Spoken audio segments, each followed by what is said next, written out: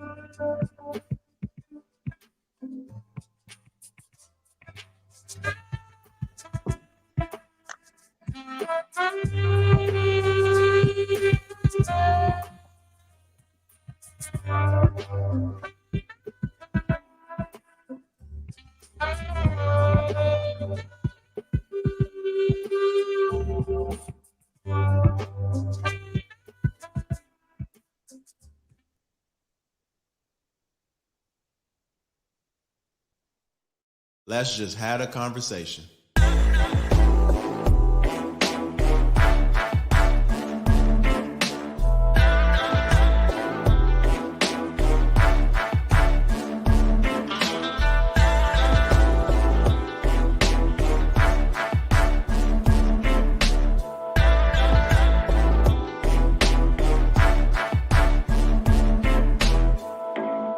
How y'all doing, family?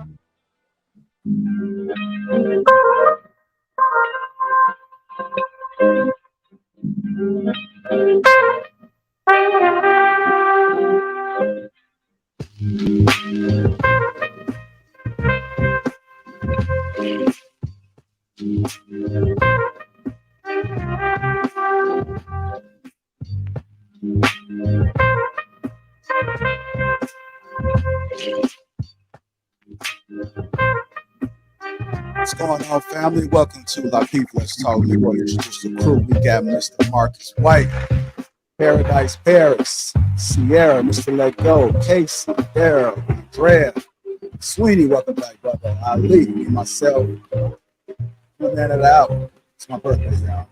Happy Happy birthday, bro. birthday. What's going on? How y'all doing? Hey, JR, I got to drop out and come right back up because I did something to mess up my screen. I'll be right back. Okay. So you're getting ready for later, Mr. Let Go, huh? Only fans. There you go. Nothing wrong with that. But good to see you guys, man. Looking sharp, Blessed to brother. be. Like, Appreciate you know it, what I'm man. saying? Appreciate You it, look man. nice, JR. Yes, Thank you. you Thank do. you, man. You look really nice. Yeah, man. I shed some weight. I've been in the gym. I've been Mhm. silently working on myself, trying to get everything in order, man. But it is what it is, man. It's good to be alive. It's good to be alive. Let me go ahead and bring Mr. Let Go back up here. You know you special when you got Sweeney here. He Got left who? us. Sweeney. Oh, yeah. Yeah, man. Sweeney slimming down too, man. I see. You like you want to drop Yeah. down, Sweeney? Sweeney don't finally change the angle because he don't lost weight. He didn't want to show us that angle. Now you know that's some bullshit. He was fat. I ain't no shame in my game, man. Yeah. And he ain't in the dark no more. I am in the dark. It's the same light. Shout out to Sweeney. Shout out to Sweeney, man. Anyhow, let's go ahead and get this show started. It's long overdue. Before we do, how y'all doing, family? First of all, everybody good? Sound. Well, Real good. with everybody too Show cool? in Philly tomorrow. Okay. Yeah, It's in we Philly, good. right? Yep. Okay. I hope you have a successful show. Hope everything goes well and as planned, and make sure you rock out, brother. Appreciate you. All right. Before we do, I did announce on King Talk about the beard line. Actually got stopped today by a white man. White man stopped me today, said, "That's a nice looking beard, man." I said, "I know." And it's all because of Assured Man Naturals. It's a hair and body 4-piece grooming system. That link is pinned to the top of the chat. Christmas is right around the corner, so I suggest you guys go ahead and cop it. We got not the lip balm. I'm thinking about Tej, but we got the beard balm. We also have the beard, face, and body moisturizing lotion. We have the beard, face, and body cleanser. We also have the beard and hair oil. This is something that me and Sugar Curls partner on, and we wanted to make sure that we provided something for the men because the beard's looking dry. The beard's looking dry. Not mine's. Mine's looking real good. It's nice, soft. It's full, healthy. So we promoting some good things over here. So make sure you guys go ahead and cop that right now. Click that link. Also, shout out to the sponsor Tej channel. We can't forget about the skin. We must take care of our skin as well. So make sure you guys feel the Tej, as I always say. That link is in the description. They got the wash. They got the clay mask. We got everything for us, man. I know the ladies been doing their thing, but it's about time for us to go ahead and step it up because you want to make sure that as you get older, your skin stays youthful.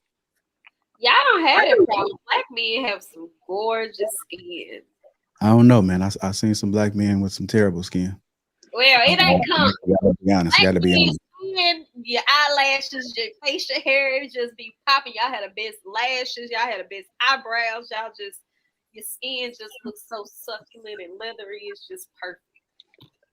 All right, shout out to the black man. Shout out to the black man. All We appreciate that. We appreciate that. right. Okay. Hit the like button. Also, make sure you subscribe to the channel. That is very important that you do so. It's going to be an excellent show. We got some phenomenal topics planned for you guys, and we have an excellent panel. I think we have a well-balanced panel today. I don't believe HR is needed today, but HR is in the building if need be. He is on site, as we say. So if anybody needs to fill out any hurt feelings reports, want to escalate a situation, then that's the man you want to see, not me. I opted out a long time ago, so that's why HR was created, and I'm grateful that he is there. Tomorrow's Friday, right? I have yet to celebrate any birthday, so I wanted to make sure that I have a peaceful Friday. So let's make sure that we are cool, calm, and collective. Let's operate as black people. I only got one request. Swain, don't mess it up now. Go ahead, Swain. I only got one request. Before we leave this show, we got to close out with a group shot. No drinking for me. Even if it's just me and you, JR, we just got to close out with a shot. Yeah, man, I did get my favorite whiskey for the day, man. I stopped drinking on panels, so I ain't talking about drinking right now. I'm just saying before I'm gonna sip during the show. That's my day, so I'm gonna go ahead and sip. I got my ice already. I got my favorite cognac sitting over this. Personal last, you can't see it, but yeah. Lapeef Network. Give me a gin and tonic thing. Glasses, yeah. It's gonna be a good show, man. It's gonna be a good show. I think we about ready, man. Let me go ahead and get this topic. I'm gonna go ahead and get some of these super chats out the way. Again, it is my birthday. I appreciate all the donations that's coming through. And if I haven't responded back to you, don't take it personal. I've just been grinding all day and I have yet to respond. But we do have 8. In the basement says, happy birthday, my brother, Shada Wooford. Reserve on me. Salute to you, sir. Jordan, he's been a member for 13 months, says, hope much more blessings coming your way, family. Happy birthday, JR. Thank you, sir. Dale Matthew with the $20. Happy birthday, JR. Hope it's a good one, G. Salute to you. Jordan again, 99. Salute. Lapeef family, always love and respect. Jordan again, JR, enjoy your birthday, family. Am I saying this stuff over again? Maybe not. Happy birthday to my brother Lapeef. What's going on, Trigger Mike? Yeah, make sure y'all check out Trigger Mike. He is going live tomorrow at 12, I believe, at 12. So we'll make sure we get that information to you. Send your love via Super Chat and Cash App all night long. Thank you, sir. $20. Happy birthday from Big at 11. They just think if you would have charged everyone $10 for every time someone say like you could have got a Rolls Royce for your birthday. Okay. Trigger Mike $5 says Paris black men have great skin. Mr. Let Go's crickets. Hank in the basement says Paris is speaking about my skin. Thank you, man. Everybody taking the credit today. Hey, yeah. Thank you guys again for all the birthday wishes. Appreciate you. We're gonna go ahead and get this show started. Y'all ready? Y'all good? All right. I don't know who I'm gonna call on first, so make sure y'all ready. Let me get this up. Video. Y'all got your heads look down like don't call on me. Nah. You're hilarious, bro. They're laughing a little bit too hard now. You good? Yeah, I'm fine. All right. Okay. We'll have to call that truck to come in. See what's going on. I know I ain't that damn funny. You look at everybody else, they laughing at my jokes, but you laughing mighty hard, my brother. I am a little fake. I ain't going. Okay. Well, at least you're honest, man. At least you're honest. Ain't nothing wrong with that.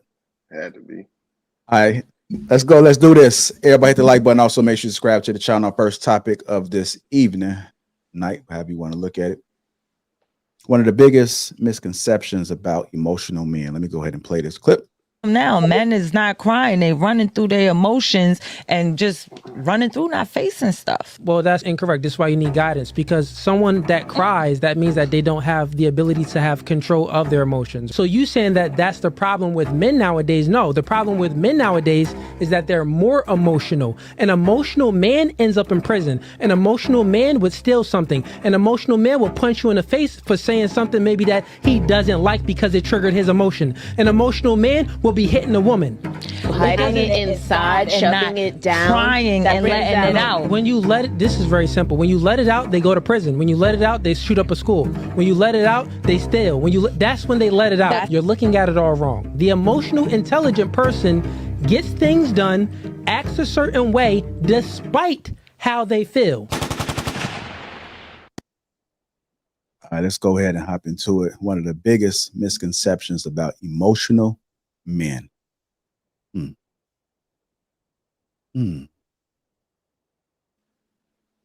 see, trying to figure out who I'm gonna call on.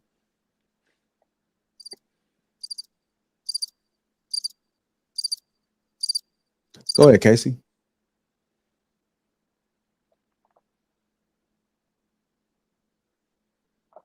Wrong for that birthday. So, good evening, everyone. Good to see y'all. I love the video. I totally agree. Being emotionally regulated is really having control over your emotions. Not always feeling like your handling of your emotions has to be outward, or expressed in a way that other people are able to sit on the sidelines to your emotions. That last line about working through your emotions and not letting your emotions guide you through things that need to be done, like you suck it up, you get it done. I mean, we can take that to the duty that men always stand by for the most part when it comes to marriage. Men are going to stand by duty regardless of their emotions, whether they're unhappy with their partner, whether they are going through, hard times in different situations. Men are, for the most part, going to stay and be committed to that agreement that they made with their partner in marriage.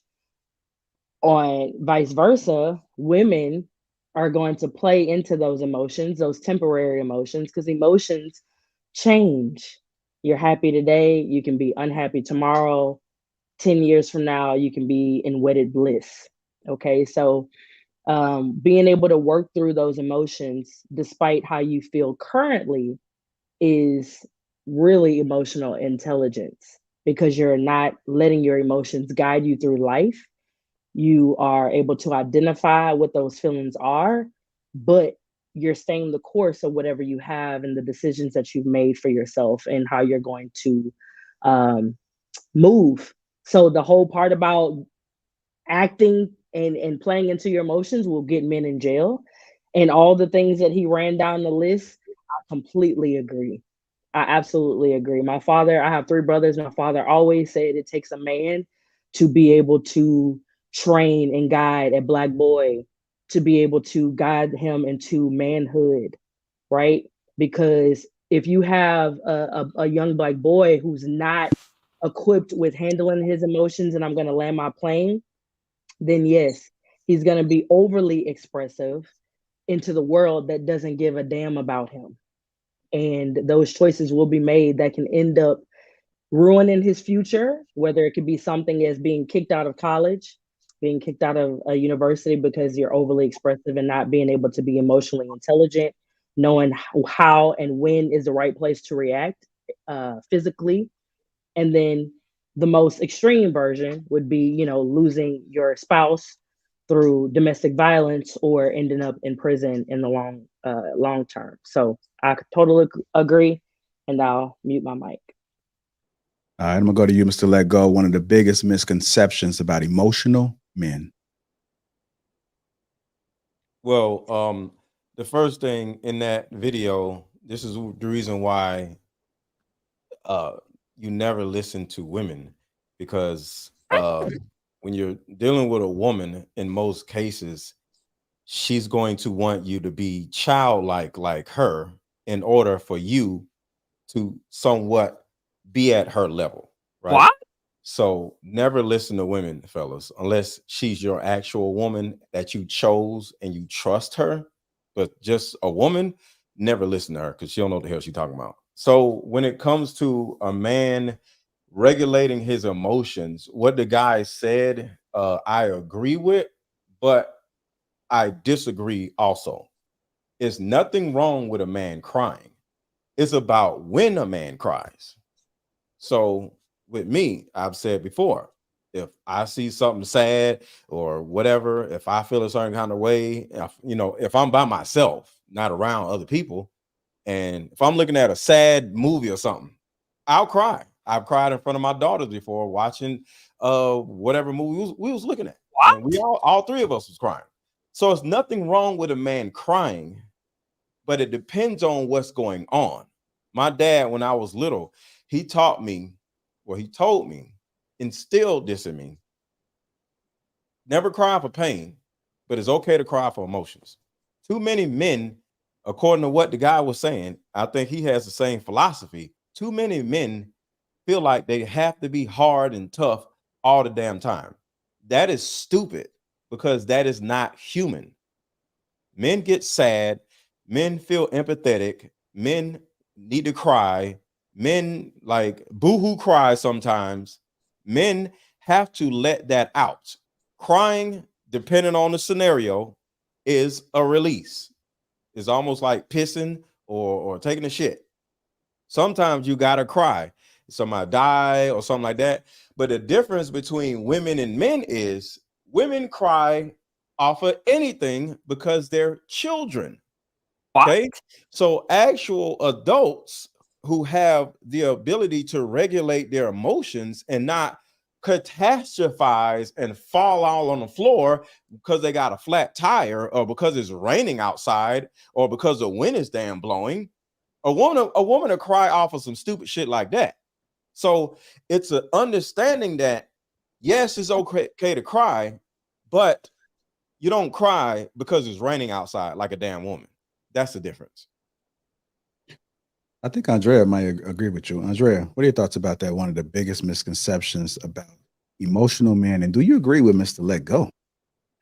No, I actually don't agree with Mr. Let Go. I actually honestly hated the video.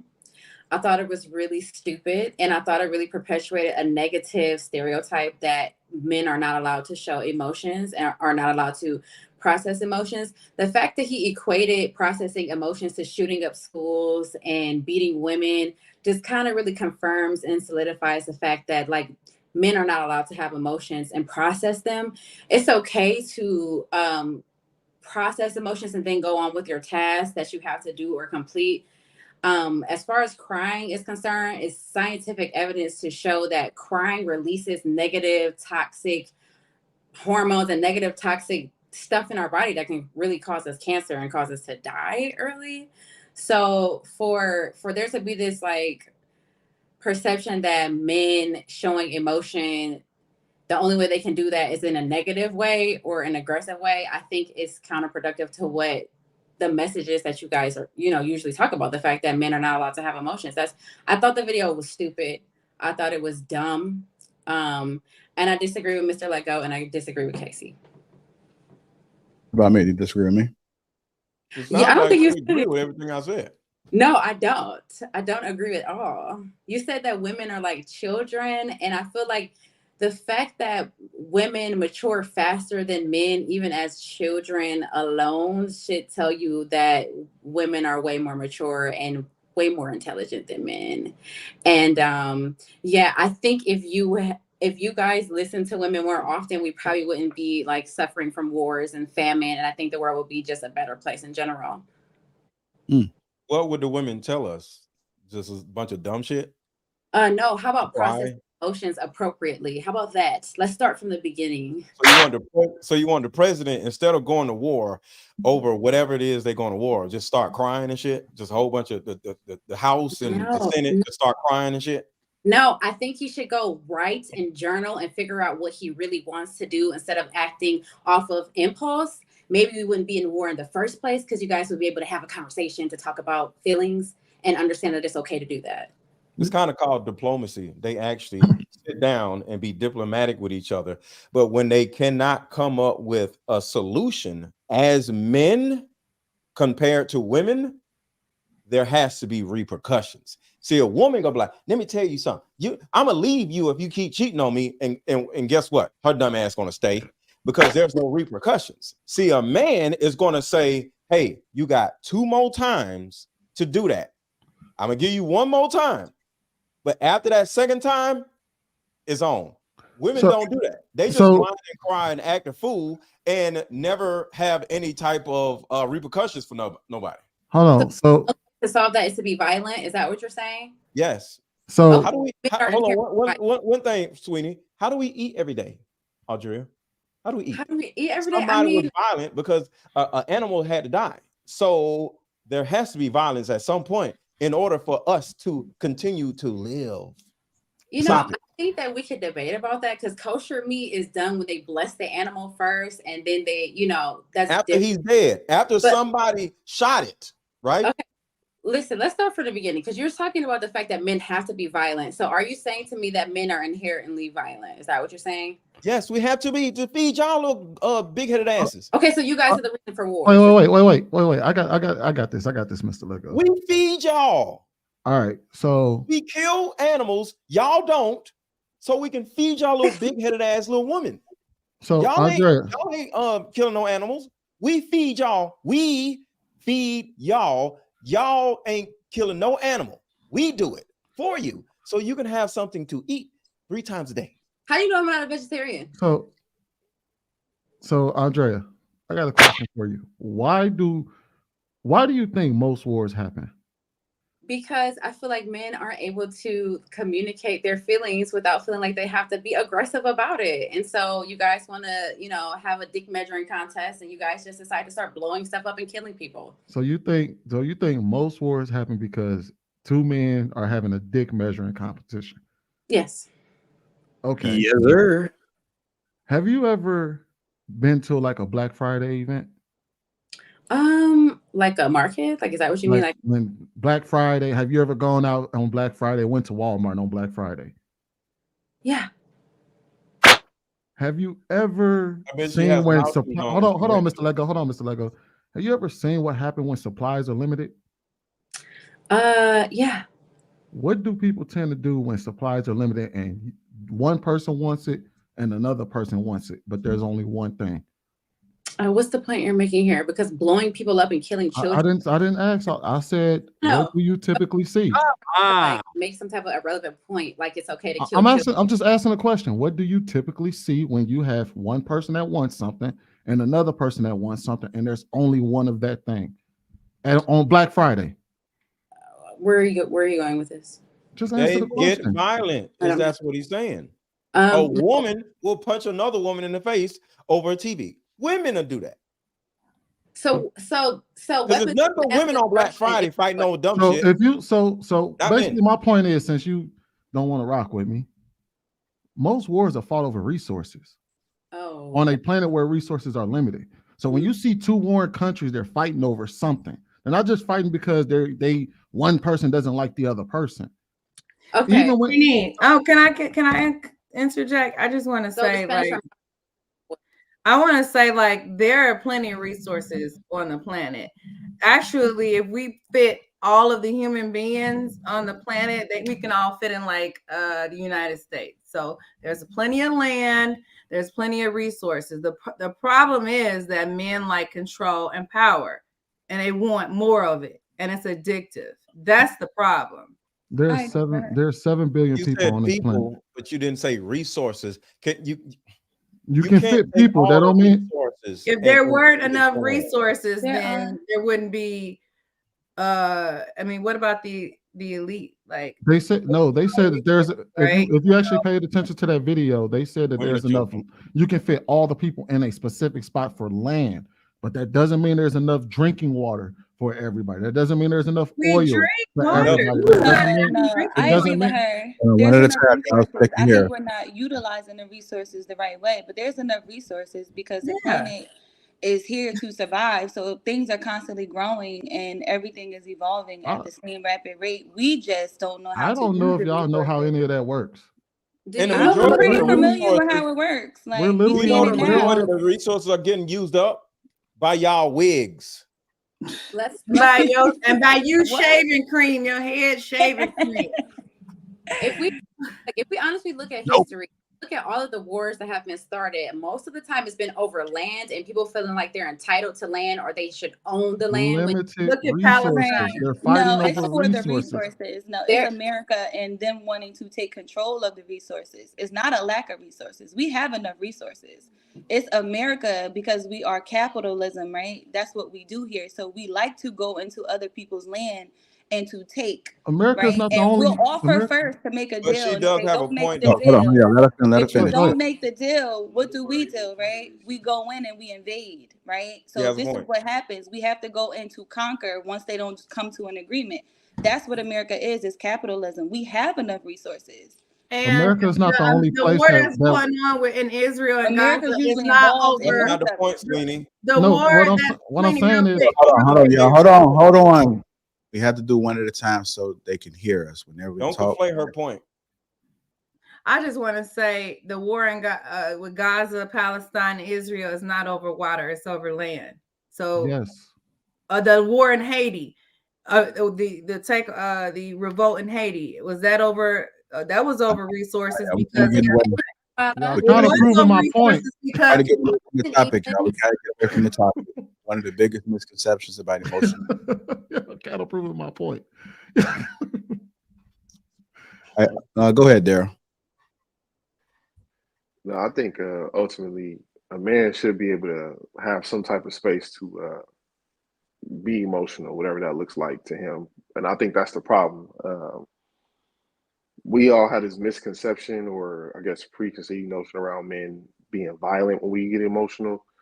I think it just depends on the environment you're in. That's just my take on it. But I do definitely believe that emotional intelligence is a person who knows how to who has a certain level of control. So if you know how to control, you know how to think logical, think in a moment, understanding I'm mad for whatever reason, and be able to make a decision not based off of your feelings, but what like you actually know. I think men do a better job at that in a lot of cases because we have to provide for people, not only ourselves, we got to think about, women, children, and whoever else, family, whatever. So yeah, that's pretty much I got on the topic. Okay. Sierra, you want to go ahead and speak on this? One of the biggest misconceptions about emotional men? Yeah, I think that men should have more safe spaces to express their emotions because they don't have that. So what happens is it does a lot of times come out in anger, which is the emotional dysregulation, because they aren't taught how to process their feelings. They're taught how to suppress them. So I get his viewpoint and what he's saying by that, but I also know that emotions and feelings are two different things. So emotions are more like your raw data from the present state. And your feelings are attached to a story that you tell yourself about the past through your experiences. So that's two different things. And what happens is men come out and express themselves in anger due to something rooted in their childhood, maybe that they haven't been taught how to walk themselves through. So they are emotionally dysregulated, and the only emotion they can express is that anger instead of I'm feeling depressed and I'm feeling sad, or I feel anxiety. It all reverts back to whatever that emotion is rooted in, which is anger, right? When they are emotional as a child, the mother's telling them to be quiet, they don't have an outlet, and they get upset, right? And vice versa, they see the parent doing the same thing. When the parent is frustrated, they take it out on the child, and what do they usually do, right? Become combative or verbally abusive, and they take that behavior, they mirror it, and they use it in relationships, and they use it in school, and they use it with their partners, and they use it at work. So I think it's a cycle of people not being taught how to be emotionally intelligent, not necessarily for men, or to say that women are children, like, because I think women are taught to be more expressive and our voices are taught to be heard more. But I feel as though men and women are children when they are in relationships and they are happy. That is what comes out, is the inner child, because you feel safe with each other. So, yeah. All right. Go ahead, Sweeney. You want to speak on this? I think it is inherently false to make the assumption that men are not taught to express themselves. So let me ask the fellas on the panel. When you cried in front of your father, if you was ever been around your, or any man, right? They typically tell us not to cry, right? Yes. Outside of Mr. Lego. I know Mr. Lego is allowed to stop crying. They say like stop crying because like it's not, they'll break it down. Right. So what is immediately followed behind that? When they tell us stop crying, what is the next thing that comes out their mouth? Structure? Come here, or like a hug? let me talk to you. Yeah, something. Use your words. That's always what I've been told. My daddy didn't say that. My dad used to be like, or hey, stop crying. Use your words. Now tell me what's up. We've always been taught to speak and express ourselves. And this is the problem that I have when people always tend to say, oh, they resort to, oh, men aren't allowed to cry, so therefore we can't be emotionally expressive. We've always been taught to be that. It's just that we always been told that crying doesn't necessarily get things done for men. And if you look out in society, men who tend to cry and bitch a lot, nobody comes out and saves that man when he's crying. Nobody comes out and does things for that man when he's crying. So, but however, what they do is men have always been able to express themselves. I've always been able to go to Mr. Lego and tell him, hey, bro, I don't like that you did X, Y, Z to me. Or I can go to Daryl and be like, hey, man, we need to sit down and have a conversation because you may have did something, or done me wrong or something like that. We've been taught how to express ourselves, but people always assume that because we weren't crying that we aren't expressing ourselves. So yes, men are most definitely I think, taught to express ourselves. I think the conversation, I think Sierra, I think, correct me if I'm wrong, it's about the environment though. So like, however you express yourself in that environment, again, to your point, it sounds like in your background, you had a father that was created a certain environment that showed you what expressing yourself actually looks like in action. You feel me? Like where you're expressing yourself, but again, to your point, it may not be crying or it may not be shooting, whatever extremes or lows you want to go. But you had somebody that actually tell you and show you and be an example and create an environment. But I think we talking about others who make, like, just the general population of men. Most of those environments, you're usually taught to keep your head down, keep working, work hard. You ain't got no time to, express your emotions or whatever. You can't live there. And that is true though. Like that is something that's like, I'm always respect the differences between male and female. Like that's just true for us because that's our position. That's what I strongly believe in my position as a man in this world is I have to think that way. If I get caught up, like I have to have a perspective, like I have to be open and like have a certain level of wisdom and intellect to listen to the individuals that I'm supposed to be leading. Like you have to be able to be open. But at the same time, you have to, that's just, I'm not going to ever say that a man is not supposed to live there because I would say 80 to 90% of the time he has to live there and that's going to be his life. And I think most women just have to understand that and start understanding how to provide that space, for that man to show him outside of that, like be that space. Like those are the type of conversations that y'all should be having with us. And if y'all not providing that space, what we call peace, whatever peace looks like to each man, then it's going to come out. Like it's going to come out like that. Like everybody has a position, you know what I mean? Daryl, when you hooped, right? Because you was a hooper, right? Yes. Did your coach ever ask you how did you feel about a certain thing or felt about a certain play or you know what I mean? He never asked you that? Because you got to get to it. Like you have to get to it. Like we'll have a conversation maybe after, not necessarily my feelings. You'll ask me what's going on in my mind, like what you think about the game, or we going through. Yeah, that's what I mean. I don't mean like in the heat of the moment, right? Yeah. But in the heat of the moment, it's like nigga, take the fucking charge. Like don't be a bitch. Yeah. Like you getting cussed out or you getting out of the game. Like somebody else, we trying to win. Like, and that's what I'm saying. Like man, we have to think like that way, right? We trying to win. If I'm with a shorty, if I'm getting with my wife at a certain point. I got kids and I'm really taking this shit serious. Like I understand, but look, we gotta win. We gotta go. That's how we have to think as men. So when we start being in relationships, I think again it's up. And I think you said this in the last podcast. Let go. Niggas gotta speak up. We gotta have this uncomfortable conversation. You gotta just tell her what it is up front. So they already understand this is the type of relationship that we are going to forge. We just fucking, we just doing this. This is how we moving. This is how I lead. I'm going to put that up front before I even got to spend no money or nothing. I'm going to show you what type of nigga that I am, what type of man I am, so you understand what type of relationship we going to forge. If men aren't talking like that, then a woman's not going to even know what position or how to even be in, like what she even going to do. So she going to get frustrated, right? And if you don't know how to handle your emotions, but she frustrated, she's, to Leco's point, she just gonna say whatever she want to say because she ain't got nothing. What is she looking up to? Where's her leadership? So at the end of the day, I think that's in my understanding, a man has to be 10 toes down on that side and get shit done. That's the mindset that he always gonna have to have. Like that's just normal shit. Do y'all know why the main reason why women cry? They usually cry because they don't know how to articulate themselves, and what they're saying isn't getting them what they want. Like children, right? If you ask your mom, I want this, and you're not getting what you want, at some point, you're going to start whining to see if that'll work, to seek empathy from mom, right? And if that don't work, you're just going to start crying. So you're saying, Mr. Lego, that women feel ignored, so they cry because they feel ignored? Because that's what you just gave a scenario of somebody coming to their mom and mom ignores them. You just said that. I did not. I said when they don't get what they want. That doesn't mean. What do they want? So why don't they get what they want? What do they want? When a child wants something, just because they want it, not a child, a grown woman.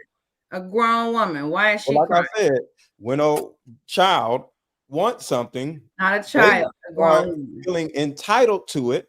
Therefore, they start crying, and they can't figure out a way to get it. See, a man doesn't need to cry because one, crying doesn't work for us, regardless of what. So when we are in front of other people and we cry, we never get what we want. It works with y'all. It don't work with us. Do you understand why the body does it? Let me say this. So there's no actual reason for a man to cry in front of somebody like y'all because it doesn't get what we want. And the second thing is we know how to articulate ourselves and negotiate and get what we want. Women don't know how. Go ahead. Okay, so you think that, you don't believe that shedding tears is a natural thing that your body is supposed to do.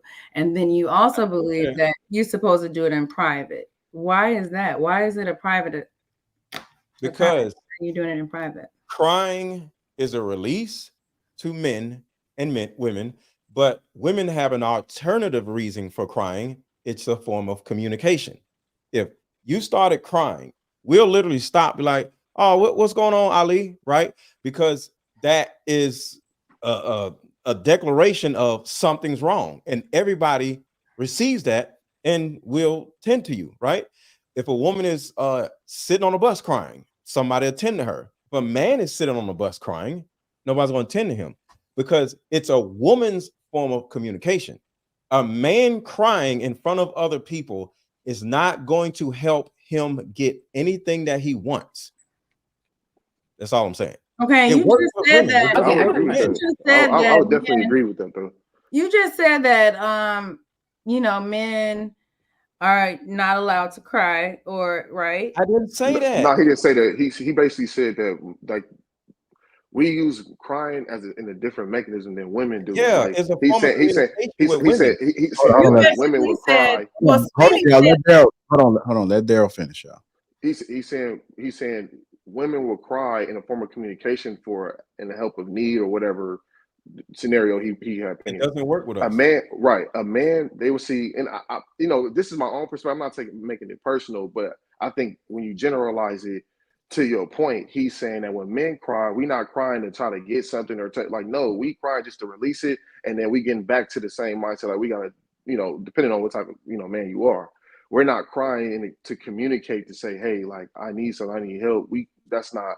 Your body correct me if I'm wrong. Communicating because it is a release of oxytocin and endorphins when your But body. do you understand there's two purposes for crying to women, Ali? We understand there's that. only there's two purposes of crying for women, one purpose for crying for men.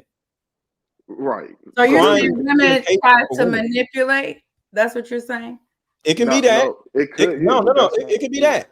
It could be manipulation, but it's communication. Regardless of what, when a woman cries, things slow down and she gets more attention, and she can use that to manipulate, or she can get whatever she needs. She wants. That does not work with us. That's all I'm saying. It's not the standard. It's not the standard for a man. And I feel like, and I'm gonna end it right here. I asked a lot of questions because I just want to give my little opinion. I think that you said that, or Sweeney said that when he was cried, his father said, "Stop crying, use your words." You're basically looking at crying as shameful when it's a natural occurrence that happens in your body. Use your words. Say, wait, we shouldn't shame people for crying. That's why, what is that song by Isley Brother? A man ain't supposed to cry. So even if your father told you, don't cry, use your words, the society even reinforced that don't cry, use your words. And there's nothing wrong with crying. We shouldn't shame men for crying. We shouldn't shame women for crying. Like you said, it is a form of communication. For your body is naturally telling you can't hold it in because it's a release of pain, and it actually brings you a comfort. So why are men allowed to cry? Actually, let me answer that. It's not always pain though. It could be happiness too though. Y'all love to interrupt. Go ahead. Jared, I got it. So the reason why I said that was because I was under the assumption that we were talking about using crying as Mr. Lego called it, a form of communication. So that's why I said most men, because we were talking about men expressing themselves, a form of communication. Men do cry. We've all cried. They even said men cry about, I think they said 14 times a year or some shit like that. We do cry. But again, like Mr. Lego said, it's more of a form of release rather than a form of expression or a form of communication. So when men can't communicate through crying because it gets nothing done for us. So that's why we are told to use our words. However, nobody's ever seen a man crying over something, over pain or an anguish or something like that, and told him, man, suck that shit up.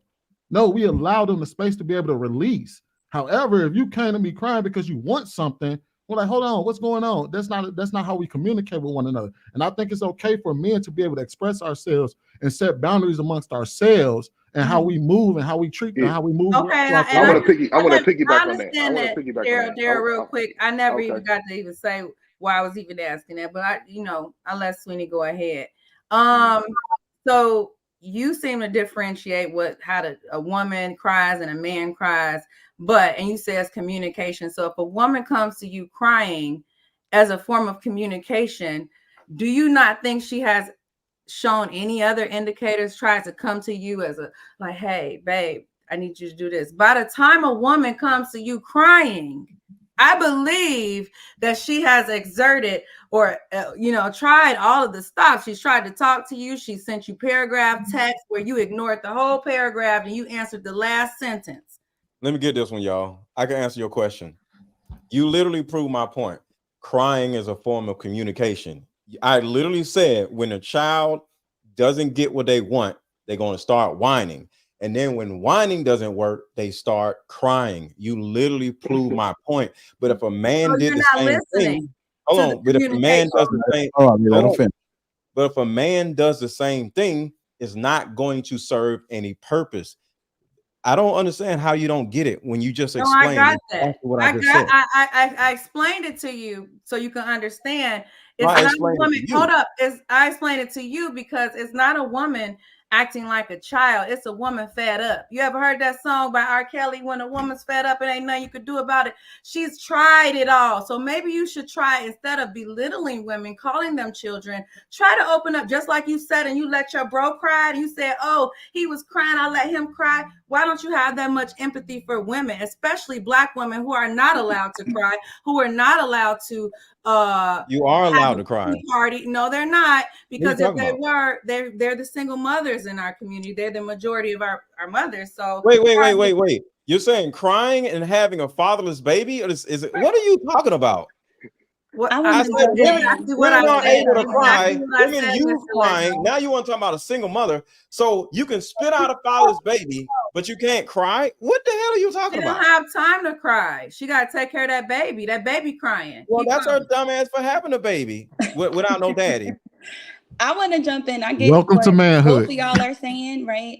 And I think that it's just that society has been more accepting of little girls crying and asking them what's wrong, as opposed to when little boys are crying, they are telling them that they are not allowed to cry. You're not supposed to cry because you are a boy. So they do grow up, right, learning how to have a certain tolerance for their emotions, and they don't cry as easy because they weren't allowed to as children.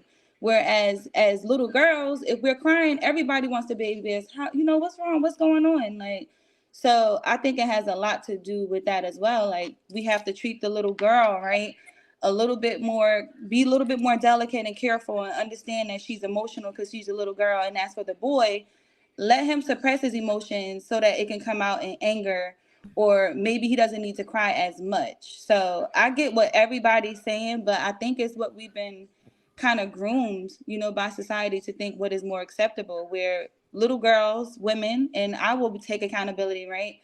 We are taught that we can express ourselves. And when we cry, right, we do get the attention that we're looking for. It's not to say that we are more emotionally intelligent. We just know that that will get us a quicker response, as opposed to if we are yelling and screaming. I know you want to go, Paris, but I want to ask y'all ladies, the last time y'all cried in front of a man, like, when you cried to a man, can I know the response? And what was it about? I want to know, because I'm not a crier, and I'm not over here crying, and I don't appreciate Mr. Lego saying that women, that's all they do is cry, because we're up here working our ass off and holding down the Black community, Because our men are incarcerated and killing each other. First of all, y'all not holding down no black community. Y'all are making the community worse by, like you said, having fathers' babies when they grow we're up. gonna have a baby with. Do you understand the purpose of your life? husband? There's You this don't thing want to called marry marriage. Mr. Let Go. You just said you Well, want to don't have babies. that twerks. You can't have a baby until you find a husband. Everybody say, you don't want to be a husband. You want to be a hoe. Ali, hold on, Ali. Everybody right now, everybody say husband. Everybody right now say husband. There's this thing called a husband that you actually get before you have a damn baby. The hell you talking about? I'm sorry, Miss Paris. You wanted to talk. We're holding down the community. How? We are holding it down because you leave women fight with fathers. You're not random babies by random dudes. How are they random? They're humans. They have common sense just like you do. But go ahead, Miss Paris. They don't have common sense because they had a baby with y'all. We're gonna go to Paris, then Marcus, y'all. Then we piggyback. I would say to answer Ali's question, the last man I cried in front of was actually Sweetie a few months ago. But aside from that, I think as far as the conversation that they were having, I think that they were actually having two different conversations. The women were talking about vulnerability because crying is a form of vulnerability. And again, I think we need to stop associating a man's emotional response only to crying. Like it's almost as if we want to see them in a weaker state for some reason. Like I'm starting to hear this so much. Like I think a lot of women are hard on for seeing men in a weaker state because why are you so desperate and fainting for them to cry? Like, why do you need to see that? What does that do for you? Because you know how embarrassing crying feels. Like crying makes you feel very seen. And so for me to know that feeling, I don't necessarily want to put a man on the spot and force that out of him just so he can understand my communication style. I think men and women need to understand we communicate and express emotions differently. And as far as emotional men, he's very much so correct. Emotional men get outraged. That same rage that you're talking about that comes out with violent tendencies, that's an emotional man. And when you actually learn to suppress your emotions and move through life, that does show you have a form of control. There may be some form of trauma that comes with suppressing your emotions, but typically crying for people is a sense of overwhelmingness. Crying for people is a sense of fed up. Crying for people is typically frustration. It's not always because a person can't get their way, and it's not always because a person is trying to manipulate, although that does tend to happen. But I think it's very important that we stop utilizing crying as the only expressive vulnerability that we want to see out of men when it's something so simple as being empathetic. If a man can tell you I'm sorry, that's him being expressive in his emotions. If a man can give you a hug, that's him being expressive in his emotions. If he can kiss you on your forehead, that's him being softer for a woman, being expressive in his emotions. But he doesn't have to shed tears in order to do that. And I gotta say this. I just want to piggyback on what Paradise said. A lot of black women, like, they'll give their left lung to emasculate a man because that's all y'all know how to do. Y'all want the power of a man so badly. You want men to be feminine. Y'all don't even want men to be leaders because y'all want to be leaders. Y'all have so many problems with men and y'all want men to be soft and act like women so y'all can actually become men. Y'all have penis envy and it's disgusting. What? Y'all want men to start acting like bitches so y'all can turn around and start acting like men. The shit is disgusting. No, we actually want our men to be able to communicate their emotions with us in relationships like and they that's do. Not crying. I'll let you finish. Like y'all do with each other. We're starting to believe that each other. We're starting to believe that your bromances are more important than your romances. It actually is. I can We don't explain. cry with each other. No. We're not going to jump off. Yes, it actually is, Ali. You know why? Because Another man can help me fix a car. Another man can help me stay alive. He can lay in the bed with you too. Hold on. If all hell breaks loose and we go to war or some dumb shit happens and there's no electricity, guess what? I'm teaming up with at least 5-6 men and we're gonna figure that shit out. No goddamn women. So you know why? Whoa. Let me finish. You know why? Because other than sex and the other shit that women, babies and shit, in a tactical situation, in a life altering situation, what the hell is a woman gonna goddamn do? And I feel sorry for the bro, whatever you said, is more important. Okay. And the coldest part about it all is that man, if he had a family and a woman and kids, that is him expressing his emotions. Him making sure that they eat, him teaming up with the y'all don't have that. That's what? That's basically that's a man. You said what? Do you have a wife? No, I don't. But I'm telling. What is that? That has nothing to do with it. We're talking about emotions, not relationships. Status.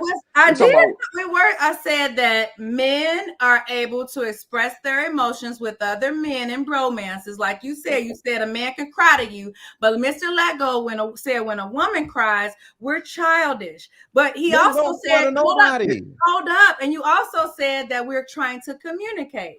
So if we know that crying is a natural response from the body from pain, and a woman is crying to you to communicate, and you're telling her she's acting like a child, but when a man comes to you, you like, yeah, but he can help me fix this. Why don't y'all just lay in the bed? Men don't cry with each other. But that's not what he was saying, though. He said that women only are good for sex. That's not. He's using it as an analogy, though. It's an analogy. Equation. If you take sex out the equation, y'all are screwed. What are you talking about? No, you can't take sex out the equation, Ali. What are you talking about? If you take sex out of the equation, baby for 9 months for you and the rest of y'all? What are you talking about? You take sex out of the equation. We have to, as women, stop this obsession, like Mr. Letgo is saying. And yes, I'm saying, like Mr. Letgo is saying, with wanting, you can roll your eyes all you want, Andrea. I really don't care. This obsession with women wanting men to be like women. That's the reason you have a man and a woman. They're not supposed to. I'm still talking. Let's do one at a time so they can hear us. We're going to go to Casey and then we'll go to Andrea. A man and a woman are different and they're supposed to fit together and be different for a reason. It's designed that way. They're not going to express themselves the same. They're not going to move through life the same. The world doesn't respond to each of our genders identically. The world responds to us differently because we are different. If a woman is at work crying, her entire staff or her coworkers are, oh my God, what is wrong with you? Is everything okay? You're not yourself. If that same job, those same colleagues and coworkers see a grown man crying, they're gonna go, something's going on with him mentally. He needs some help. Oh, maybe he needs to go talk to the counselor or something. It has to be something mentally wrong with him. He's weak. He's this, he's that. The world does not respond to us the same, and we are not responding to our emotions the same. So we have to get to a point where we accept each other's differences. And like Daryl was saying, be supportive in each other in those differences. It is okay. It is okay for a man in a relationship to have that safe place with his significant other, his wife, his girlfriend, the serious relationship, where they can have those intimate moments. But in the world, you're not going to see a group of men just crying. It's not going to happen. If a 17-year-old boy is on the football team and the coach is telling them what's going on in practice and it's too hard and the boy starts crying, the whole team is going to call him a wuss. The whole team is going to look at him as weak. He can't take the coach. He can't take the environment. It's too hard for you. You don't belong here. That's what the world is on men. And unless you guys as women, as women, really respect that and understand what they have to deal with is not the same for us, it's not the same for women in general, and it's not the same for Black women, then we're going to always be in this gender war bullshit that everybody keeps talking about, because there's a lack of understanding. You have to understand we're not the same. Period. Hold on, Andrea. Hold on, Andrea. Give me 1 second. I know I said you can go next. Marcus haven't gone yet. Then we're coming to you. Go ahead, Marcus. All right. So I think one of the biggest misconceptions about emotional men is that society acts for them. When we move forward, we think that men crying, like Paris was hinting to, is a way that we express our emotions, and clearing space for that is the way. But I do not think, again, I firmly stand on that. From a leadership position, you have to be able to set the tone for the family and set the tone for how you want things to move forward. Now, do you have to have emotions? We're human. We absolutely have emotions, but we have to regulate them. So an an overly emotional man, or a man who shows emotions in a manner that's not befitting of manhood, it's not that he's not a man. It's not that he's soft. It's not that he's weak. It's that he lacks the tools necessary in order to properly process the information and the feelings that he's having. We need to have the tools in order to move forward, to be able to stand in the gap for our families while still being able to not dehumanize ourselves. And I think a lot of things get misconstrued about what that looks like. So we don't have to express anger to the extreme, because as they hinted to earlier, it absolutely turns into violence, right? I think that's what younger men who really don't have those tools and no control over their testosterone regulation. That's why the violence uptick goes like that. That's why we got these issues in the city. I was raised in that, so I completely understand why that goes that way, right? But as I got older, I had to sit back and just think, like, I was blessed, extremely blessed, to make it to this age, like extremely blessed. And one of the things I learned was you got to guard your words like you guard your life. You have to guard your words like you guard your life. And that requires you to emotionally regulate. It requires you to be emotional, but to understand, I got to run this through my logic filter. So what comes out my mouth is what I'm trying to say to get the desired result I want. I can't just run off the handle and just, or just be whining and doing all those things, because it's either going to elicit a negative response, violence, or weakness. And them all things I don't want. So I think the biggest misconception about emotional men is that society acts for them. It never acts for them. It never acts for them.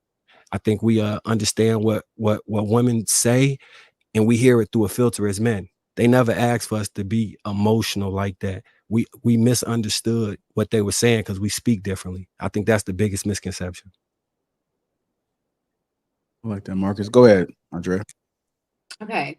So specifically referring to the video, the young man gave like 3 examples. One was crying, one was beating women, and another one was shooting up a school.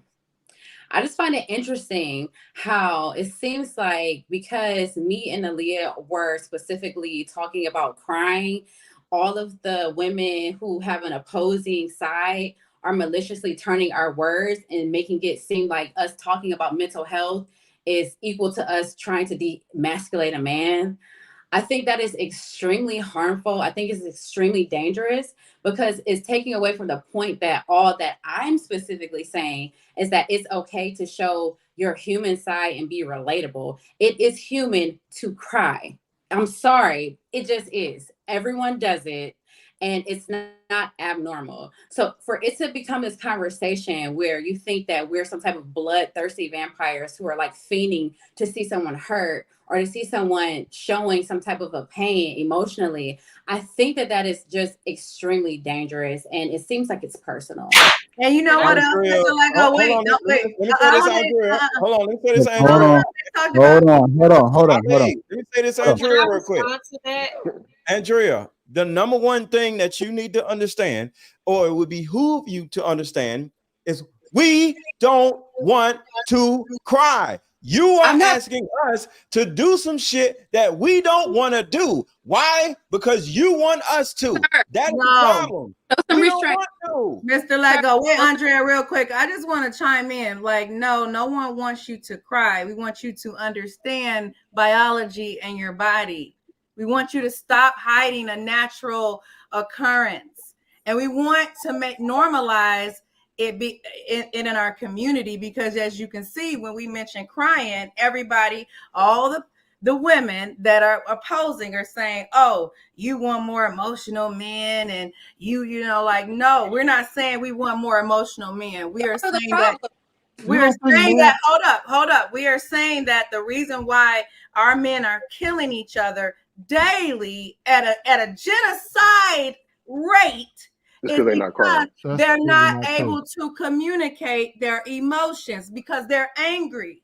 That's why I would kill somebody, because I'm angry. So maybe they should be going in the room crying versus picking up an AK and shooting up the neighborhood and shooting a little girl. That's simply not true. That is, I could pull up 10 different cases where you can pull up 10 different cases and it's still not true. Right, we're not talking about that. We're not talking about the facts. We're talking about they're not doing it because that's simply not true. What's not true? What is not true? You like to debate and say, "Oh, that's not fact." And take things to the extreme. So, what is not true that I said? I have the perfect thing. So hold on, everybody. We gotta get. They cannot hear us. But I'm going to make sure everybody gets a turn. All right. I know I heard Daryl and Sweeney saying that that's not true. So one of you guys go first, and then we get Casey.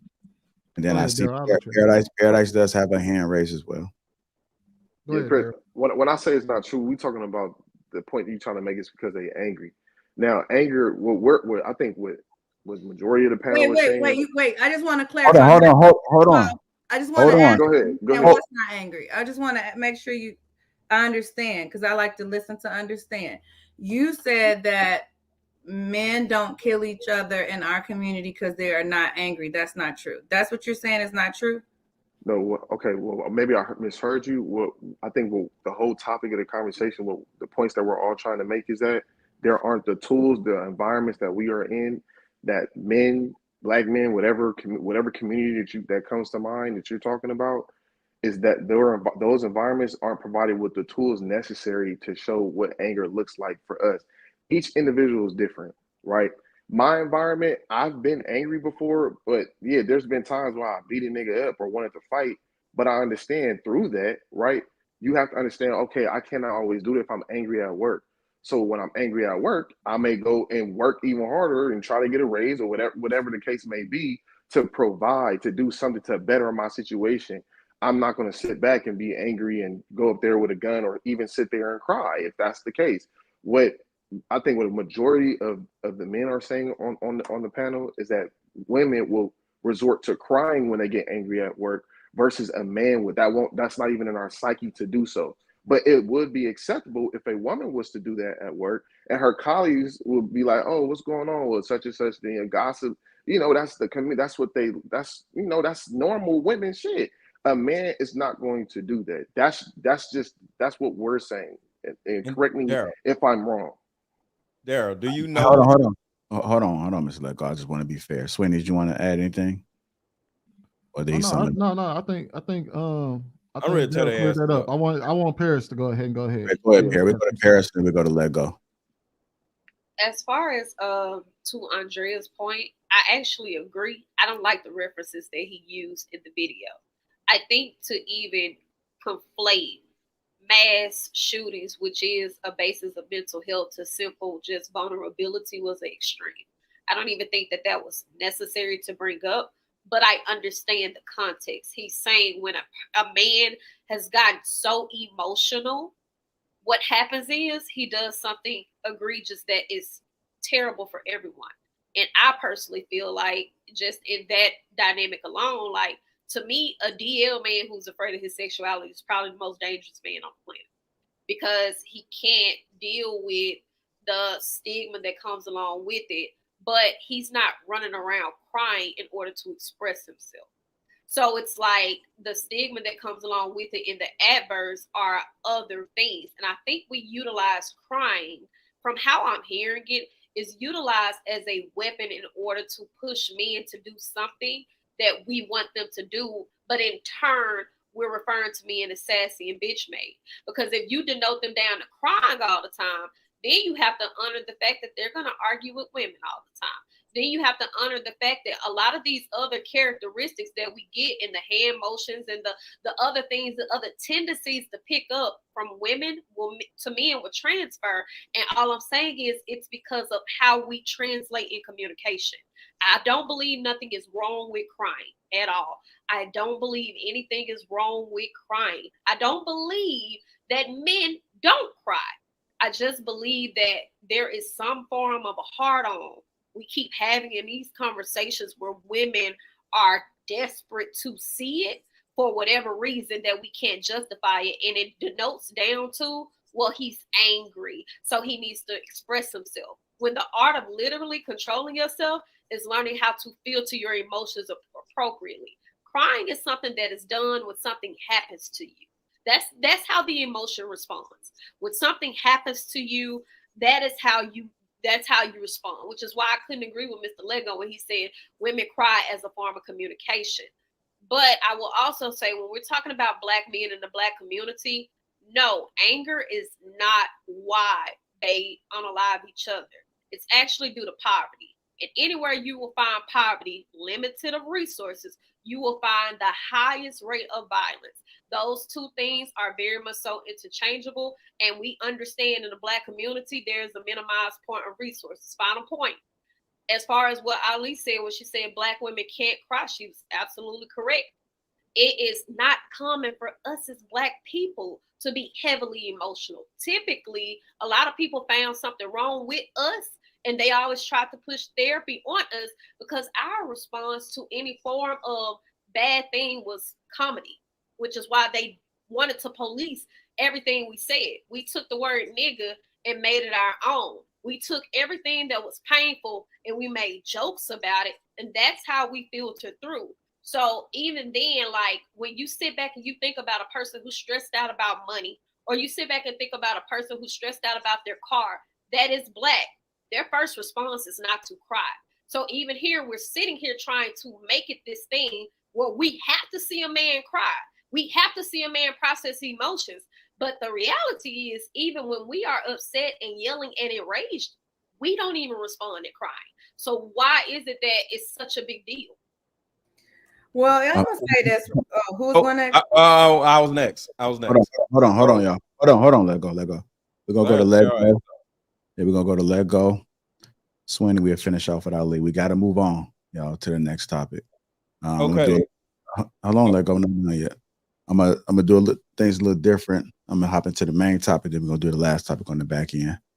I do want to get more people involved, so I do recognize the people that have not spoken. Marcus, the Casey's, the Darryls, the Sierra. So I'll make sure I go to you guys first. So we sharing the mic. Let go, Sweeney, and then Ali. Then next topic. Okay, so 3 things that came up in this whole conversation: poverty, lack, and single motherhood. Darryl, you said people are in poverty, and no, I'm sorry. Paris said a lot of people are in poverty, and that's the reason why it's so much crime, right?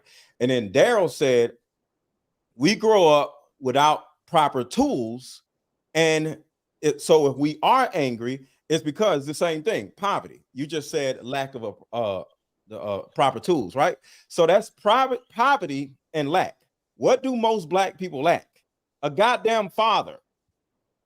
So the reason why the reason why Black people are so angry and so dysfunctional and so disorganized is not because we're not crying. It's because y'all asses are not providing us with a goddamn father. So that's the biggest thing. And that's what y'all don't understand. Y'all love conflating shit and making everything our fault. We're violent because we don't cry. We're violent because we don't have fathers. And y'all dumb asses can't stop running around having fatherless babies run. And that's a goddamn problem. Stop having fatherless goddamn babies, get married, and provide your fucking child with a father. And then guess what? Your child will grow up to be a productive citizen instead of running around killing each other. Ain't got shit to do with us crying. And that's my point. And that's how not having a goddamn husband. Right, and that's my point. Like a man is we look to be in those positions like a real man, and like we look to be in that position, and that is us. Like that's us showing our emotional side. That's us being emotional intelligent. We got to go through that, for again, not for ourselves, but for everybody. So you're right. You put a father, a dad, you know what I'm saying, a husband in that position. We're to be honest, this won't even really be a conversation as much as it is. Because we will have a different community, and like you said, the lack of tools. That's what Marcus touched on that as well. It's like we wouldn't really have as much of these problems in that case. That's just my thing. But I think back to the original point is that, which I think we all agree on to end on this, is that men should express their emotions as a release. They would not just there will always be different reasons as to how and when we express our emotions than a woman. That's just what it is, because male and female are different. We're raised different. We have a different perspective on life based off of our positions in the world. That's just how it is. It's down to our physique and our makeup. So I think that I'm gonna end on that point, but I think I would agree with a lot of us. We pretty much all saying the same thing, just using terrible analogies. But I think it sounds like we all pretty much agree that men need a space to have a space to communicate their emotions, and women do. But women and men are going to do that differently. We have to, and it's just built like that. I just want to say, that's a great point there. I'm thinking about this. Order, Marcus, go ahead. My fault. No, I'll wait. No, you barely spoke. We can't hear you, JR. No, go ahead, Ali. I just want to say that you were right. People are killing each other in the Black community because of poverty, and poverty is a part of the anger. So we don't want to play on semantics. I said anger, you said poverty. People are angry because they are impoverished. If they're looking next door and see the drug dealer is driving a Benz and they're working every day, and then the first day they might be cool with it. Second day, if their stomach getting a little hungry. Third day they might want to rob because they're hungry. They tired of knocking at the door. They're about to bust in. So it's anger and poverty, whatever. I'm not pushing men to cry.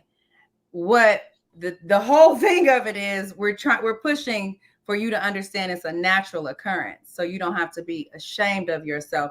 One guy said he's dehumanized when he cried. He don't want, like, what? I would think it would be emasculated, but you're not dehumanized because you cry. That makes you more human and more empathetic, that you're able to show yourself empathy and others empathy. And I think that us as women, we would like you to show more emotions, and we don't want to have to provide peace for you to do that. We want you to be able to articulate your emotions on your own as a human being, because you did the self-work. But we would like for y'all to stop having father's babies. Y'all can't do that shit. And another thing, and then I have a question for you, or for, we're gonna move on from the subject like Mr. Lapeef said, but how can a woman provide a father when the man don't want to be a father? So this is all we are keep regenerating in our community, is the father leaving, the father want to be over sexualized because it's an aberration in his DNA. Don't have baby. Well, so we are abort the baby. What are we doing? Wear a goddamn condom. How about that? You wear a condom. It's your penis. We don't have fatherless babies. Require a man to marry your big-headed ass before you keep having all these fucking babies. That's the answer. And how about you as a man, Mr. Let Go, set the tone? Since you don't like that in our community, you set the tone for Black men and say, hey, we're going to start marrying our women. I did that. How about y'all all got married? Two things. I got married, and now that I'm not married, I got a vasectomy. So I did that. No, you were out with strippers having a blast. I got a vasectomy. We're talking about babies, fatherhood, poverty. But ain't nobody in poverty over here. I'm gonna be real with you. People who are adamant on not having children don't have children. If you say I don't want kids, you're gonna make sure you do everything possible not to have kids. But women want to have kids. I want to have kids. Okay. Can I ask you something, Ree, before you go? Do y'all want to get married though? No. Mr. Lego, I don't want to get married. Okay, wait. I just want to say this. Y'all want to have kids, but y'all don't want to get married. Do you see how we stupid still that want shit to get is? married. It's the No, they problem. don't. Have a child. Listen, the problem is we are over sexualized. Andrea just said last week that she doesn't want to get married. Because she probably, the moment she meets a man, let me tell you something. Because I'm a lot of lesbian. women think they have options, but they really don't.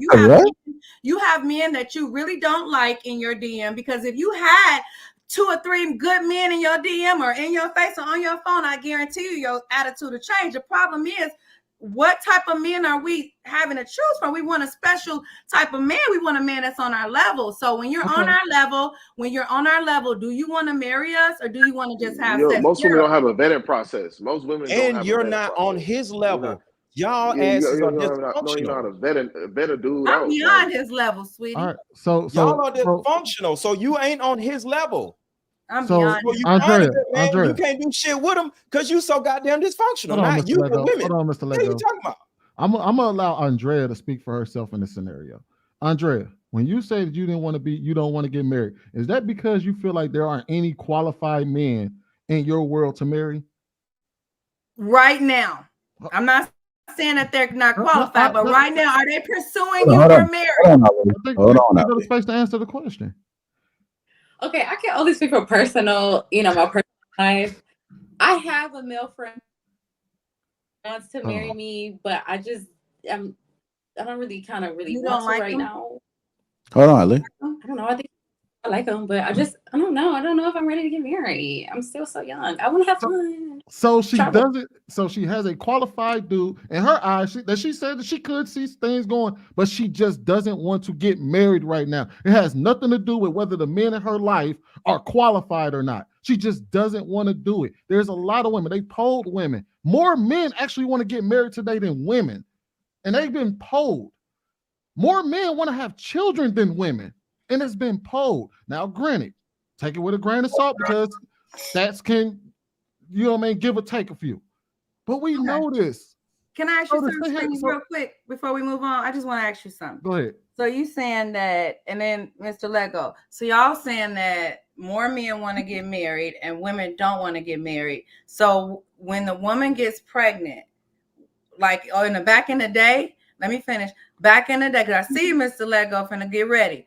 Back in the day, when y'all got a woman pregnant, y'all felt obligated to marry that woman. You did not want to disgrace that woman and have her go in front of her family.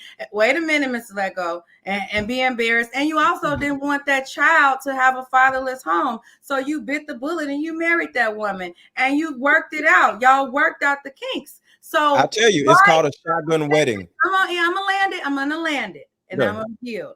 I want to know from you guys, if you are having sex with a woman unprotected and you get her pregnant, why you say you want to get married, then why aren't you doing that? Why do you leave?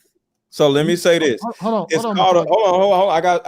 It's called a shotgun wedding. And who has a fucking shotgun, Ali? The goddamn daddy. The reason why people aren't getting married no more, because these damn families ain't got no daddy. When you said present the pregnant woman in front of the family, no, present the woman in front of the dad who has a shotgun that will make the boy step up and do what he has to do. But guess what? It's less and less and less and less fathers, because y'all found the loophole in all this shit. Right. Y'all learned to say, instead of getting with a good man, a smart man, a competent man, you don't do that. You know why? Because y'all aren't competent. No, y'all we don't have that many to choose from. Y'all we don't have enough women to choose from. Y'all are dysfunctional as hell.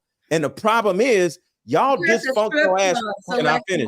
Y'all dysfunctional ass women are having unprotected sex with dysfunctional men, because that's the only type of man that you can actually find. And you said that vetting process. Back to the vetting process. That's why I said that. Yeah, y'all ain't got no damn sense. No, wait. Sweeney was. Hold on. We gotta go to Sweeney, and then nobody else speak after Sweeney. We moving on. All right. So she said that back in the day, right? I'm trying to figure out how far back in the day she's trying to say. Are we talking 60s, 80s, 90s, 2000s? Are we talking because here's the thing. If we look at this way, we know without a shadow of a doubt that women file for divorce 70% of the time they leave. We also know that in the Black community, especially, a lot of women are leaving that 80% of the 80% of the divorces start with the woman. So I'm gonna say it's safe to assume that when we're talking about people having children with one another, the woman is still probably majority of the time leaving. These men aren't leaving their women. You don't see men in large leaving their women and children when they have babies with them. As a matter of fact, if you actually paid attention to the statistics, they tell you that 70% of Black men are fathering their children, and over 50% of them actually live with the mother.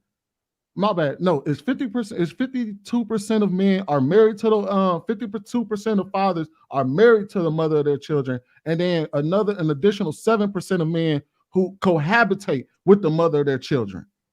So we know that men aren't leaving their women and children. Women, for whatever reason, they find whatever reason they want to leave. We're not gonna sit here and figure that out because y'all have a number of reasons. However, we know that men do stay with their children. A lot of the times, if men were given the option to take the kid, they probably would take the kid and go if they had the option to take the kid and leave the mama. Men want to be parents. But however, I will say this though, Ali, I don't think that majority of people today, men and women alike, want to get married or have children. Me and Paris talked about this the other night when she said that, hey, a lot of women aren't even having children no more. A lot of women are abstaining from having children today because they don't want the problems that go along with it. So now today you are seeing that a lot more millennials and a lot more Gen Zers are opting out of parenthood and opting out of relationships. So, but I'm married, so. All right. We're going to go ahead and get to these super chats. Before we do get to the super chats, make sure you hit the like button. Also, make sure you subscribe to the channel. Y'all go ahead and make sure y'all cop that Assure Men. It's time for us men to get our beer game in order. That link is pinned to the top of the chat. Also, shout out to the sponsor, T Channel, Uncomplicated Skincare for Men. 30% off alone, a free gift. That link is in the description. So make sure you guys click that and fill the teach. Let's go get to these super chats. I love it when you call me Big Pop Smurf. $2. Are we allowed to call people gorillas today? Hink in the basement, $2. Mr. Let Go is still crying over Bambi and Lion King. Hink in the basement, $2. Andrea, leave Mr. Let Go alone. He about to cry. Red Pill Ranger with the 5. Women always speak about male communication, but men are better at maintaining friendships and relationships. Women don't even like each other. Go figure. Congo English with the 5. Daryl is a man of discernment and character. It is obvious. That's a fact. DT, $5.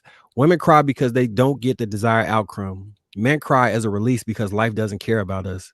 Go to a veterans meeting. Sad. Clay on the beat with the $9.99. DT with the fin with the $5. Women cry because what they think they don't have, that they deserve. Men cry because what we lost or can't provide. Argument over. Red Pill Range with the $5. The same way Ali isn't listening to what these men are trying to tell her is the same reason we don't cry in public or to women. They're not going to listen.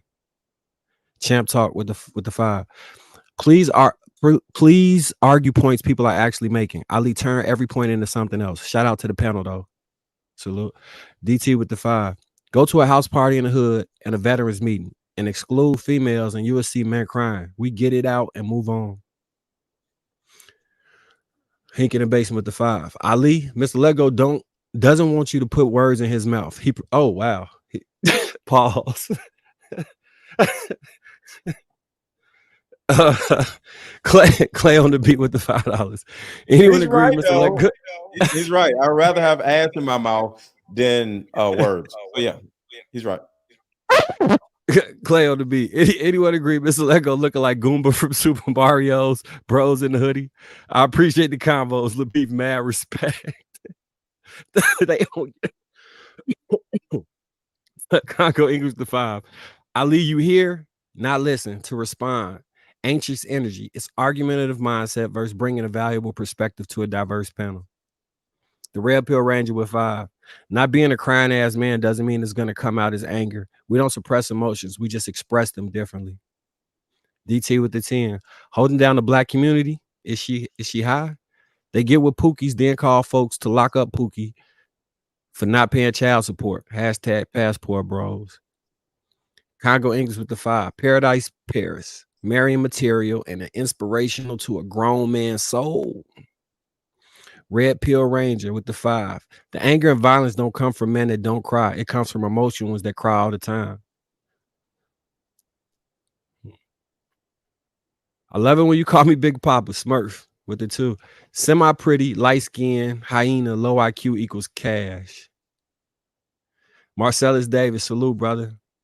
Happy birthday, JR, my Chicago brother. Salute, Marcellus. And he gifted one Lapeef Network membership. Appreciate it. Marriage, politics, and sports with the 10. When men fail, women fail the community. Such as it is, provides all the evidence we need. We need to end the gender war, learn to relove, and build a new community. That's a fact. I love it when you call me Big Papa Smurf, $2. Paris speaking real facts. She got a channel. Wow. Team Fatty, members for 11 months. Oh, look at Paris. Eyes. Marriage, politics, and sports with the 5. Sister, stop asking men to be emotional with you. The amount of trust for that to happen is reserved for wives, and even that then is very rarely. Champ Talk with the 2. Dre's hate anything positive said about men. Wow. Champ Talk, Drea with the 2. Congo English 5. Well said, Master Chief Marcus White. 8. Hink in the basement. 2. November is Men's Mental Health Month. Trigger Mike with the 10. Women want men to cry because it makes them feel more equal to us. For men, tears are valuable and should not be spent needlessly or to manipulate situations. Like who? Women. Arnold the 3rd. Salute with the 2. Happy birthday, JR. Ending the year strong. DT with the 5. Why are we even listening to single moms on how to fix us when they are the problem? Anoon Carlresian, maybe with the $1. Use a damn condom. DT with the 5. Champ Talk with the 5. Anger and poverty are not the same thing. Who the hell says this? Shaking my head. Anoon Carlresian 345 with the 5. Women like Ali Dreams are literally the enemy of black men and collaborators of white supremacy. DT with the 5. Most of y'all have baby daddies in prison and in gangs. Y'all level is under the sewer. DT with the 5. Turn off welfare and watch the black birth rate plummet. Damn. Ezra 23 with the 10. Ali clearly hates black men. Every chance she's taking a jab. Why would a man cry in front of you to be emasculated? She sounds like Cynthia G 2.0. There are plenty of good black men, no accountability. I love it when you call me Big Papa Smurf, 2. When they pass their prime, they want to get married. DT with the 10. Every black dude I served in the Marines with married a foreign woman, and we are old and still married. The problem is y'all. Feed the wolf with the 5. Men make babies. Women make fathers. If the compliment is about fathers, let's address the responsible party. Feed the wolf. DT with the 5. How many of these chicks on the panel have kids and how many are married? Argument done. Elkin Ali with the 20. Women change the rules to compete with men, but now can't take the results of their decisions. Suck it up, baby. You the man now. Welcome to the real world. Until you get under coverage of a man, you're going to be loving yourself. Tony Golden with the 5. People had shotgun weddings in part of the woman's honor and purity. Today, y'all have none of that. Elkin Ali with the 5. I don't think most men who love their women will leave their women. Sweeney, I agree. But let go will coach Ali to stay single. Malevolent Elephant with the sleeve, the big 100. Salute. Tony Golden with the 5. Ali a hood baby with a degree, but still a hood baby. Why would the valuable man even hit your DMs? Hit your DMs in serious? Oh, why would the valuable man hit your DMs in seriousness? Be for real. Black Lexicon with the 20. Bless you, JR, for having another birthday cake to continue the support of dialogue that brings wisdom out of confusion. Love it when you call me Big Papa Smurf for the 2. Shout out to Sweeney as well. Logical as always. I want to thank everybody that's contributed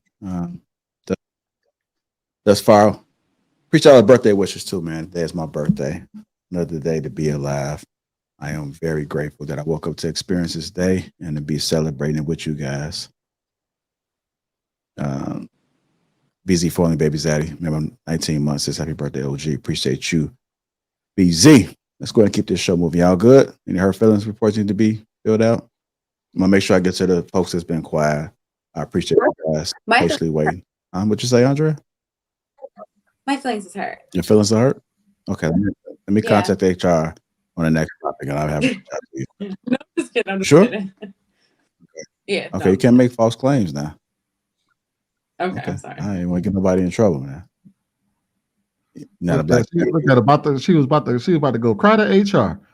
And she was gonna get straight up results. The rest of us, if I would have said I'm about to go cry to HR, JR would have been like, man, get the fuck on somewhere. Our next topic of the night is when a man fail, the women take over. When men fail, women take over. I'm going to play this clip. I created Adam and Eve at the same time. He created Adam first, gave Adam his responsibility, gave Adam his word, because God holds men responsible first.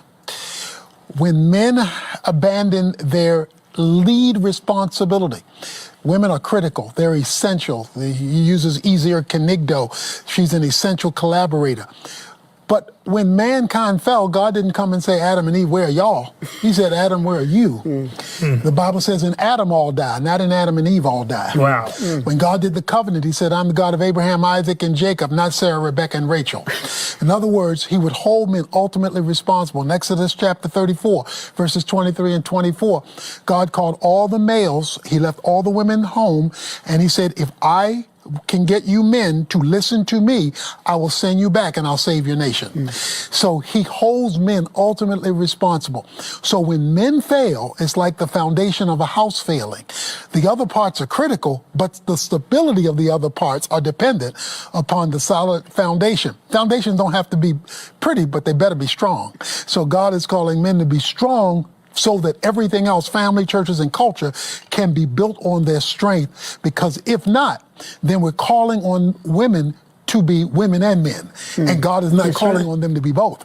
He's calling on us to be men. When men fail, the Bible says...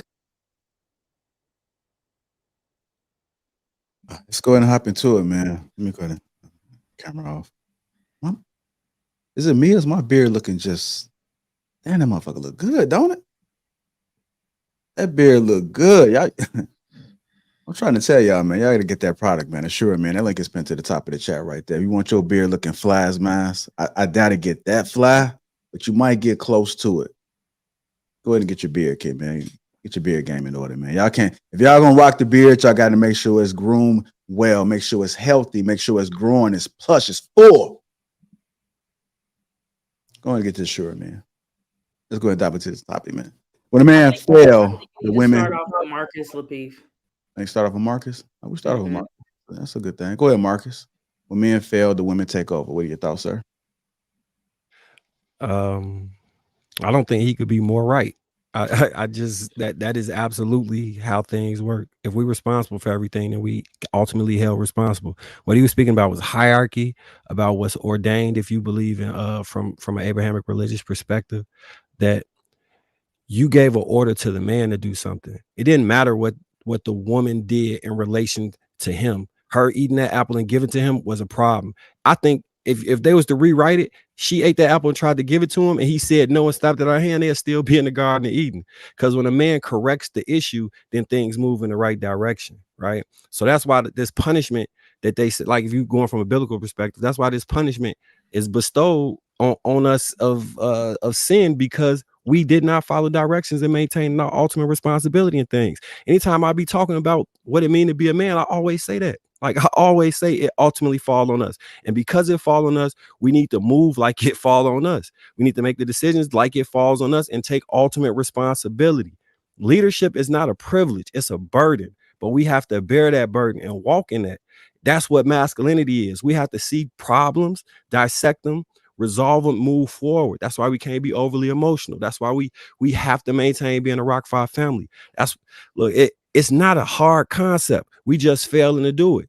And when we fail to do that, we get a society that we have right here. I can't point and blame the finger at women, because ultimately I think if the men is correct, the women gonna fall in line by proxy. Like we repair societies. We set the tone for societies. We can't put ourselves at the same level, arguing with them, getting into it with them. Hey, this is how it is. Let's move forward. You don't want to move forward? Goodbye. Somebody will move forward. If all the men move that way, all the women will in tune move that way. It started with us. It's always started with us. And it's going to continue to be with us. And if we don't fix that, we will fail. It's simple as that. All right. See the women agreeing with you, Marcus. I see you making a little wave over there. Go ahead, Andrea. I kind of feel like, okay, wait. Can I just take a second to just like figure out my thoughts? Can I go after somebody else? Because I feel like my thought is like really extreme. Okay, so let me just go ahead and say it. Honestly, I feel like men were created first, yes, but they were like a rough draft, and then God created women. What? So I feel as though it's one of those kind of a things, like almost like, you know how you have like a colony of bees. You have all the worker bees, but the queen bee is the one who is like, you know, saying what needs to be done and facilitating things and taking care of everything. Like the same way a guy will go out and work and then bring the money home to the woman because she can like allocate it and put it into different positions and put it to where it has to be. I feel like women, as women, we're divine creatures. And I honestly think if men just were willing to listen to us a little bit more, because we have the gift of discernment. We have the third eye and we can see things before it happens, but men don't want to listen to women for whatever reason. And I think that's why the world is so chaotic today. And that's what I think. So yeah. You said, what'd you say about men? They was what is that? The rough draft. No, what's that black thing? My Rottweiler. Was you about to say your husband? No, I was about to say my. She was about to say my hustle. This is Hustle. Her name is Hustle. So I was about to say my hustle. Okay, it's how you about to say. Okay. Did you say that men are a rough draft? Yes, I feel like God created men first because almost like a rough draft version. Like when you create an essay, it's the rough draft, and then the actual final copy is next. So I feel like we were the final copy. I never heard that. Somebody gonna make you're gonna be famous tomorrow with that one. Bro, ain't nobody listening to that dumb shit. She just trolling, y'all. She's trolling. I had to learn that Audrey be trolling. She just be trolling. She just be saying crazy shit. Ali be serious in the crazy shit she be saying. Audrey be playing.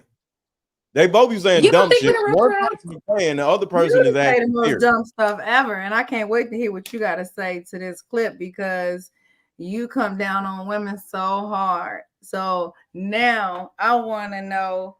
Yeah, we're gonna get to it. Let's get to Casey first. I want to get to the people that have been speaking. Go ahead, Casey. No, I'll wait. I'm still really thinking about it. Okay. All right. Well, we'll go ahead and Sierra. Go ahead.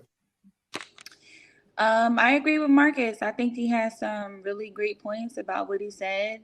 I think that men do set the foundation and women are looking to be led. So as a same comparison or same example of if you give a woman a house, she will make it a home. We look for men to provide that foundation. So I think that it is important to recognize that a man does have a certain mindset for a reason, where we do need logic sometimes, whereas women can be very analytical. So I think that the fact that men are able to make decisions as opposed to us making decisions off our emotions and our feelings, sometimes men can just be straight logic and get straight to the point, right? And women will analyze it and overthink it and go back and forth about it. And sometimes it can mess up a foundation because we are not thinking straight and we are being impulsive. So we do need men's logic to build a strong foundation, because you can't build anything without a strong foundation. So I agree with that. We need men we need their logic and we need them to set that foundation so we could build upon that. So I find it interesting. Marcus just laid it all out there. That pastor even laid it all out there, right? But I'm gonna have to say this. The only way I would say that men would have to leave a lot of women behind. If we're gonna be honest, we would have to leave a lot of women behind. The problem is that ship is sailed. We giving them everything that they wanted in the world. They have it. This has been the easiest part of society that women have ever existed in this country. I'm not gonna say around the world, but definitely in this country, y'all have the ability to say what y'all want, do what y'all want, be how you want, live how you want. So I think that ship is sailed in this country. But I find it interesting. Marcus said all of that, and Andrea responded and said, "Yeah, but I think y'all was just a rough draft. I think y'all should be listening to us."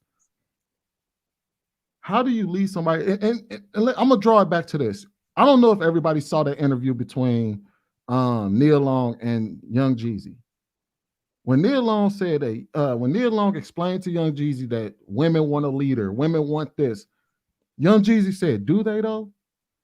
And Nia Long responded and said, "Yeah, but only if you're leading me where I want to go.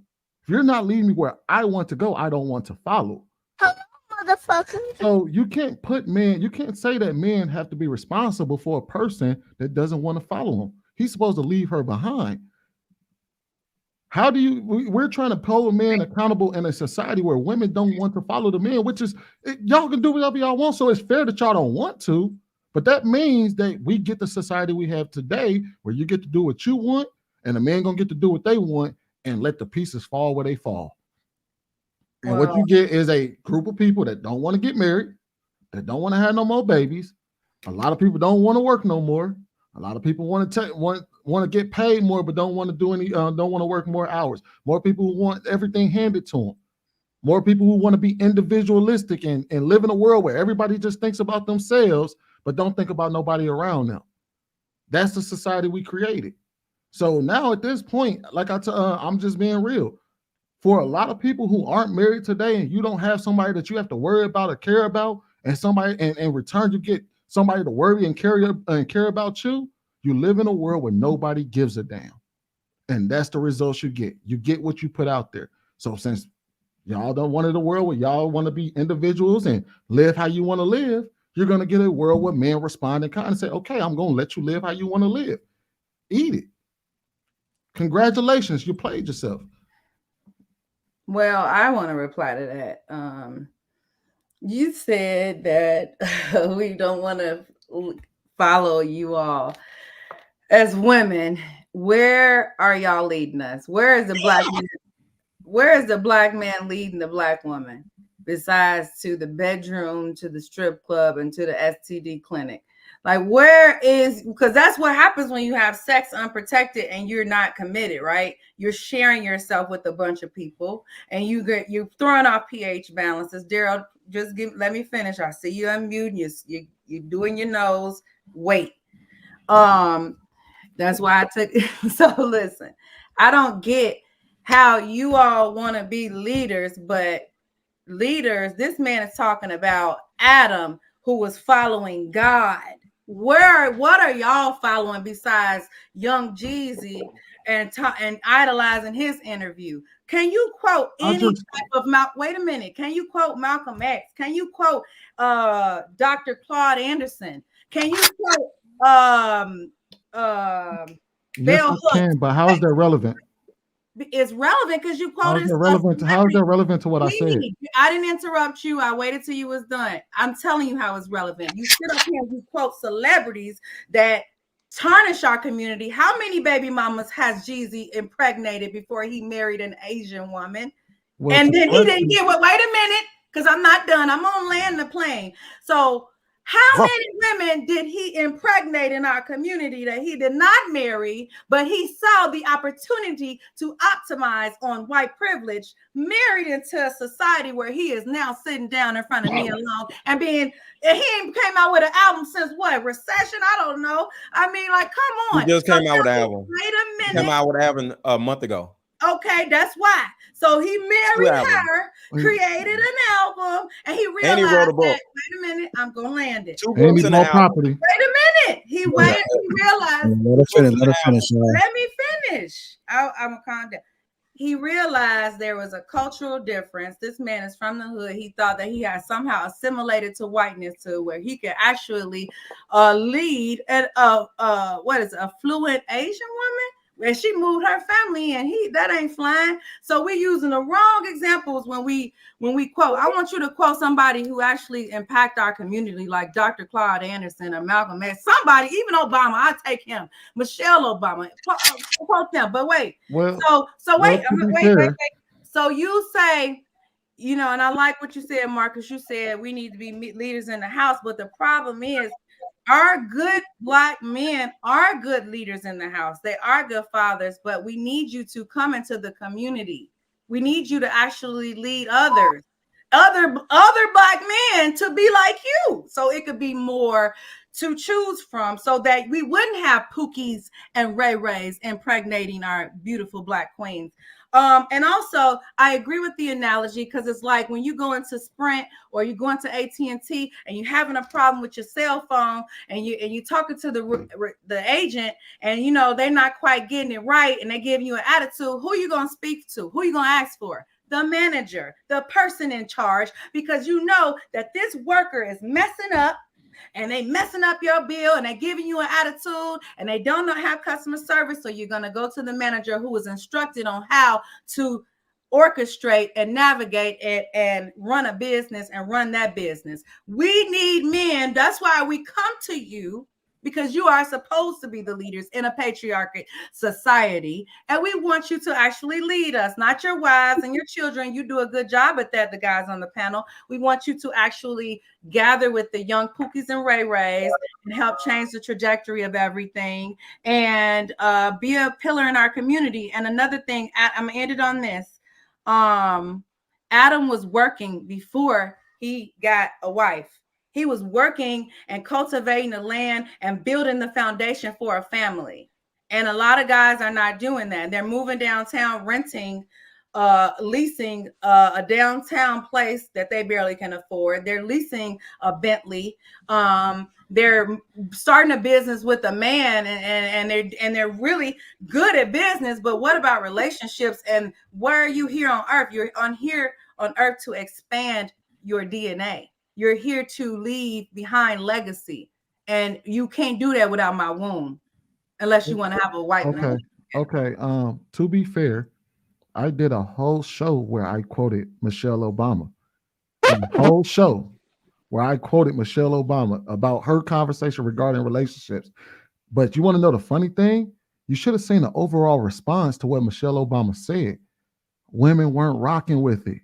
When she talked about how there you go through seasons with your husband, you go through hard times and you go through good times, but you have to go through, sometimes you have to go through bad seasons before you find the good. Women weren't rocking with it. So yes, I have quoted several of those people. I've even quoted Dr. Claude Anderson. I've quoted them in a different aspect. I don't see how that's relevant to relationship conversations, because we're having a relationship conversation. Powernomics. It's very, I get that. Powernomics, I get all that, but that's not relevant to what we are talking about here when we're talking about the dynamics between men and women and how we have relationships. But with that being said, look, let me ask you a question. I don't care. What percentage of men would you say are good men? I think that everybody has good in them. I'm not saying that. I want to say, when I say good men, I'm talking about marriageable men. What percentage of men would you say are marriageable? Wait a minute. I'm going to clarify, because things can be misconstrued. So allow me to do that before I answer. You ask me a question. Don't rush. We learn in patience. I think that there's good in everybody, right? I'm not saying that men who can't provide aren't good. Men who can't lead aren't good. I'm saying men that are capable of leading and providing for a family. We are at a scarcity of that in our community. And we have to I get tired of us ignoring it, because we moved from the hood and we live in these other locations where you have white neighbors, you can't even go to a black gas station. What percentage of men are good men? Can you just answer that? So I would say we would have to do the statistics of how many black men are in jail, how many black men are dead, how many black men are working right now. In your opinion, what percentage? No, I can't. Listen, you asked me a question. I can't give this. I can't give you the answer. And wait a minute. I will say this: as black men, you make $20,000 less than the average white man. What percentage of men, black men, do you find to be good? I just need a percentage. I don't have that. I'm just letting you know some things that play into. Wait a minute. I'm letting you know some things that play into what makes a good man for marriage. You have to be able to provide. You have to be able to lead. If the black man is making from the age of 29 to 39 between 25 to 40,000, that's how can he sustain a family? Now I will work with that if I'm around that range and we can boss up together. But if I'm at 100K and you at 39, 40, whatever age, and you're at 41K, then how can we build like that? We're going to have to figure it out though. You do realize that even white men on average cannot afford to sustain a family, but that's neither the point. What percentage of men, in your opinion, just around that you see men in general, would you say are marriageable men? I don't care. I'm gonna be honest with you. I don't want to sound biased, so I can't give you an answer to that. I think that to the answer that it's not about salary. I think people need to match on their level. I'm not asking about salary. I don't care. You're the one that brought up salary, Ali. I brought it up for reasons, because if you're 39 making 40,000 and the educated black woman is making 6 figures, how is that going to work? That means she's the provider. That means she's the provider. Making 6 figures. Y'all don't make 6 figures. I said if that's the case, that's the case y'all for me. Aren't. I am. So if that's the case, and what do we do if the majority of our men are making 40K? What percentage do you of know men, that only? Go ahead. Hold on. What percentage? I told you I can't answer that. You didn't answer that. Wait, I'm starting to think you a little bit. All right, hold on. Wait. Look. The reason why you asked me that 20 times because you said I asked it because you said there aren't enough good men. That's why I asked. And I had to. That. So yes, I wanted to know. I take that back. I take that back. I think that. I meant like good enough for me. Good enough for me. Then talk about. I'm glad you said that. Then say that. Don't say there aren't enough good men because you don't know. Because I'm gonna be real with you. If you can't give me an answer on how many men aren't good enough, then that means you don't know. I don't. But I can rock with you when you say you look at the word and you say there aren't enough good men for you. Mr. Sweeney, I'm just talking about the fact that what's disheartening is the fact that when we go into our black communities where there's actually a majority of black people, there's a lot of crime. There's a lot of violence. This is what I'm talking about. When we have educated men like yourself and the other men on this panel who don't live in those communities, who are not representing themselves for these men. You do know that majority of black men don't participate in crime, right? Just because they live in crime infested areas don't mean that every last one of them are in that community. I never said that. Why are we addressing the ones who are not committing crimes when we're talking about the ones who are? Because they don't represent the whole. They do. No, they do not. Can I jump in now? Because I'm sick of this shit. Ali, who is raising the people that are committing all the goddamn crimes? Not you, because you are not being responsible. Answer the question. Because you left. Answer the question. You left. Answer the question. Who is raising the majority? To raise? Answer the question. Who is supposed to raise? Okay, ma'am, can you answer the question? Who is raising all these screwed up people running around tearing up our cities? And what happened to men being the leader and being responsible? What? Why are we blaming women again? What happened to the clip? Okay, y'all want me to go? It's accountability. You gotta have. Y'all want me to go? Because I just wanted to all adults here. Like, you gotta answer that question. I get what I just want to answer that question, but I'll wait. I'll sit back and wait. But I just wanted to. Hold on, Lego. Hold on. Go ahead, Sierra. I understand what she's saying in the concept of actually reaching back to guide and be a role model for other Black men. I totally understand that. And i.e., as an example, we have a lot of safe spaces for women to build each other up. And we have sister circles and we have mentors and all of that to uplift women in our communities. But we do not have enough resources for our Black men. So I do agree with that. It's harder for men to find men's circles and to find mentors and to find people to guide them. So I agree with that part, with what she's saying, as far as if we had a lot of more Black men leading our Black men and setting that example, then maybe, right, we would have less issues as far as the crime, as far as being single Black mothers, because they would have someone to look up to. So all of that information is incorrect, and I'm Thank you. sorry that y'all are Thank you. spewing incorrect information. But the reality of it That's is, just Black sound crazy. men just has as many safe spaces as Black women. Thank you. When they create the Y Center, it's typically gender neutral. When they have any type of Black program that comes into the Black community, it does It's for not men. exclude men or women. It's for Black boys and Black girls, regardless if you're going to a church organization or whatever. The thing about it is, we typically coddle the women more than we coddle the men. Secondly, as far as the violence is concerned, white men lead in every sector of whatever crime except robbing. That is the only crime that Black men lead in. So even if we're talking about violence and we're talking about poverty, we have to stop acting like the hood is the only place where crime takes place, because they busted their houses and killing people in the suburbs too. And that's what I want to say real quick before you go. And guess what? White men are the majority. So, of course, they're going to lead in every category because it's done? more of them than us.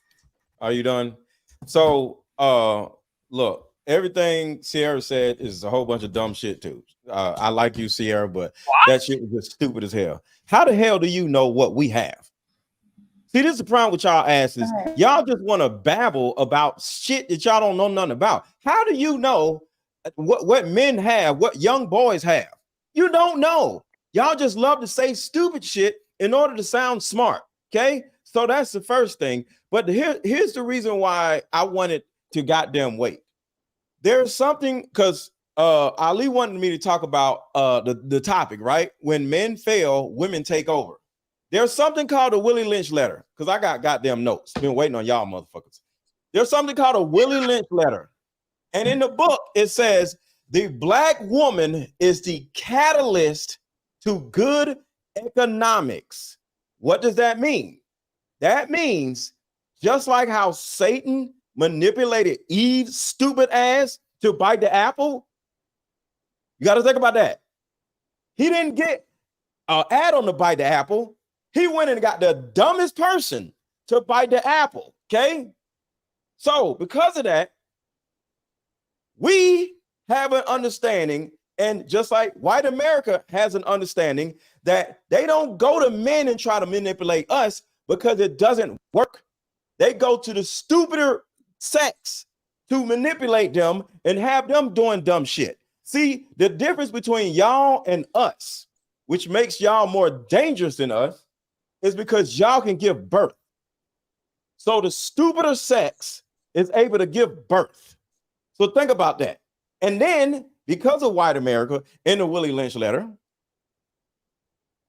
going back to Adam real quick, because Adam followed the rules, respected authority, and understood structure, he did not bite no damn apple. But the dumbass person actually did bite the apple.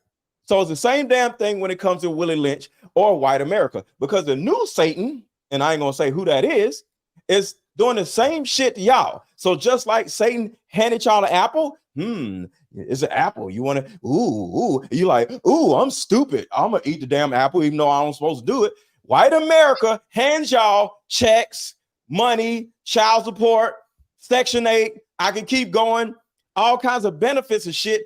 It's the same thing. It's a fucking apple.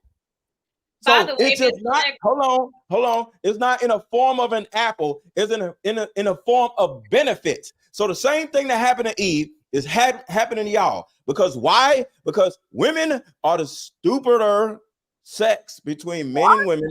Y'all don't have no structure. Y'all don't have no goddamn sense. So white America comes to y'all, giving y'all shit, and next thing y'all know, y'all dancing around like idiots, screwing up our communities and shit. And just like Ali kept talking about, I asked Ali, who is creating all these Pookies and Ray Rays that y'all have a problem with? Y'all.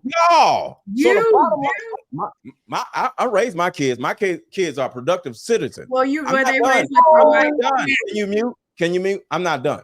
So the bottom line is, y'all have the most dangerous ability in the world. You could be stupid and have babies. That right there has put y'all in a position where y'all keep making zombies and shit. Y'all are literally zombie makers. You ever seen a goddamn zombie movie? A zombie bites another zombie and makes another zombie. Y'all are multiplying zombies left and right. So next thing you know, the actual humans are being outnumbered. Oh shit, there's a zombie over here. All these Pookies and Ray Rays running around, we can't fight them. We can't help them. We can't fight them, and we can't leave them because y'all keep multiplying like fucking gremlins. Hello, motherfucker. Mr. Right, hold on, y'all. Y'all are like gremlins in this bitch. Mr. Lego, one thing is stupider is not a word, baby. It would be more stupid. No, I said I wanted to say stupid. Yeah, you been trying to sound so smart, man. You just repeat what I say. Hold on, y'all. Hold on. Just to be fair. That is not what you said. Hold on, y'all. Just to be fair, I want to get Casey, Daryl, Marcus, and involving Andre. I know they haven't spoken. If y'all want to say anything, go ahead right now. Adam didn't bite no damn apple. Go ahead, Marcus. So, all right. So this is where I draw my general premise from. If you remove the biblical aspect of what we was talking about, right? Let's take it to Chick-fil-A and Popeyes. If you ever been to Popeyes, it ain't usually the best experience. The chicken don't be cooked. Sometimes you're gonna have to wait 45 minutes. The attitudes don't be correct. You go to Chick-fil-A, they smiling. That chicken gonna be on point. They gonna greet you. You're gonna get a consistent service level across platforms. And you know the reason is because attitude reflect leadership. Right? They have a specific orientation on how they want their business run, and it's ran that way. Popeyes doesn't have that same that same representation and leadership. So it looks the way it looks because of that. If you go into men's homes who you be like, that's a solid man, and you see he stand on something and move with moral character, I bet you his wife a reflection of that. I bet you his kids a reflection of that. And the adverse is also true. You find an unemotionally regulated man that be acting crazy, that might up and lead a family or do whatever. I bet you his wife has similar traits, and I bet you his kids have similar traits if he's around. If he even has a wife, you know what I'm saying? If that's where the single mother stuff come from, right? We ultimately are playing a chicken and the egg game, but we can't play that game because we the fucking man. Like, I don't get it, bro. Like, I know y'all want to be like, this the women's fault for doing XYZ, but at the end of the day, at the very end of the day, this shit all fall on us. It all does. If you leave your seed someplace and your child is raised without you there, I don't know about y'all. I'm damn near ready to go war with God about my kids. I don't give no fuck about nobody standing in the way of me raising them. They will be raised by me. Like, I really don't get it. I really just don't. Maybe I'm missing something. It's been like a 7-year disconnect. I ain't messed with social media. So some of the programming people may have got, I didn't receive, and I'm not receiving that shit. And I'm just looking from the outside like, that's crazy as hell. You mean to tell me y'all gonna like bickering back and forth with your no, hey, no, that's not how that's gonna go. Either it's going this way or you can go that way. Simple as that. Before I put a child in you, after I put a child in you, I've assured the fact that you understand exactly how this relationship is gonna work, and we're gonna stay together. So when we hit a crossroad, we go left together and right together. We weave in and out intersectionally through everything together because you listen to me, because you trust me, because you listen to everything I had to say before I nutted in you raw. What the fuck is we doing? God damn. I mean, let's unmute and clap for that man. That was a great point. That was a great point. I totally get that, and I like both perspectives. So I think that was like a great point. Like, it does fall on two adults in that instance. When kids come into play, it's not a blame game. So I agree with that. Actually, I want to say something. I want to say shout out to Tony Evans. You know what I'm saying? That's my pastor, Oak Cliff Bible Fellowship. You know, that's where I go. I would say, Ali, I would say one thing that I would agree with what you said. Of course, what you said was, you know, Wait, you sound a like lot of I people. forced it out of you though. You like, say it with a happy face. Be happy we agree. When we was just talking about man's emotions, I am happy. So, you know, man, we just had that conversation, but I'm gonna leave that back there. But basically, what I was saying was, I think more men, more people in general, and this would be my second point. More men need to follow God. That's what I would say. Have some type of spirituality towards them, because ultimately, what Tony Evans was saying, what I think Lego was talking about Adam and Eve. If we was here created first, where it would be like, you know, to Drea's point, the rough draft. I think one thing we all miss about the rough draft is that's the raw and uncut, right? Like that's your foundation. So, and then you work off top of that. And I think that's what a woman is really supposed to do. You're supposed to, you know, the man sets the foundation. The woman, when she get on the court, his plan is, what he's supposed to do based off his accordance and what he gets from God, from a spiritual, biblical standpoint. Then, you know, like, they will be successful. Now, I think the issue is, which is why I kind of disagree with Marcus and more disagree with Lego, is that women, women have the ability to make a decision now, right? Like, there's not the same for women. I think Sweeney said this: more women have the ability to go get jobs and do all things that men want to do, right? That's y'all fought for equality. So because of that, now you have women, you know, getting on live or going out saying, I don't need to listen to a man. I got my own shit, you know, whatever else. Speaking to the Apple, right? What Lego was talking about, that's the Apple.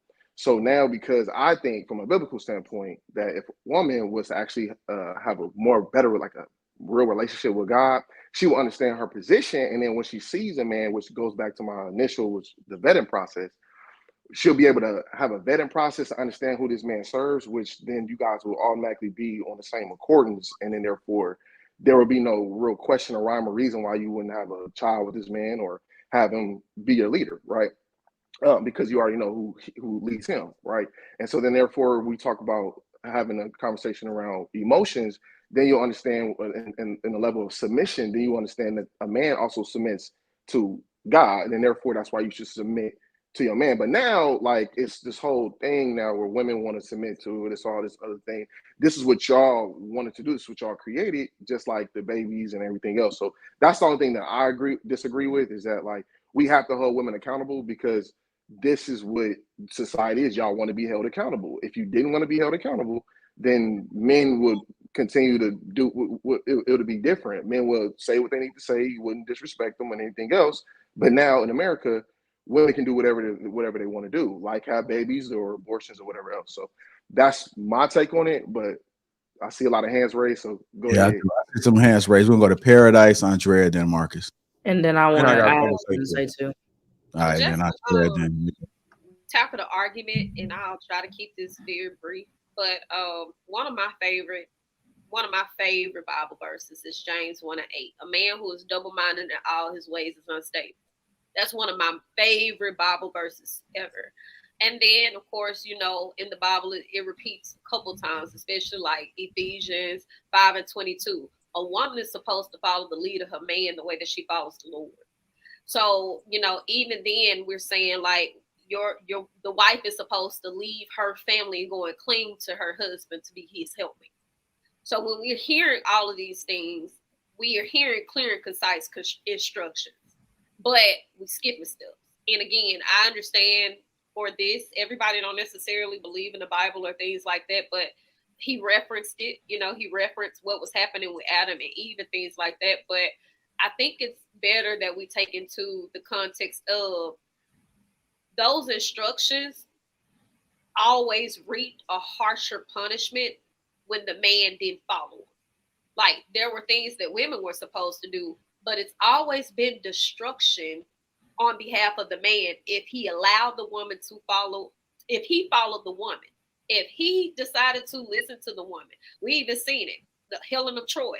We even seen it, like the wooden horse. All of this happened to do with a woman. You know, even when you know, Cleopatra, there's only been one super queen that has happened where men have followed up behind a woman and there has been imminent destruction because they know that it's a rule of obedience. Like, you're not supposed to allow us to run amok. And you hear women a lot of times say, if he can't bring out the feminine energy in me, then he can't tell me what to do.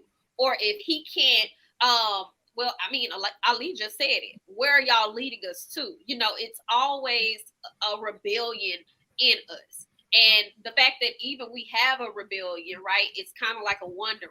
We are looking to justify why we are a certain type of way. We are looking to justify why we can be disrespectful, or why we can, you know, have broken homes, or, you know, every time there's a conversation coming up of women's accountability is, well, what about the men?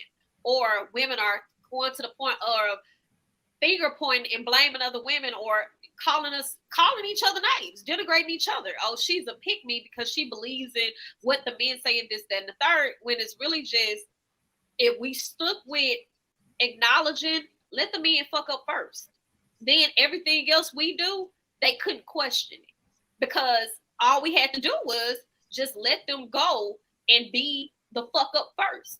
If they can't correct it, then we come behind. But at this point in time, like, I don't care if you start in a household or if you look in society, in every dynamic of a man following a woman, there has been turmoil, whether it's sex related or whether it's chaos. But most of the time, when you see a man in charge, you will see there is structure, there is leadership, and when things go to hell, he gets the harsher punishment. You don't see that when it's women having a downfall. You see empathy, you see a lot of support, you see a lot of somebody's helping her. Hell, even when you talk about men and them building businesses in the Black community, you don't see a lot of people going to rally out and give money and charity donations for a man who's going to build his business. But a Black woman can say she needs help, and I promise you, she can write a post or whatever, and she can have people donate to her and things like that, because people want to get behind and want to push and help women. And that's not the same way. So whatever they sow, whatever seed they sow, it will have to be really reaped from whatever they put out, which is why they're supposed to spread their seed all across the earth. Okay, stop. I need you to stop, because this is okay. Let's get biblical. Let's get biblical. Okay? In the book of Genesis, God clearly says, it is not good for men to be alone. I need to provide a helper for them. And he created the woman because Keyword helper. Keyword helper. Excuse me, sir. Please. He specifically said, it is not good for men to be alone. He created a helper because you guys needed us. Okay? Who's denying it? Wait, don't be rude. Let her talk. Hold on. More specific. We're agreeing with her. You proved all our points, baby. The Bible, there are so many examples in the Bible of women who led people and even helped narrow down the seed to get to Jesus. Okay, we can talk about Rahab and the fact that she helped rescue the Israelite spies and saved her family and the walls of Jericho falling down. Rahab was that. Okay, we can talk about Esther, who stopped a slaughter of all of the Israelite people in Egypt when there was supposed to be a commandment to kill all the firstborn sons that were like from the Israelite women. Yeah. Okay? Without where would they be? We could talk about Sarah, Abraham's wife, who wasn't able to have children. We could talk about Hannah, who prayed to God for Samuel, who she held into the temple and thanked God by giving Samuel to God and having the whole, like, there's the list goes on when it comes to women specifically in the Bible who have held it down for men, even where they had 2023 though. Excuse me, can you mute yourself, Daryl? Where they had 2023. What? I'm just asking where they had 2023. Daryl, let her finish. You show some restraint, sir, please. I'm just asking. I mean, y'all do this all the time. I'm just asking the question. Go ahead. Don't follow the women, bro. Just we don't can't follow be like the women, bro. Yeah, we They're can't be like, bro. not don't us. Follow them, bro. All that I'm saying is, it's the reason that God put those stories in the Bible for us to read today, because he recognized once again that it was not good for men to be alone, and he provided a helper.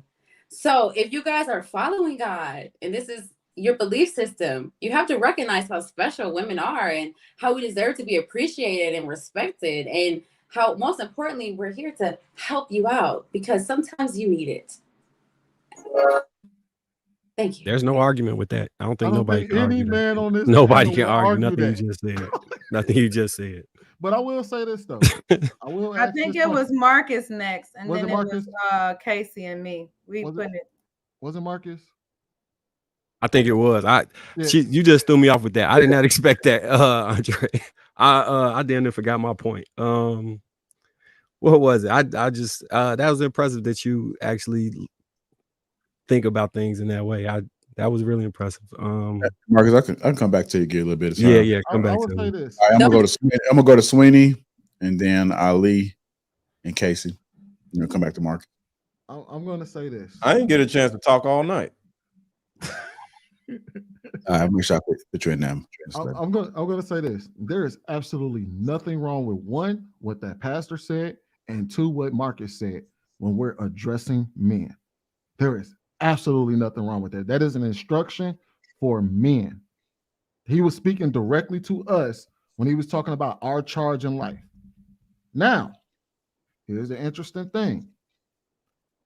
For the ladies, I need y'all to come up with a list of instructions for y'all. I'm not telling y'all what to do. I'm not telling y'all what y'all need to do. I'm just saying we're going to all agree that what that pastor said is absolutely correct and what Marcus said is absolutely correct when we're talking about men. However, there needs to be instruction for women. I can't come up with that instruction for y'all because this is. I got the instructions for the women. Hold on, wait, Mr. Lego. Because the thing is, when you talk about this, Andrea just told us earlier that, hey, look, there's a marriageable. She said last show she had several men that is courting her for marriage, or that would entertain marrying her. But if she doesn't want to get married, what are those men supposed to do? They really technically supposed to leave her behind. No, wait for me to be ready. And go. No, they're not. They're not supposed to wait on you to be married because then they will be following the woman. They're not supposed to follow you according to y'all because y'all was just clapping y'all hand when Marcus said that we shouldn't be following women, and the pastor said we shouldn't be following women, and when Paris said that women were leading men to destruction and we follow them, we're not supposed to do that. So no, they're not supposed to wait on you. Yes, they can. And then Andrea, you just said women are helpmates. That's the reason why y'all were created. You said that. Sit your ass down and be a helpmate. So with that being said, I'm gonna ask one more question. Ali, do you have children? None of your business. Let's assume she doesn't. What? Never mind. With that being said, we have to look at this from the perspective of that we do have women that have their own autonomous minds.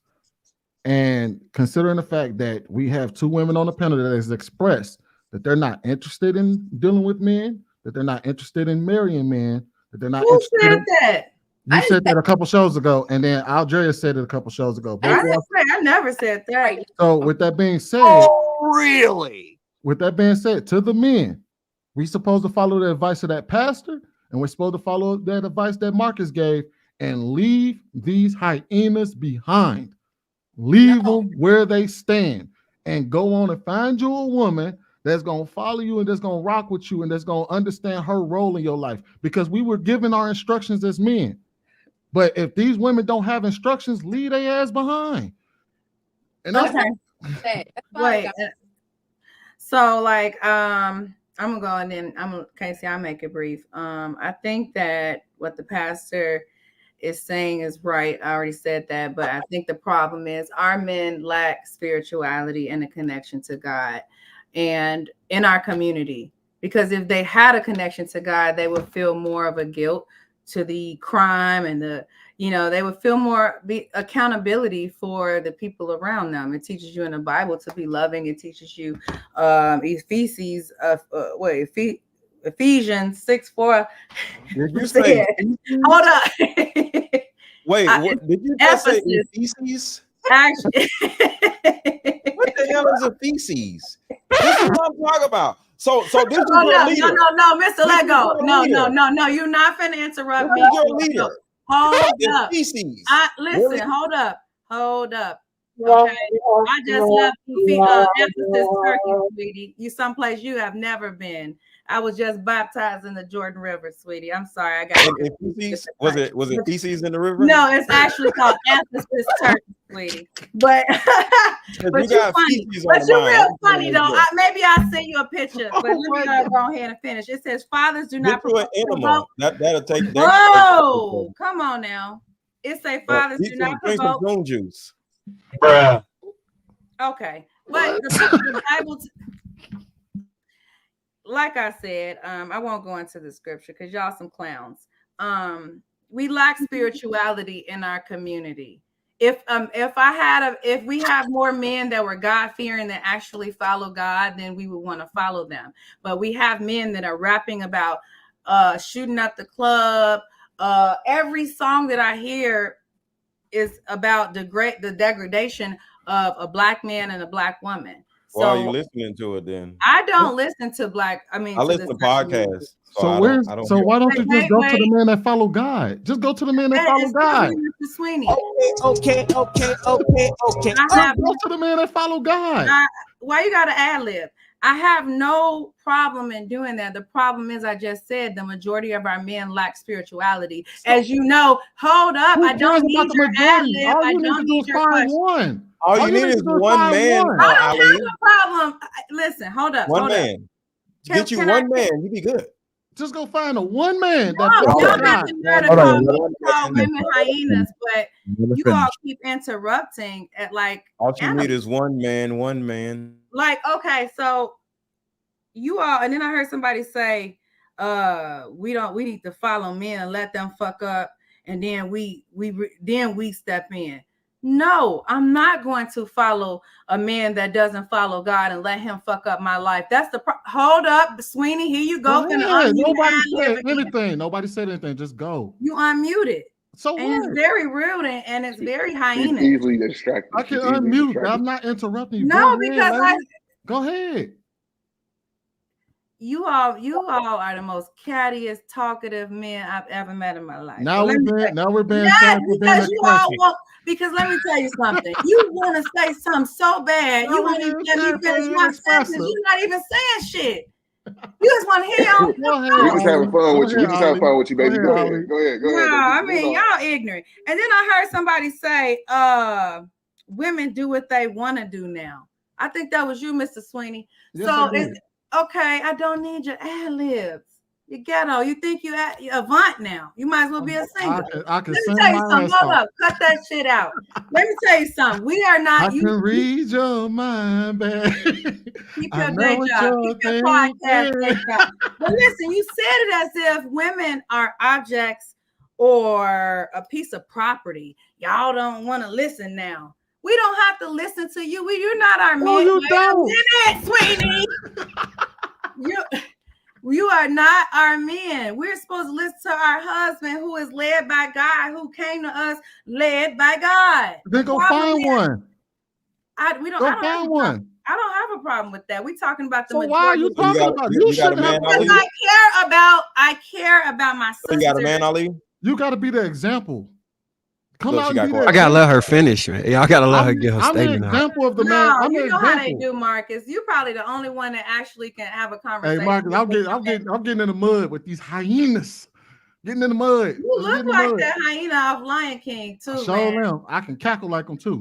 You reminded me of him a little bit. But no, though, seriously though, Ali, I just really want you to understand that if you're saying this, you're saying that you want this type of man, just go get him. And that way you can go out to that way you can go out. Community would not be full of single black mothers. Come on, wake that up. Way, I'm not talking about them. I'm talking about you.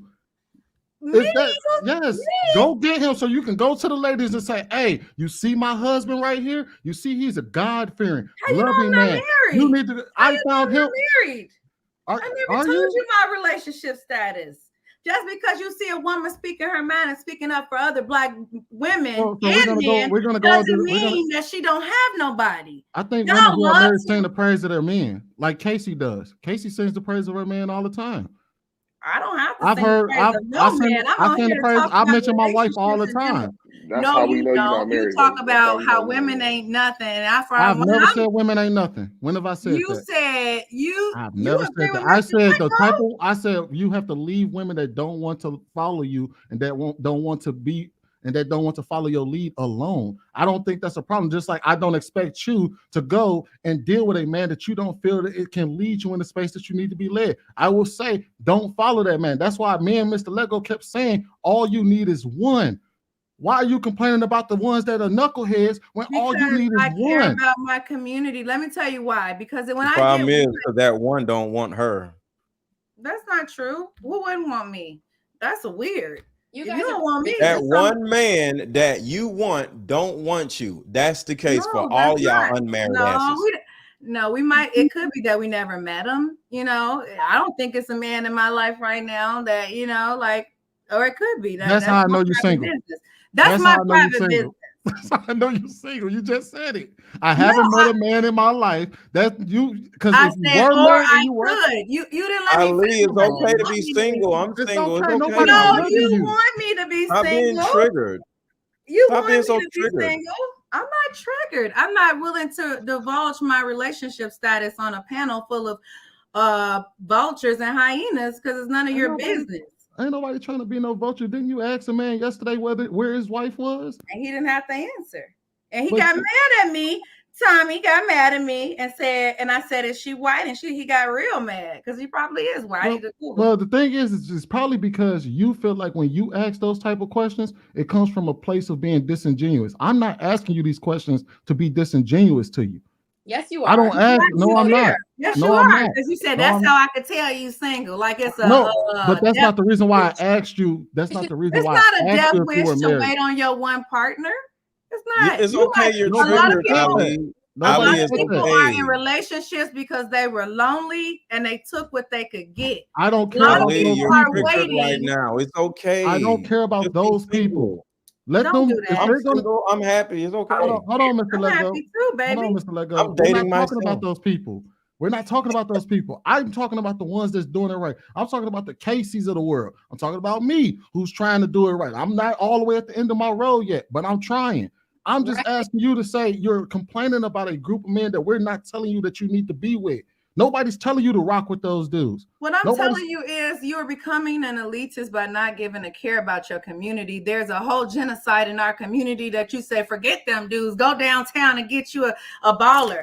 Been there, done Nobody's that. telling you to go downtown to get you a baller. I said find a good man. What does the baller have to do with finding a good husband? We didn't say find a baller. I said find a good man. You called it a good husband. You plan on some man. They're not the same thing. It's not the same thing. For me, it is. Then that's your problem. For me, it that's is. your problem. That's a you problem. No, it's not a problem. Yeah, that in process. No, it's not a problem to be you equated good with being a baller. Financially. That's not a problem. You sound like a bum. You equated being a good man to being a baller. I didn't say that. I didn't do that. I don't care. You don't want. And the thing is, you said, here's the trip. Here's the trip. Wait a minute, Sweeney. Here's the trip. Hold on, wait. Here's the trip, though. You do know that there are more men in your tax bracket than there are women. So you still, even if you're saying that I want a man, even if you're saying that I want a man on my level, there are more black men that make that kind of money. That is true. Look at the data. Look at the data. That is true. Pull it up. Men on average black men on average make more than black women. So you don't think that in each tax bracket that's represented? Pull it up. You don't think that? Okay, why Sweeney? Okay, why Sweeney? Go to blackdemographics.com. I don't have to pull it up. Everybody can look this up themselves. 16% of black men make over $100,000 a year. 11% of black women make over $100,000 a year. Shut up. Thank you. That's 100,000. We're talking about the upper economic no matter community. what. Y'all ain't making more than 100,000. What are you talking about? Y'all ain't making no damn money. Hold on. No matter what tax bracket. I got the other numbers. I know the other numbers. On average, Black women make anywhere at the lowest end $21,000, and that's starting around Mississippi. And on the upper end, Black women make approximately $63,000, and that's in Washington, D.C. And then Black men, on average, make $28,000 at the lowest totem pole, and on average, at the highest, they make around $83,000 for the highest totem pole. And of course, again, around Washington, D.C. area. And then even that, the average person between the Black people, Black women, of course, averaging at this point in time, just started making right at the baseline of $41,200, including having businesses that we have. And then Black men, on average, the average Black man makes around $45,000. And so, I mean, it is what it is. We need to see the receipts. Can you drop the links where you get? I got a link right here at SSA.gov that say y'all make $47,000 at 59. That's the highest peak. So, and then your white counterpart is at 70. So, Ali, didn't you say an hour ago you're not worried about salaries, but you keep bringing up salaries all goddamn night? I gave it to you by state. I did say DC around the highest average for Black men and Black women. And then I also said Mississippi at the lowest average. And then I told you around $45,000 for the average Black male in general. And then I said around $42,000 for the average Black woman in general. Black men still make more than Black women. And if you would like to know what study you can pull it from, you can go to the census.org or .gov. You can go to blackdata.org. I swear to God, blackdemographics.com. We don't. Just because you know what?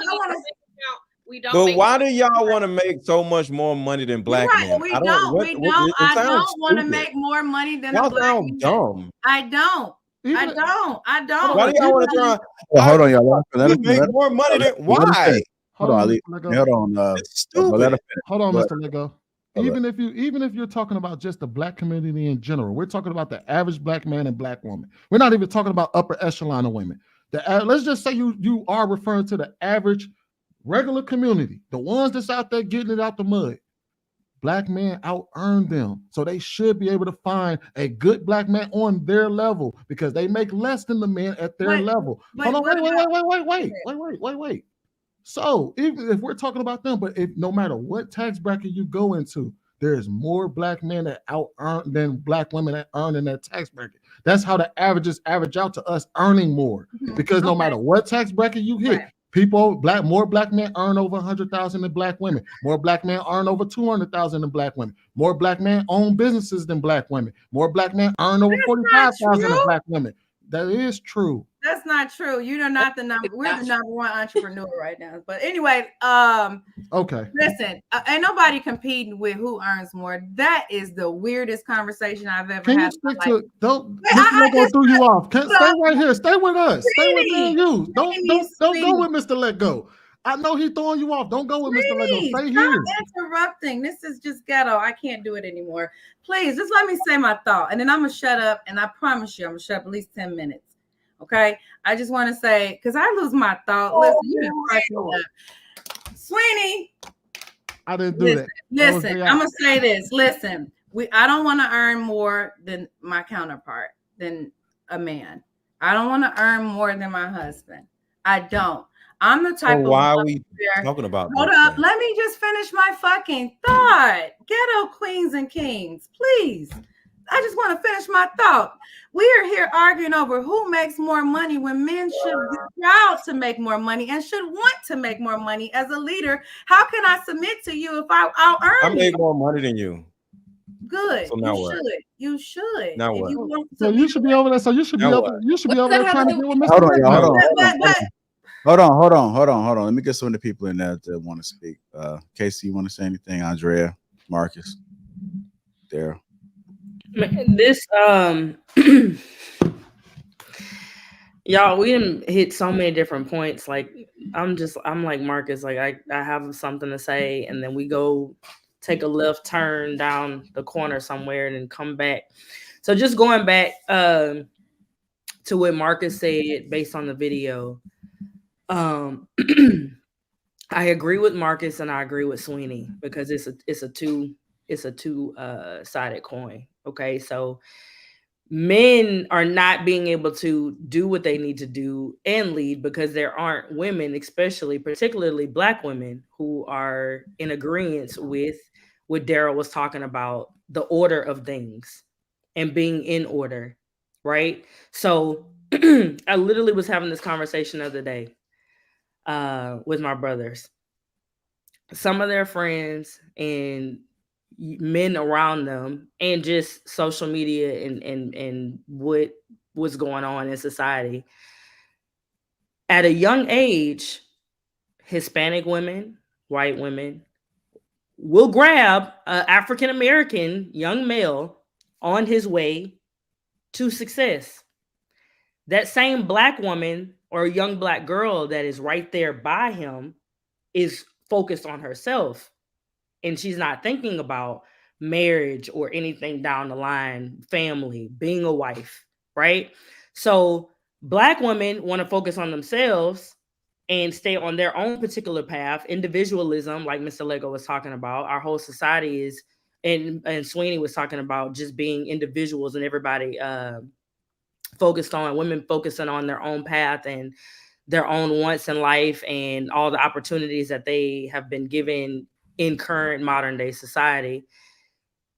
Black woman gets to where she feels successful and then wants a Black man at that same said piece instead of backtracking and building with someone and vetting, like Daryl was talking about, knowing and picking a man and choosing a man, vetting a man based on his qualities, his values, things that would make him a good husband, things that would make him a good father, things that would make him, and you see him a part and active within his community. Okay. Other women and other races are seeing those qualities in those men, in those Black men that do exist. And they are the ones that are marrying the men down the line that y'all are talking about that don't date Black women or are not worried about Black women because Black women are focused on themselves. So if you don't have a woman that is in order and in line with the principles of how she's supposed to move in this world, what is supposed to be important to her, how she's supposed to hold herself in what regard, she's not going to look for a man that will lead her and vet a man that is following God, right? She's going to look for a man solely based on monetary things, what she sees that's shiny and flickery, like that apple that we were talking about. So that's where the disconnect is. I agree. Sweeney is saying the thing that women will not get in line, but Marcus is saying the same point as well. The men have to be in line, but the women don't want to get in line behind them. And that's the problem of this conundrum, back and forth. Here we go, over and over again. That's why our community is separated. That's why Black women are single and living a singular individual life while they go and try to act like a man with penis envy and climb the bet we happier, might be happier than you, and don't want to have children and don't want to be a mother because it's all that sacrifice looks unappealing to them. It looks like, why would I want to do that? But in actuality, you're speaking about God, but then you're removing your duty as a woman on this earth. Why were you put here? What are the reasons and the things that God put inside of you that are supposed to come out of you in your lifetime? Women are suppressing all of those things that God has put in us because we're selfish, self-focused, self-pleasing. We don't want to do the things that God has put into us. So you can't quote Bible. You can't, as women on social media, we can't talk about the Bible and hold men, Bible to men. But when it comes to women, it's, oh, do what you feel. We do what you want to do. Go after it, whatever makes you happy, and go after a man because of money and flashy things instead of where does that man come from? What values does he have? what has been instilled in him, how ambitious is he, what discipline does he show, what discipline does he lack. Those are the things that you would be looking at when finding a mate. And then also realizing what God put into you to attach yourself to that man, to be his rib, and you guys go forth together forward into your future. Okay, I want to say something real quick. I just want to ask, do you hate women? And I don't know what you. I thought you were done. I thought you were done. I will mute. Hey, what? I thought you were done. No, I was talking about Andrea, not you or Ali. I'm sorry. I was just saying every time I'm talking, Andrea, I'm not talking directly to you. I don't know what that is. Every time I talk, you have to come behind. I don't know you. There is no ill malice intent towards you. I'm talking in general of women in the conversation. I did not bring up your name at all in what I said. You don't okay, can I just say before you go, Andrea, I just want to ask something. I have never Hold on, Ali. I'll let you go. She responded. She said something to her, so let her respond. Go ahead, Andrea. Okay, this is the thing. I feel like, are we able to talk about marriage without stepping back into the 1930s, the 1920s, and the 1940s? Women didn't have a choice because they weren't out getting jobs, because they didn't have the right to vote, and they were not offered the same opportunities that men had. Can we start talking about the fact that we're living in the 2023? Slavery's been over for some time now. I need us to get Andrea, community doesn't change.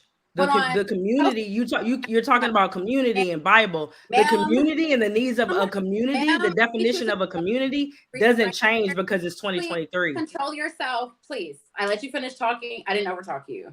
Yes, you did at the end of my statement. Yes, you did. Actually didn't. So here's the thing. It is 2023. Okay.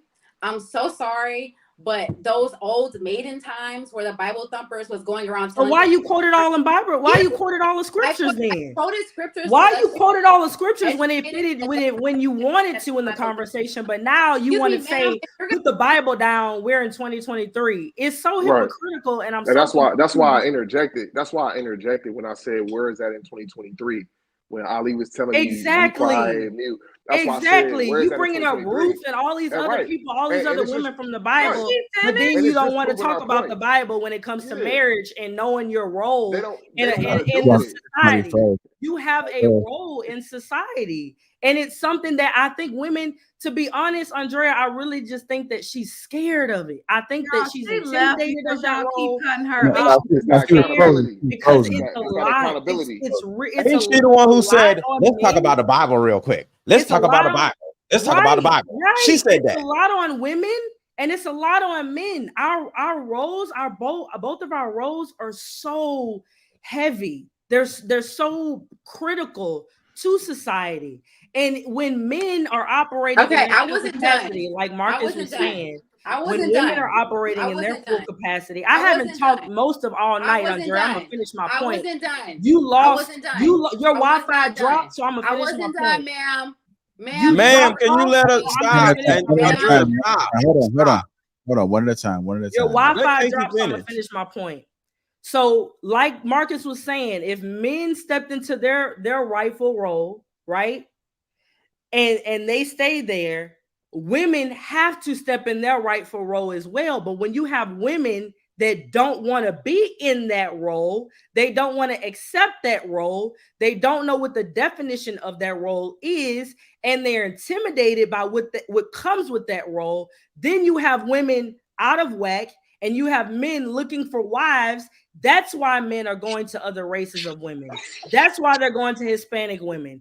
That's why they're going to white women, because at an early age, they understand in their family, within their lineage, this is what is expected of you as an adult woman.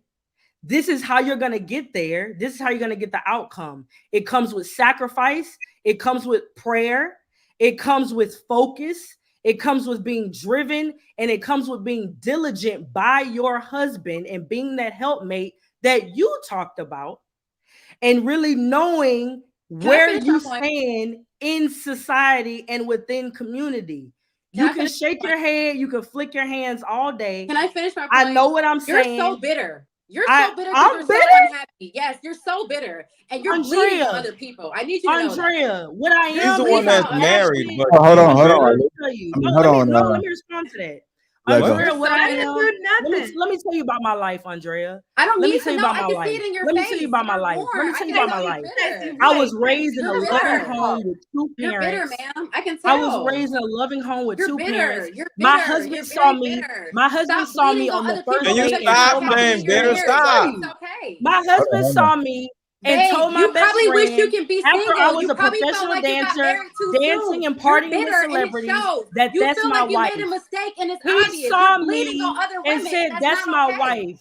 And I've lived Bleeding on happily other ever women and it's not after. okay. I I'm have sorry two to tell you beautiful, that, healthy ma'am. children I'm so sorry that you felt like you fill got my married too world, soon and and you're I'm bleeding on other so women who choose to live happy, a and life we're of healthy, freedom and and a we life have of great womanism. I'm careers, so sorry and for we have you. a I can beautiful tell that you are 4-bedroom tired. home, Truth is, and we you're have tired 3 and options are cars. few. And I So feel bad for you, please, ma'am. That's miss okay. me That was with the your choice outlook to get married unhappy. before you were ready. What it Nobody forced is you to do you're that. unhappy No by one hearing me forced you to speak. have kids before you were That's ready. what it is. I know that you Me watch music speaking, videos and me wish that you would speaking have hits a waited so you could nerve in pursue you, another Andrea. career of your Me choosing, speaking but you hits a didn't nerve in because you you, felt like you and had no I other feel choice sorry for because you you. So allowed that's why I speak Christianity so to blindside passionately, you because and deep brainwash down, you I feel to like make you you feel like want your to be duty a was to wife. be married. And it's Andrea, you not. want to You be a can do wife. more than be You married. want to be a wife. You can You want can to be a accomplish upstanding more. woman. You You want to can be be like Michelle happier and Obama so fulfilled by bad, yourself. but you don't Period. know how. I want that You for don't you. know I how to want do that for that. you. And I'm trying to share how to I do want it. that for you.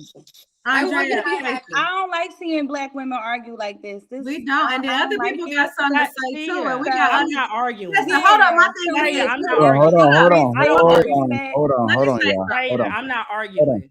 Hold But on. what I won't be is disrespected. I didn't say anything disrespectful No to one's her. disrespecting And I you. was met with, I'm said she thinks angry. you're I was unhappy. unhappy. She said she thinks you're unhappy because you're projecting. But wait, I did not take time. Hold up. That's what she said. Hold up. I didn't take time out of my schedule to argue and over talk other adults. Let's just, if we could, like, take turns and mute, I would love I agree. that.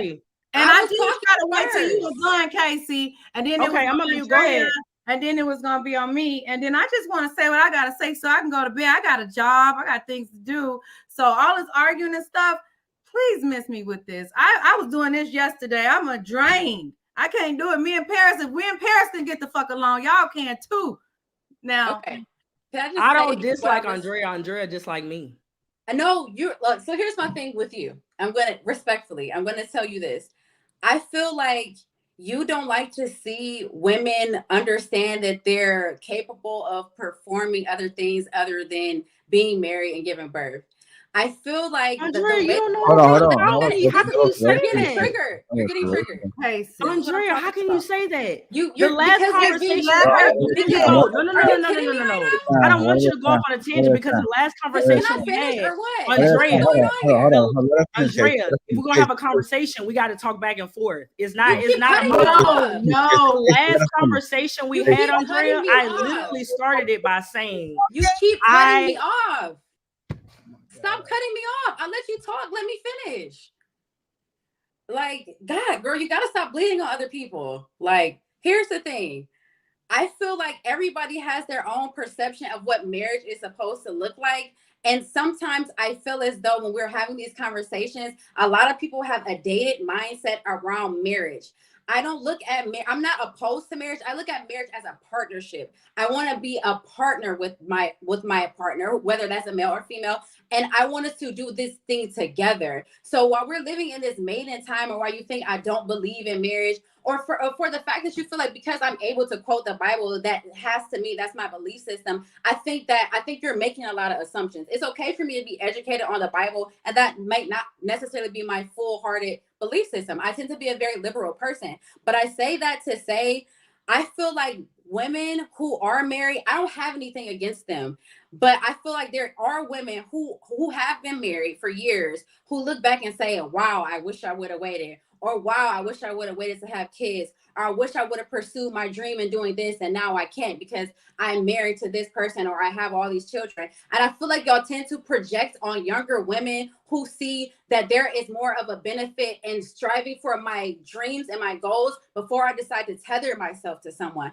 I feel like for you to make the statement that it is our duty to have kids because God put us here to have kids, you're completely no. You said it is our duty to create life. Well, what about the women who can't create life? What about the women who are barren and can't have children? So it's like we have to be mindful about how we talk about women, especially when we're talking to each other, and understand that we all have different journeys and different paths. We might start off on the same train tracks, and then some of us might veer to the right or to the left, but we're all going to end up in the same place. So for you to come on this panel and continuously bleed on women who don't believe the same things that you believe, No, or Sweeney, who don't let me have the go. same viewpoints as you got to stop bleeding on other people. No, I'm next. Andrea, I don't know what this bleeding on other people Hey, comes you're from because bleeding I'm on not me. hurt. I'm enough. not hurt. Number one, you're Casey. saying about women, Ugh. you have such a negative point of view when it comes to marriage. I don't know where that comes from.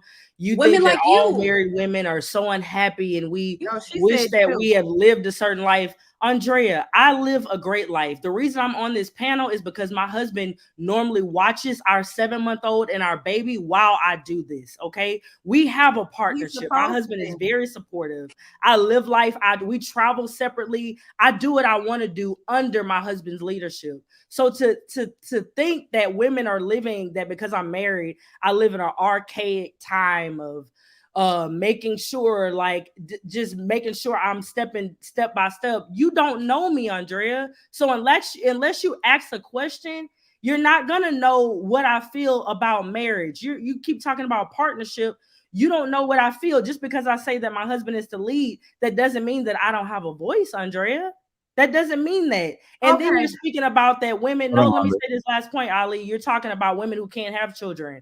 I had a miscarriage. So you're talking about, oh, I feel and look down on women. That is so incorrect, my dear. Every woman cannot have a child. I know that I have tons of women around me who have tried to have children for years and who have not been able to do so, or they've had to spend thousands of dollars on in vitro. So please do not assume that you know my viewpoint when you have not asked me my viewpoint. Don't stick something on me saying that I'm bleeding on women and I want women to get in line to have children, because I know all women can have children. What I was talking about is our rightful role in society, within society. And that is side by side with men, whether we're married to them or not. It is not a gender war. It's supposed to be a community that you guys are talking about. So I'm passionate. I promise you, my dear, I'm not angry. I'm not angry. I do feel that you have a lot of assumptions about me. So that's why when I talk and I address you, I really think it's from assumptions that you have instead of really like, okay, let me get to know Casey. Let me get to know Casey for who she is. I'm not in my 40s. I had children at 30. I got pregnant at 37. Me and my husband was married for 7 years before we had children, before we even tried children, because we were enjoying life, Andrea. We didn't have children right after marriage. We enjoy life. We're friends. We have fun. So marriage is not this, oh my God, what did I do? I hate my life. That's not everybody. I promise you, it's not everybody. It feels like I feel like maybe the misconception that I have about you is I feel like every talking point that I make, whenever you speak, everything that I say results in the whole ending of our community. Like me deciding that I want to go on a journey of individualism and I want to do the things that I want to do. And I'm putting myself first before I choose to make a commitment that I'm not ready for and that I don't feel like is something that's beneficial for me at this time, always results in the end of the community, or results in me not aligning myself with God or aligning myself with men. And I feel like that's just really unfortunate. Everyone has their own paths. If people choose to get married, I can respect that if that's their choice. But I also have friends who look at me and tell me, wait to have kids, give yourself time, wait to get married, give yourself time. And I feel like most of the time, women who are like you and with your talking points tend to look down on women like me for whatever reason. I don't know why that is, Andrea, but I don't. it's not going to destroy the community if I choose to not get married. Andrea, listen to me. I don't look down on you. I have tons of single friends. I do not look down on you. And I'm saying this because I want you to know my point of view, and I want you to see where I'm actually the points that I'm actually talking from. Don't assume that every single person is alike or every married person is alike. We're not all alike. We don't live identical lives, right? I know in this YouTube social media world that a lot of people say the same talking points, but you got to break it down and really find out exactly where people are coming from. And I'm telling you right now, I come from a place of love, education, and sharing my experience in this world, because I want people to know that things are possible. I want people to know that Black love is possible because I've experienced it, because my parents have it. It's not from a point of, oh, look what I got. Oh, you wish you had it. That's not how I was raised, and that's not in me. Right? The same way me being a young Black girl dancing for 3 professional teams, the NFL, the NBA, and the AFL, I share my story. I talk to young girls to say, you don't have to have nobody in front of you to do nothing for you to say you can do it. You don't have to come from a family of marriage to jump to know that you can be and have a successful marriage. You don't have to have that background. You know what you have to have? Patience and the will to do it. The will and desire to do it. No one's ever really, that Wale song says it. No one's ever really ready for marriage.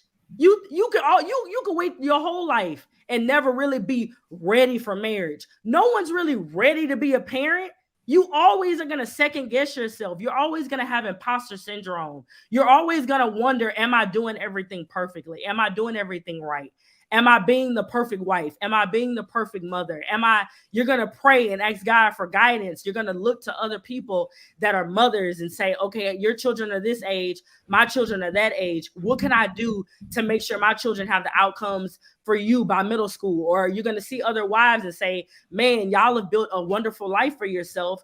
How did y'all do it? Y'all started from humble beginnings. How did y'all work together and build what you have now?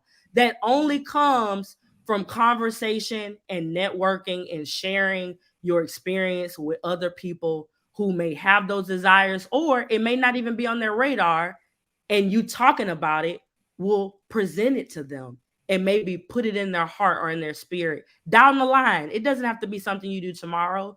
So I'm speaking to you, Andrea, but just to everybody, I want you to see that just me speaking on this panel is just for me to share my experience. It's not for me to compare myself to anybody here. It's for me to bring and talk about my point of view, just like everybody else is. And I appreciate you listening, because it seems like you're receiving me differently just from that last little piece.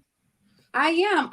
It's not that I feel like sometimes our messages can get lost in the delivery, and I feel like sometimes you may disagree with the points that I have as a woman who prefers a more liberal route and embracing myself and loving myself before I can love someone else, and really learning about myself and the things that I've been through, and getting to a place where I feel like I'm in a healed space where I can share love with somebody else. So until that time comes, it's okay for me to be on that journey alone and to be normal, or to have a purpose and to feel fulfilled and not feel like God is neglecting me because I'm not married.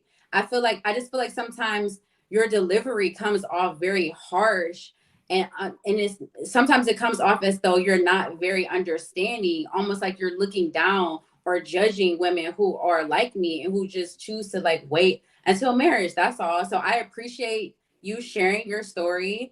All of us here on this panel have a story to share. I just think that it's important for us to respect each other's story and respect the fact that we all have different walks of life, and we're not going to see eye to eye, but it doesn't make anybody better, or it doesn't make anybody less fulfilled or not have a purpose. We're all just learning life a different way.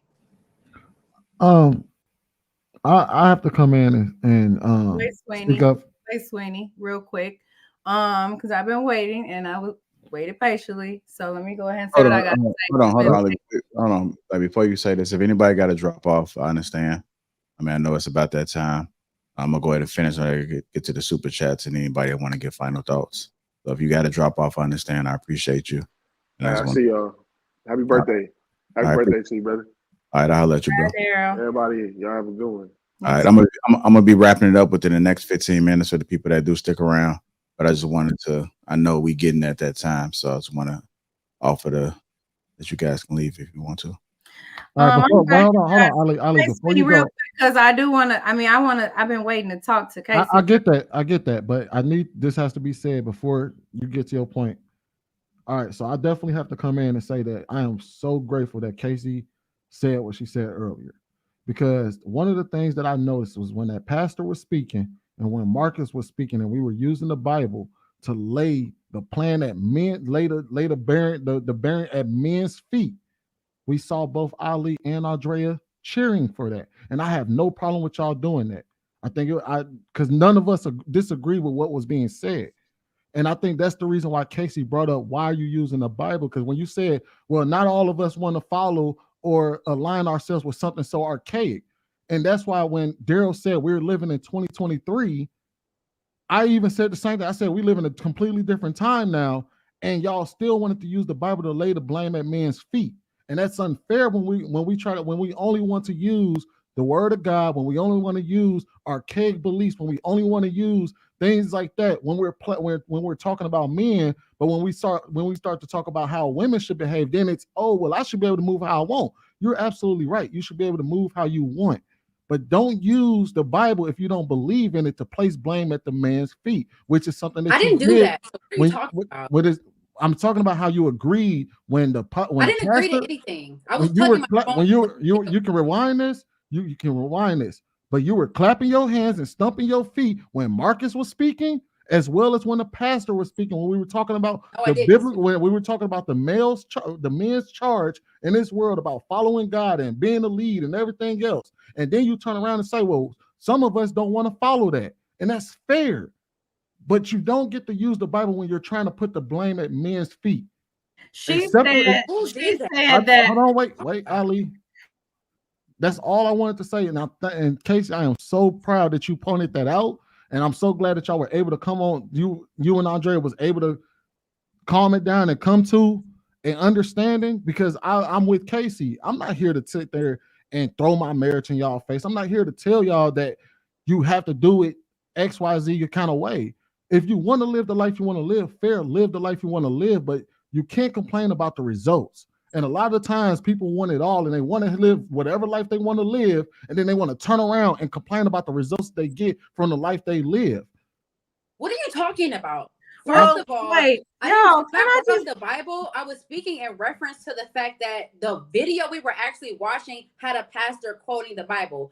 Myself, I tend to be a liberal thinking person, but if we're going to use the Bible as a source of topic, it is okay for me to give my opinion and the information that I know growing up in a religious household. I didn't lay any blame to any man at all. I didn't say that you did. I didn't say that you did. I said that when I didn't say that you did. I need you. Hold on, Andrea. I need you to understand. Let us finish, and then you can clarify after you finish. Go ahead. I've been pretty jovial this whole conversation up until this point. But when Marcus was talking, when Ali was talking, when a lot of people were talking that had some viewpoints that I could kind of relate to, it's okay for me to agree with them to some extent. Nobody laid the Bible on the line and said that men were to blame for anything. So I feel like you need to stop trying to say stuff for the sake of argument and trying to be relevant in this conversation that actually has nothing to do with you. And I think you should just allow the ladies to just speak freely without stepping in to try to criticize us as women. I didn't criticize you. Hold on, Ali. Hold on, Ali. Let's win dialogue. I didn't say that you said anything. I said when Marcus and that pastor was laying the blame at men's feet for the position of our community, they were quoting the Bible and they were using the Bible and they were using God as the reason in our charge. You were agreeing with that, which you just admitted that you also. No, I was not. I wasn't even. Let him finish. Andrea, let him finish the same way I told him. You were agreeing with that. You were clapping your hands. You gotta let him finish, Andrea. You were clapping. No need to get aggressive. I'm not trying to get aggressive with you. This isn't an argument. I'm not trying to get aggressive, but anybody can rewind the tape and see what you did, and it's fair. Nobody's arguing with you because we all agreed that the pastor was correct. We all agreed that the pastor was correct. So, and that's the reason why I said what I said when I said, okay, then what's women's charge?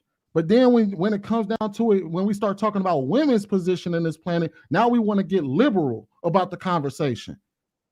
That's why Daryl had a problem with it after the fact, and that's why a lot of people have a problem with what Marcus said, is because in 2023, we can't live by the Bible and then have a group of women that want to live liberal and not align with it.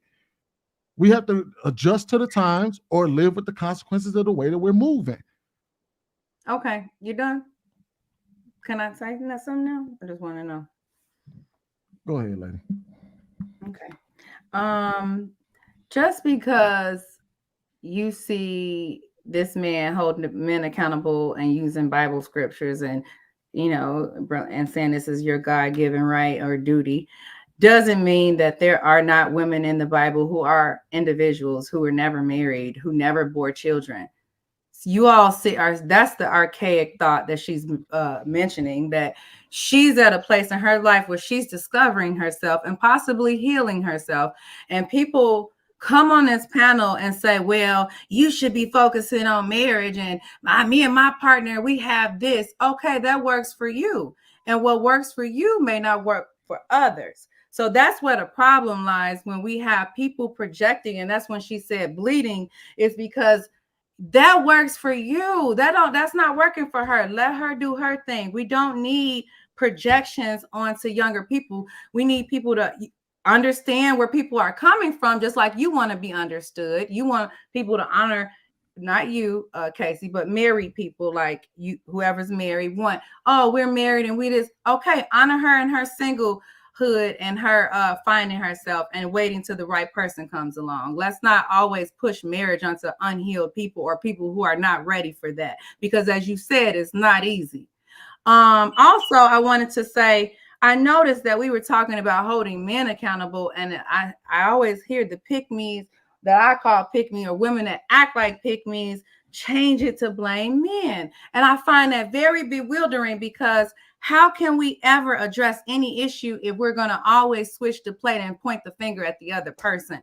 We are talking about holding men accountable as leaders in our community, in which we were clapping on. Marcus agreed. And then we switched it to how women are not ready to be led, and women aren't this and women aren't that. And as you said, Sweeney, you told me earlier, you said, don't worry about the men that aren't ready for me and aren't good enough for me. Worry about the good ones. So you shouldn't be worried about women who aren't ready to be led. You should be worried about women who are ready to be led, like your wife. So we need to be staying on topic about men being held accountable. I think. Then I'm not done. Go ahead. I did wait. Go ahead. And we need to be talking about why men. The title is "When Men Fail, Then Women Take Over." And the pastor said that Adam was working and he's the leader. Then Eve came. So why can't we stay to that? Y'all love to say, "Oh well, yeah, we need to be leaders," but women, what do y'all need to do? That's not the subject. When we're on women, then we could talk about them. I wanted to hear what y'all plan on doing to lead, and y'all can't even facilitate that without blaming a woman. Well, and I'm sick and tired. I'm sick and tired of people coming on here and projecting and bleeding, like saying, "Oh, I know plenty of married people, and you must don't know married people." And no, just because I speak on topics that affect the Black community doesn't mean it pertains to me. Doesn't mean that I don't know married people. Doesn't mean that I don't support marriage. It just means that I'm talking on a subject. So to personalize and throw jaggers, I hate that. And I'm glad I'm gonna end on this, because I know, Sweeney, you thirsty to go ahead. Yes, I am. Please finish. I know, thirsty. Avant. I'm very glad that you ladies were able to talk it out. And I know we've been on panels before where it has been discourse, and it seems like we got some type of understanding where you actually could probably understand where Andrea is coming from. She's healing, she's finding herself, and she's dating and courting and vetting the right man for her. And if he comes and she's ready and he's ready, perfect timing, it's going to work. But let's not let's not degrade or make her feel bad for that process. And then I did feel offended when you had said, oh, it's a woman's right to bear children, because like Andrea pointed out, there are women that can't bear children. So if it was their right to bear children, I have a niece who had to go through hell to have a child. And what are you referring to? When you said that it's a woman's right to bear children, I'm telling you, I didn't say that. Yes, you did. You said it's a woman's duty to bear, to reproduce. Did she not, Andrea? No, I didn't. I was talking about duty as in within the community. I was talking about a lot of things, but I didn't put those two things together. You did, and I'm telling you, I said that that's one of the things that God put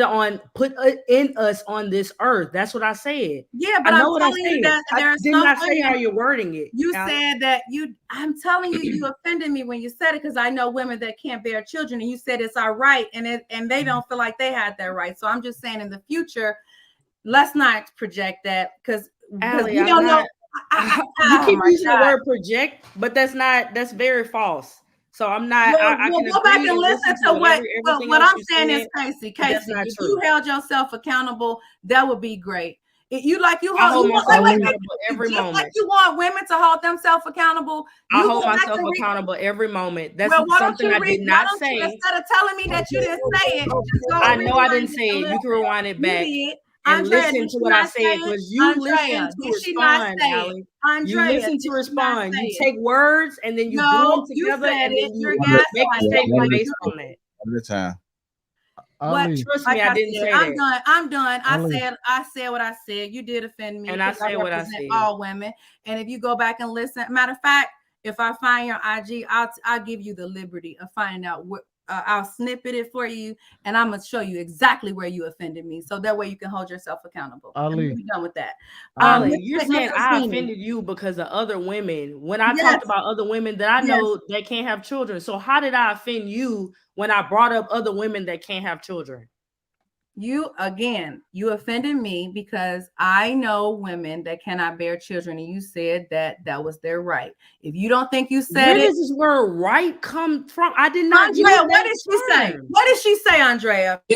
A duty. That was our duty. And I stated many things, you guys. I stated and that one thing that you stated that you're trying to calculate and you're trying to gaslight me out. You said it was our duty to bear children. Oh, I'm trying to gaslight you. When I was speaking in general, I'm telling you that word. I was speaking in general, and you're feeling that I gaslighted you. No, you didn't even talk when you spoke in general, saying that it's a woman's duty to bear children. That offended me. That's it. It's something that God put it within us. Did He not? Did no, God not not all put in us women. Not the all ability women to can carry bear children? No. Do most women have do women birth children? Is that a yes or no? Do women birth children or do men birth children? It's not their duty. Do women birth children or do men birth children? All right, wait, hold on, Casey. Hold on. So what is a woman's duty? What is a man's duty? That's the topic. We're talking about men. If you don't have a biological imperative to procreate and replace the people who replace and work the resources on this earth, what is your duty? I said it in the super chat. What use does the world have for a single childless woman? Can anybody tell me? Who are you to ask that question? Who are you? You want to answer my question first. By answer my question first, and I will answer yours. What use? Listen, hold on. I'm not cruel enough to say the world has no use for a single childless woman. I'm saying nobody has found out what it is yet. So I need y'all to tell me. We don't owe you an answer. Who are you? We don't know. Because you can't answer it. Answer. Who are you? You can't answer that shit. Now that's what you call gaslighting. You got a problem with one thing, but you can't give the opposite and opposition of the solution. Here's the thing. I have an answer. Dangerous. Y'all are dangerous. Here's the thing, though. I find I have an answer. Go ahead, Paris. I'm gonna go after you. I love when Paris answer. Go ahead, Paris. Give us some. So, as a single childless woman, I would say that my duty would be to help aid my family where they need assistance. I help with the kids. I help financially. I know that that's something that takes people aback, but I do. A lot of times my time is not my own. You know, I'm a friend, I'm a confidant, I'm a parent at times. You know, I'm a reliable resource. I'm taking the kids to school. I'm going grocery shopping for the other women and men, you know, I'm helping out where need be. Even for my male cousin, he's single. I cook for him. You know, that's my duty. It's servitude. Paris, did you hear me say, not to interrupt you, but when I was talking, I know you listen very carefully. Did you also hear me say when I was talking that I said women's duty within society and community? I said outside of their spouse. I said outside of men that they may be married to or in relationship with. Did I not say that? I will also say, because I, along with Marcus, knows Casey personally. That's one of the most supportive women that I've ever had around me. Like every time we talk, we literally text about every other day. And every time she ends the conversation, it's just let me know if you need anything. So, I mean, as a single childless woman, I mean, I understand we perceive things differently.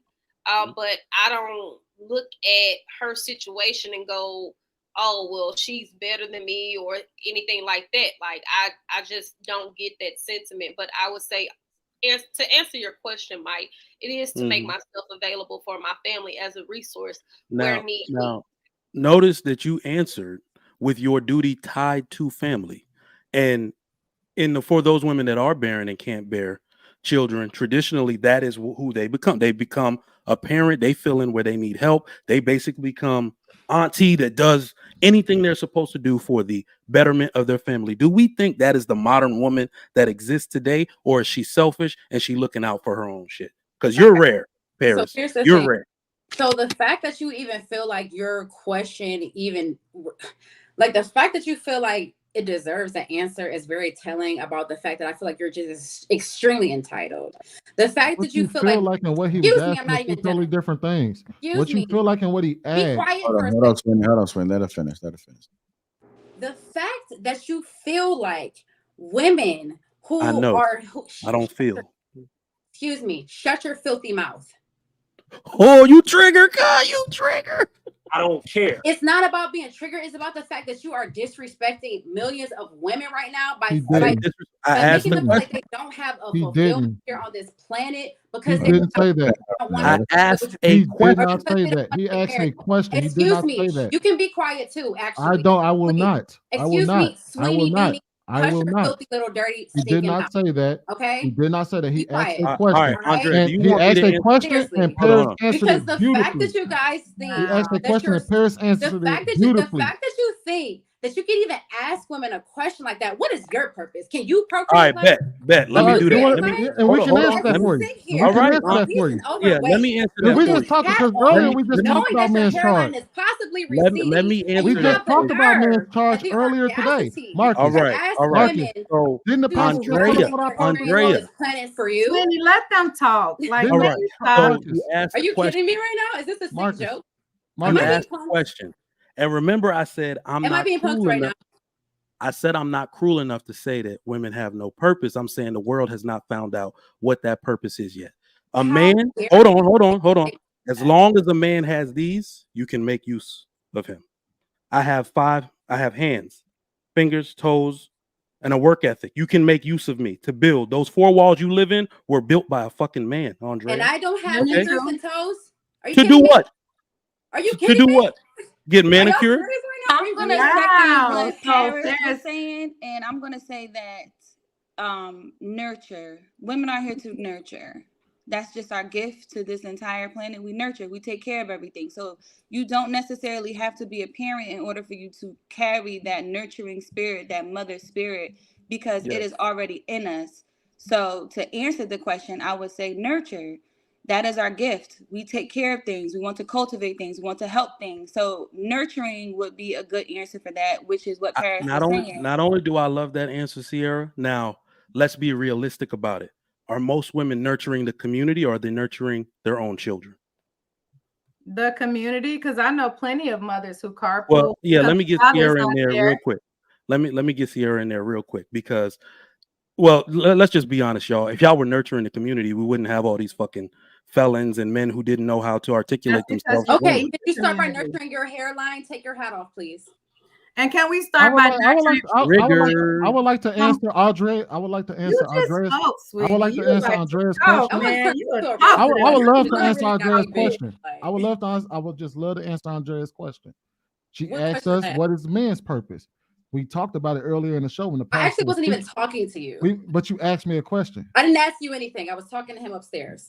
Yeah, let him go. Let him go. Let him answer. No, We talked about it. We talked about it earlier. I don't have to actually answer the question because we literally answered it earlier in the show when we all said that we agree with the pastor and Marcus when he told us what our charge and our purpose was on this planet. That's our purpose. That's our purpose. Okay, thanks for sharing. Mike, could you answer my question since you wanted us to answer your question? I think he answered it too. I already answered your question. We don't need you to You speak. already answered. He said that he can Okay, build. okay, all right. So wait, so real quick, I want to answer Jack because y'all fellas, y'all talk a lot, and it's hard to talk over you. Can I say something? I just want to say, Sure. I feel like when you ask a woman, "What's your purpose besides giving birth?" or if you're not giving birth, what is your purpose? You're basically equating her worth to her vagina and what can be produced from it. And that's the problem in our community today with the Black woman and the, pardon me? That wasn't his question. Was not his question at all. I'm not on the question. I don't have to follow your schedule, baby. I'm talking about what I want to talk about. Let me say what I gotta say, you little catty cats. Y'all Are you talking about? Are you questioning my gender or my? I'm saying you catty. You all right, go ahead. Let me finish. Go ahead. Finish up. I don't believe it's being catty. Chatty. That's what they call her. I don't believe that's what that is. I think you Kathy, whatever. But I don't believe that's what that is, though. Okay. So what I gathered from the question is you're equating a woman to what she could produce from her vagina, and if she cannot, then you're basically like, what else can you do? And I feel like that's why I took it, and I'm pretty sure that's how she took it, and the rest of the women. But that's the problem, because if you don't think you can have sex with us or procreate with us, you don't see value in us, and that's why our Black community is having women and people coming on a panel saying, "Oh, women need to do this and women need to do that. Women ain't doing this and women ain't doing that," because you look at us as sexual objects. What else do we do? Hold on, Sweeney. Because you said you asked the question. All right, I'm going to accept that. She's not done. Oh my God! If I could just land each plane with my, y'all let Casey talk for 10 minutes, even though she barely talked though. She barely talked. But I'm just saying, y'all to interrupt her. Y'all show her so much respect because she loves y'all so bad to where we trying to hold y'all accountable. Go ahead, finish up. Go finish up. I'm trying, but your big butt is keep interrupting. And this one down here, you gotta stop doing that. You gotta stop doing that. The Lion King doing all this, baby. You gotta stop doing it. Baby, you can have it. You like to have attention in the show. You need it for energy. You're a vampire. You need it. So go ahead. I'm gonna accept what you said about men needing women or needing your vagina. I'm gonna accept that. Now, that's fair. I think that's very fair. So I'm gonna ask you, Ali, this time. What use does the world have for a man that doesn't work and doesn't produce? A man that doesn't work or produce, what does that have to do with equating it does the world have use of him or no? Okay, so wait. Let me say this. So you're trying to say, because you want me to answer, and my answer is a little bit not yes, like that. Okay. So you're saying that men are supposed to work. If they don't, then they're probably useless. So why can't women work? Oh, our only thing is to give birth. We're not even seen as workers now. You're making a lot of assumptions. I haven't said anything. I'm just asking questions. You're implying, and I'm an intelligent being. You don't have to say things to imply, baby. I'm just asking questions. No, I'm saying, so you're basically saying if a man don't work, he ain't worth shit. No, so I'm asking. So a woman's worth can be a multitude of things. I think you think won't even answer. So do you see worth in a man that doesn't work and doesn't produce? Do you see worth in a woman that doesn't produce children? Like I don't. I unless she is dedicated her life to her family, then no, I don't see any worth in that woman. Okay, and that's the answer. So you don't see any worth in a man that doesn't produce, or are you just basing your answer off of I what he see said? worth. Let me tell you something. I see worth in every individual. I see worth in a crackhead. I can learn something from a dummy. I can learn something from a dummy, and I'm not too ignorant and too high on my horse to think that I'm above anybody. That's why I speak on these topics. I don't live in the hood. I don't know people hardly, but I'm still speak on it. Jesus Christ. Help a Lord. Help a Lord. Come on, baby. now. I don't know who you are. But ultimately, my point is that we all have a role that we got to accept. We all have a biological imperative. Let's be real. Most men can have kids. Most women can have kids. And that's what you're aiming to do. Now, my point on this, especially when it comes to women, is that the point that Andrea was making about not all women need to be married and whoop-de-whoop. We got to start keeping that on the hush. That's what everybody else does in their respective culture. We don't really talk about the people who are what is it called, spinsters, and the people who don't desire to be married, because remember, marriage is for y'all. It ain't for us.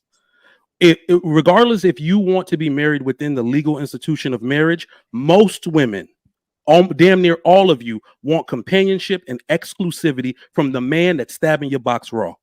Okay? Like, what else are we talking about? You're going to want an exclusivity contract from that man or woman. What about you? You don't want that? You think men don't want that? I'm married. I'm done. I'm out the game. And why are you assuming men as a whole? You think men don't want a marriage because men live longer in marriages? No. Men live longer in marriages and they benefit over a woman. We die when we get married. Marriage is for you. We do marriage for our kids. I mean, look at it. We and have our kids. Shorter lifespans. I'm not trying to say married women are going to die, but we do have shorter lifespans. Married women don't live as long as single women. I'm not arguing. I mean, I'm not arguing with that. What I'm saying is, men don't sit around the sandbox saying, "I can't wait to be a husband one day." We find a woman that's so deserving that we can honor with that title because we got to give it to her. That's how we want to restore and maintain her virtue, by putting a ring on her finger. And when she has our children, you don't want to do it, but we force you to do it because we give you no other choice. That's not what he said. That's not what he said. No, it's what he said, that we find a woman that you can't help but to want to marry her. But meaning like what I mean is that means that the type of woman that we find, she is so damn desirable, she is so damn helpful, she is so damn everything that you say, I cannot be with this woman and not put a ring on her finger. That's how we feel. We, like he said, we don't sit around and talk about marriage in the same sense that women do. We find good women, and that he who finds a good woman finds a wife. The good woman comes first. We don't say he who wants to be married finds a wife. We say he who finds a good woman finds a wife. And with that being said, Trigger Mike, I get you, bro. We understand, bro. He was not asking that question. He was not asking that question to be disrespectful. He was asking it for clarity. And the thing is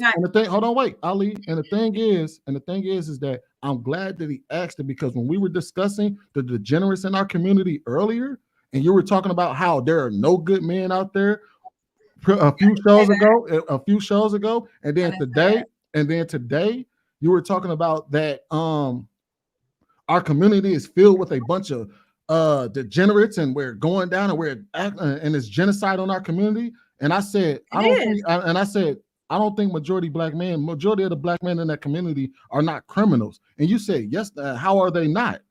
And how do you find that not offensive? To sit there and look at black men and look at a community and say all of those. I open my eyes and I'm offended by it too. I'm not saying it out of a place of, but it's not true. Wait, sweetie, wait. I wasn't done. Majority of black men are not criminals. Yes, they are. Oh, I didn't say that, but she just did it again. She just did it again.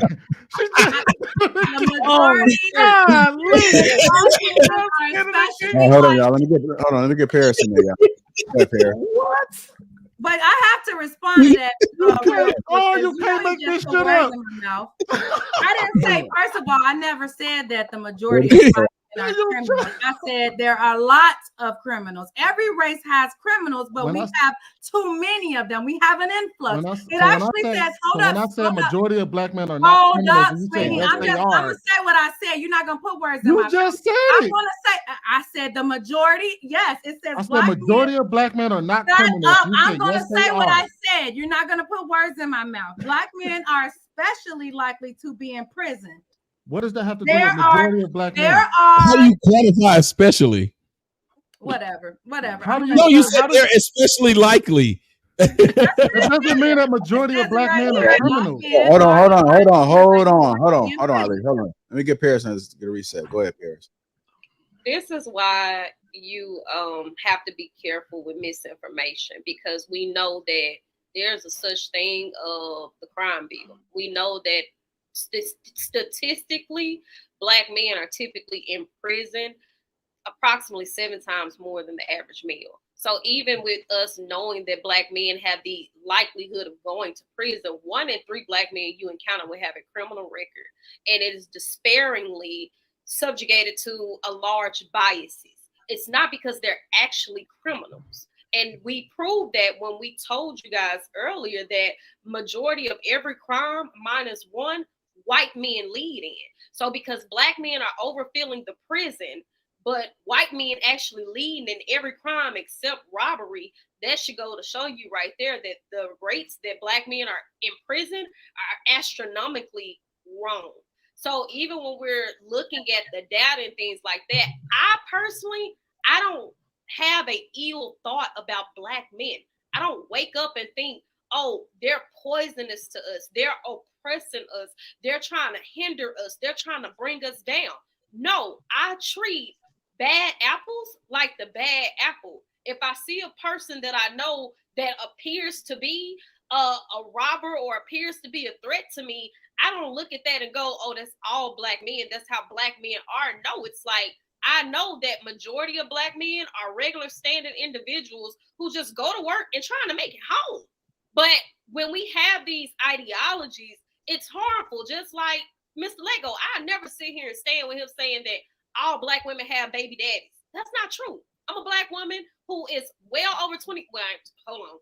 I ain't even 30 yet, but I ain't got no kids. You know, I don't have no ill-gotten degenerate behavior. I'm not outside at the club every weekend, and I make damn good money. You know, but when we're talking about this individualistic mentality, if the ideology is where we're moving to, which you can't negate it, black women are not having children no more. Like, that's just not a thing.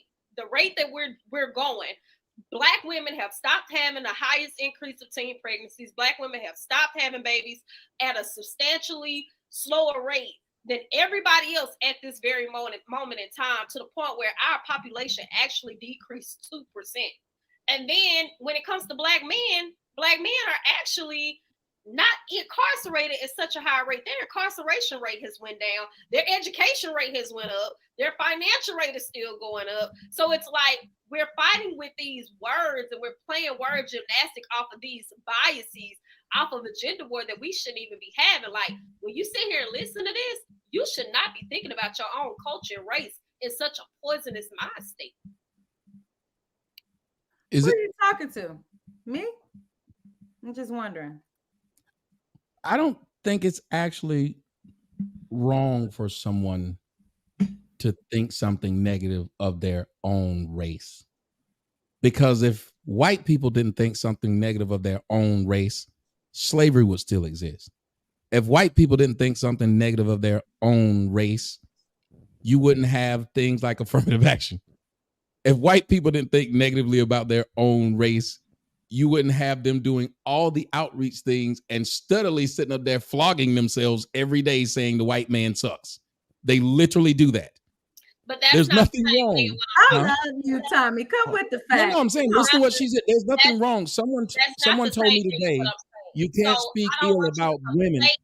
I don't want you to conflate what I'm saying and move the goalposts, because, of course, slavery is literally you having an apartheid with other people and weaponizing other people as a commercialized property.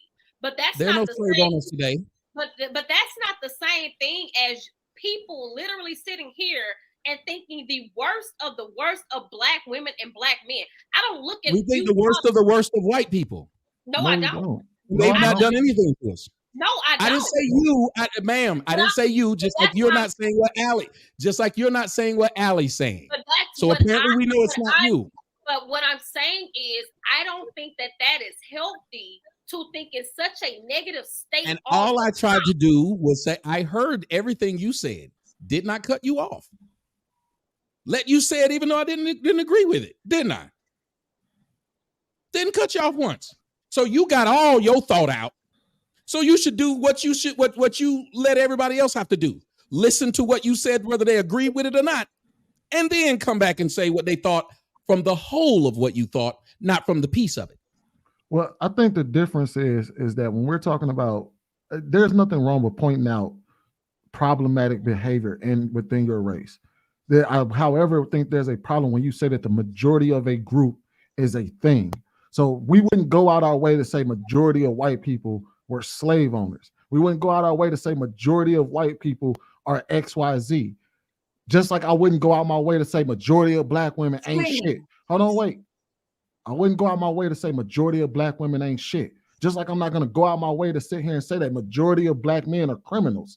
Even when Paradise made the quote, she said 1 in 3. That means only 33% of black men will ever have a criminal record. That means that majority of black men, 66%, will never have a criminal record.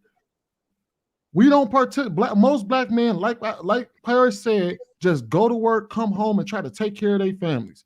That's how we operate. Just like, but what is the problem? But Sweeney, well, how do we solve the problem when we keep focusing on the 66%? Hold up, so we're the best at it too. Don't let that part slide. We the best. They never let me finish. Tommy, I think the problem is that we don't highlight the 66%. That's the problem. All we want to do is highlight, and we celebrate the 33% of the degenerates in our community, and we never highlight the Caseys, the Trigger Mikes, the Lapeefs, the Sweeneys, the Paradises. We never highlight those people when it comes to these conversations. So we never shine our light. All we want to do is focus on the negative, whether we're focusing on it in a way of all we want to do is talk shit about them, or we focus on it in a way where all we want to do is celebrate them.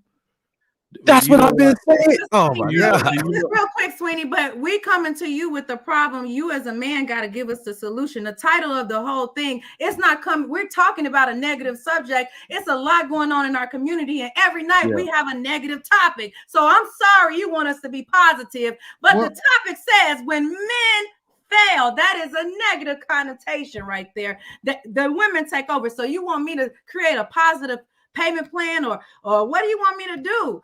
This is the issue for men, and you as a man need to come with resolutions and stop whining like the resolution is go with the 66%. That's the resolution. The 66% move from the hood and are not represented. Then move from the hood with them. So here's the solution. Trigger. Let me get Marcus in there real quick. He's been quiet. Go ahead, Mark. So, man, that's a lot. The truth or reality is, if you look at like an eyeball, right, the things you focus on come into your purview and be the thing you can see. So yes, we do need to adjust and fix things that are negative, and they should be addressed, but they should not garner all of our attention and we hyper focus on them. When you do that, especially when we're talking about women, what you do is you feed the beast. Any behavior that you dislike within somebody, you could genuinely change your interaction with them by not interacting with that behavior. Women operate off of attention, positive or negative. It does not matter. Either one is still attention. If you would like for a woman to act in the way you want, if all men ignored all the women that acted the way that we don't like or this, I promise you they would go away. I promise you they will. It's the same reason why I genuinely don't be fighting with if they're doing something I'm not akin to, I'm not giving you no attention. If my child is throwing a fit, I'm walking right past her. Anything that's something I don't want to see, I'm not going to reward it with positive or negative behavior. Now positive reinforcement to negative behavior. Now, there comes a time when something is so negative, it has to be addressed. But those are outliers. That's not the everyday thing. It's not the everyday thing. We got to get to a point where we understand that if somebody take a step towards you, and you want to help them, you willing to take 2 steps towards them so you can hear what they say and provide them with the stuff that's not judgmental, that's not from and even if it's not coming from a judgmental space, the people have to interpret the message that same way. Because you lending a hand, and you always got to remember that people, when they're looking up to you, there can be disdain if the message is interpreted incorrectly. At any time you can offend somebody, so we have to be extremely careful of that at all times, right? But the things you focus on will ultimately be the thing that you manifest. That's all I wanted to say. You'll manifest what you focus on.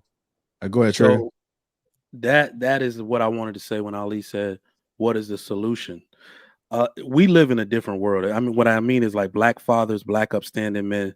We all know each other. We see each other. Our kids do the same activities, so on and so forth. One of the issues that I am finding that I want to help more people with is some of the women who are educated in all of this. The men that they are choosing is a large part of the problem. So when it says men fail, I'll ask which men. The men I know aren't failing that much. You see what I'm saying? Our families are top tier.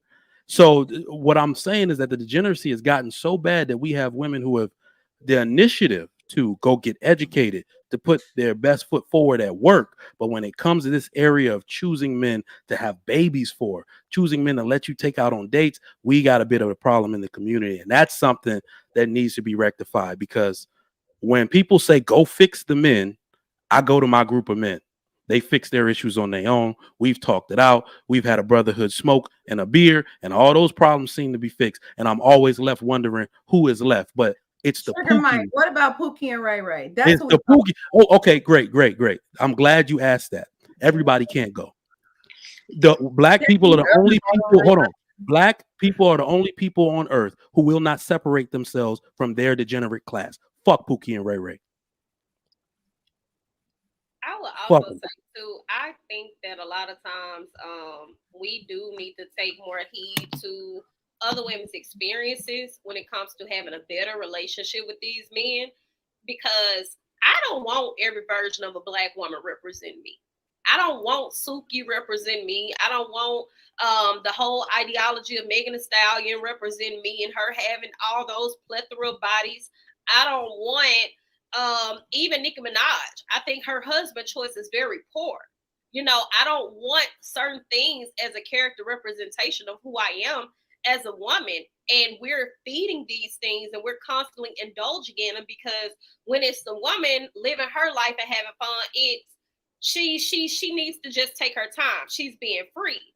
We try to disguise it. And then when she has these terrible situations with men, it's never no accountability there. It's never no autonomy for her anymore. It's completely removed, although she was out having fun, living her life.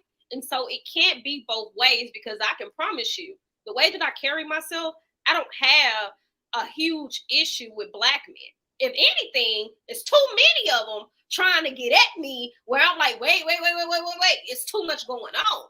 But I don't have constant issues with black men berating me. I don't have constant issues with black men talking at me or talking down to me. So my perception of black men is not warped whatsoever. As soon as I came on here, I complimented them.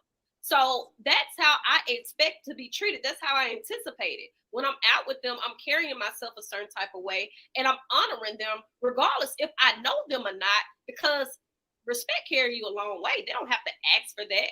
But all in all, we also have to look at the fact that it's a lot of women making poor choices, going to stand in front of conversations they shouldn't even have no say-so in the first place. If you're not learning anything, you keep picking the same type of terrible men. You keep telling us about how terrible these men are, and you won't take any correction from yourself.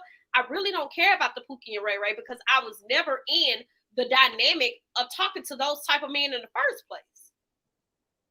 Well, I'm gonna just real quick say this about Pookie and Ray Ray, and I know Tommy got something to say. Just because women who bring up Pookie and Ray Ray's, does not mean they affiliate with them or they date them. You know what I mean? Like, I don't know why Black people have gotten so much like unempathetic of what's going on in our community. Like, I care literally about what's going on in my Black community. I don't have to date them. I don't affiliate caring with, oh, I'm going to date them and have sex with them. And that is a problem. We always want to say, well, I don't care with them because I don't date them, and I don't care about her because I ain't going to have sex with her. No, we have to care about our community, and we got to take it beyond dating and sex. I care about them because guess what? When I'm in a corporate America and I'm the only Black woman there, I need more representation. I don't want to have to always talk about shit they want to talk about, and dogs and cats and all this shit in this Zoom meeting. I want more people who look like me. So in order to do that, I have to reach back and give the tools that was given to me to someone else. So just because we bring up Pookies and Ray Rays does not mean that we date them. I don't even know a Pookie and Ray Ray, but I still want to give back to them, and I'm still going to bring them up in this conversation because the they issue represent. that I have with that, though, Ali, is the fact that the guys that we refer to as Pookies and Ray Ray are still men who need to be held accountable to get up off their ass and go do what the other regular men are doing. So I don't have it in me, as a person who come from rough upbringing, as a person who has seen it firsthand, the violence of the community. I do not have it in me to go and make it out of my circumstances as a woman and put myself on my own path and have a better life for myself, to go and turn around and say, well, let me go care about this man when his only main focus at that point in time is hustling to get enough money for the day and busting up another woman back. So if that's what you want to do, that's perfectly fine. Thank you, Paris, for allowing me to do that. I would just rather put my energy into upstanding Black men who not making excuses because of their environment. I would just rather do that. I thank you for clarifying that, Paris, because I never understood why you would always say, well, you dating them. So that's the difference. I care. I'm empathetic. I actually care. And that's why I'm talking about it. I don't have to date them. I don't have to have sex with them. I don't have to live next to them, but I can still care. I think Ali, we're only 13% of the population. So to have the conversation of Pookies and Ray Rays are not going to be in corporate America with you working, right? Like that's a problem for me, because I just want. We're only 13%. We're only 13% of the population. So if you're going back, I'm just trying to put it. I'm not trying to like down talk. I'm just trying to put things in perspective so you won't feel like, oh my God, what about the Pookies and Ray Rays? And we can't forget about people. We have to keep our perspective. Y'all talked about Sweeney, and you and Sweeney talked about the numbers earlier, right? Y'all talked about how many Black women and what are the percentage of Black women and men that make certain amount of money. So no Pookies or Ray Rays are going to be working beside you out of the 13% of African Americans in the U.S. They're not going to be there. It just is what it is. But Casey, I'm gonna say this. Y'all might not, and I'm gonna end it like this with this last thing. Okay. I understand y'all think that they ain't gonna be there, and y'all don't want to save them. That's fine. I never ever discredited y'all for that. But I would have asked, if I'm on this panel and y'all hear me talking about Pookies and Ray Rays, that's because I love the Black man and I want to see him excel. When we have Mansa Musa worth what, 500, 800 billion, some shit like that.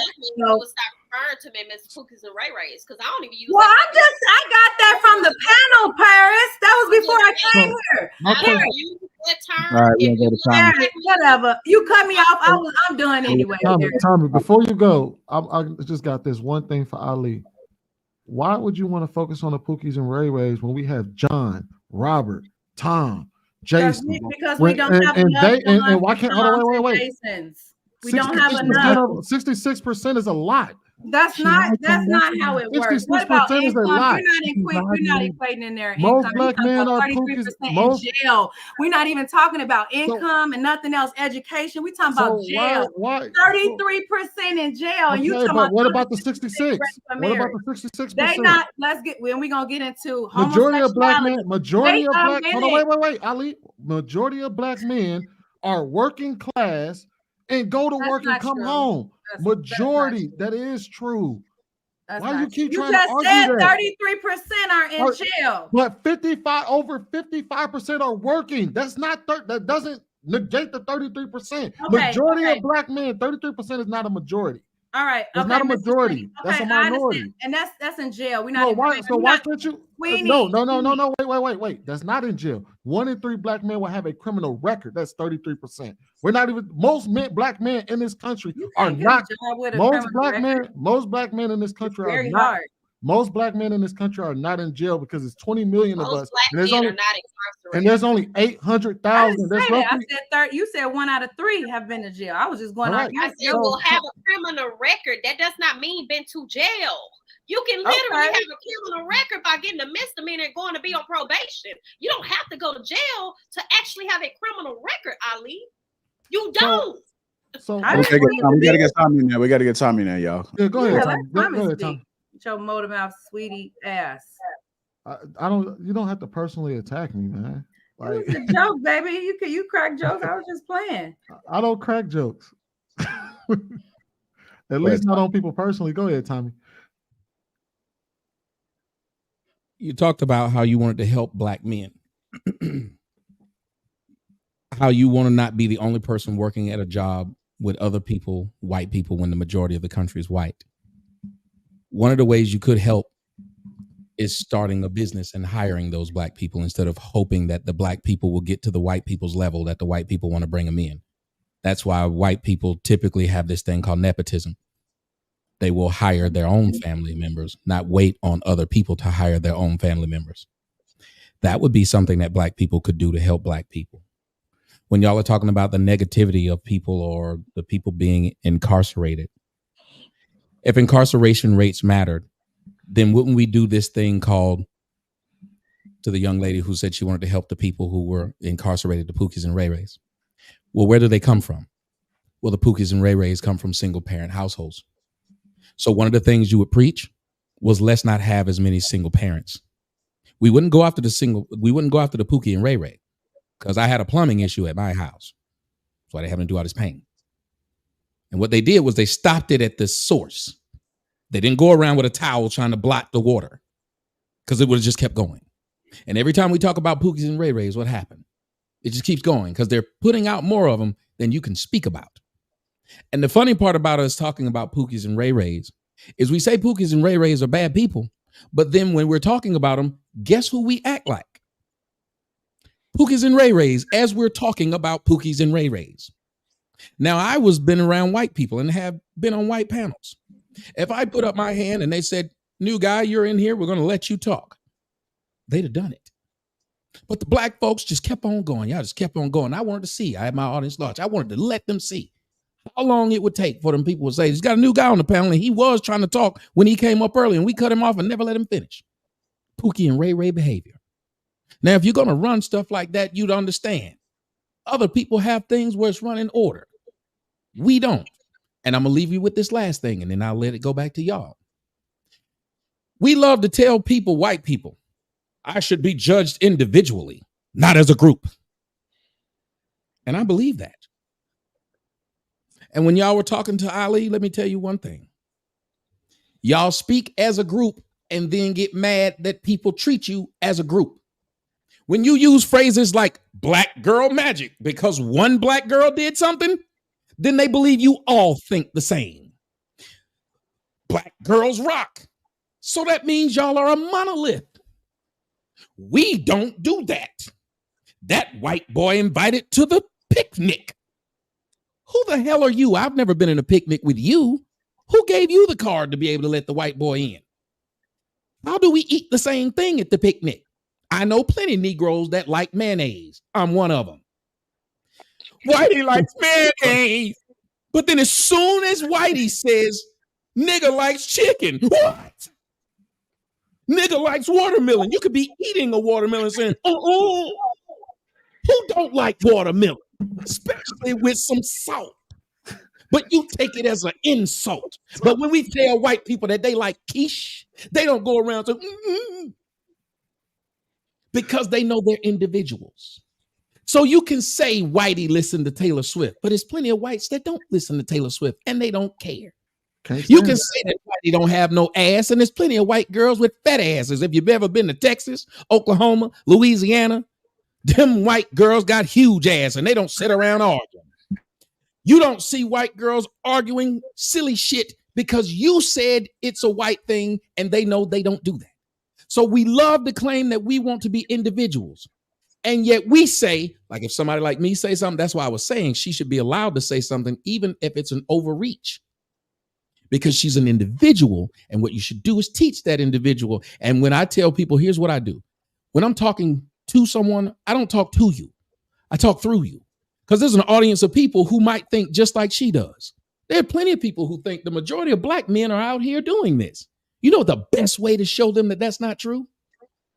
Do the same thing that anybody else does when you want to prove somebody else is wrong. They say the majority of men in Atlanta are gay. It's a very small number. But I have to accept it when I'm out there dating. I show them better than I tell them. We have lost that. Black folks, especially with the advent of the internet, we are a talkative bunch.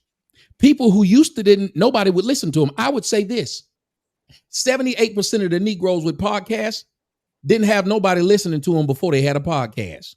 They didn't have no friends. There was a bunch of people coming over to their house on Sunday, watching the game, talking to them. They wasn't the coolest nigga, because if they were, you know what they'd have on their show?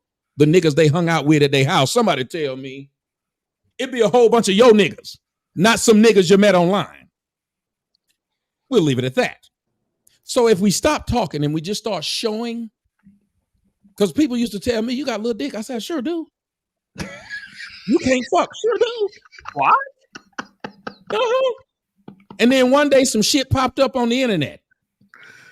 And this girl was doing her show and she said, that's Tommy's dick. See, I don't have to say shit to you, bitch. I'll show it to you. You got the floor. Hold on, Tommy.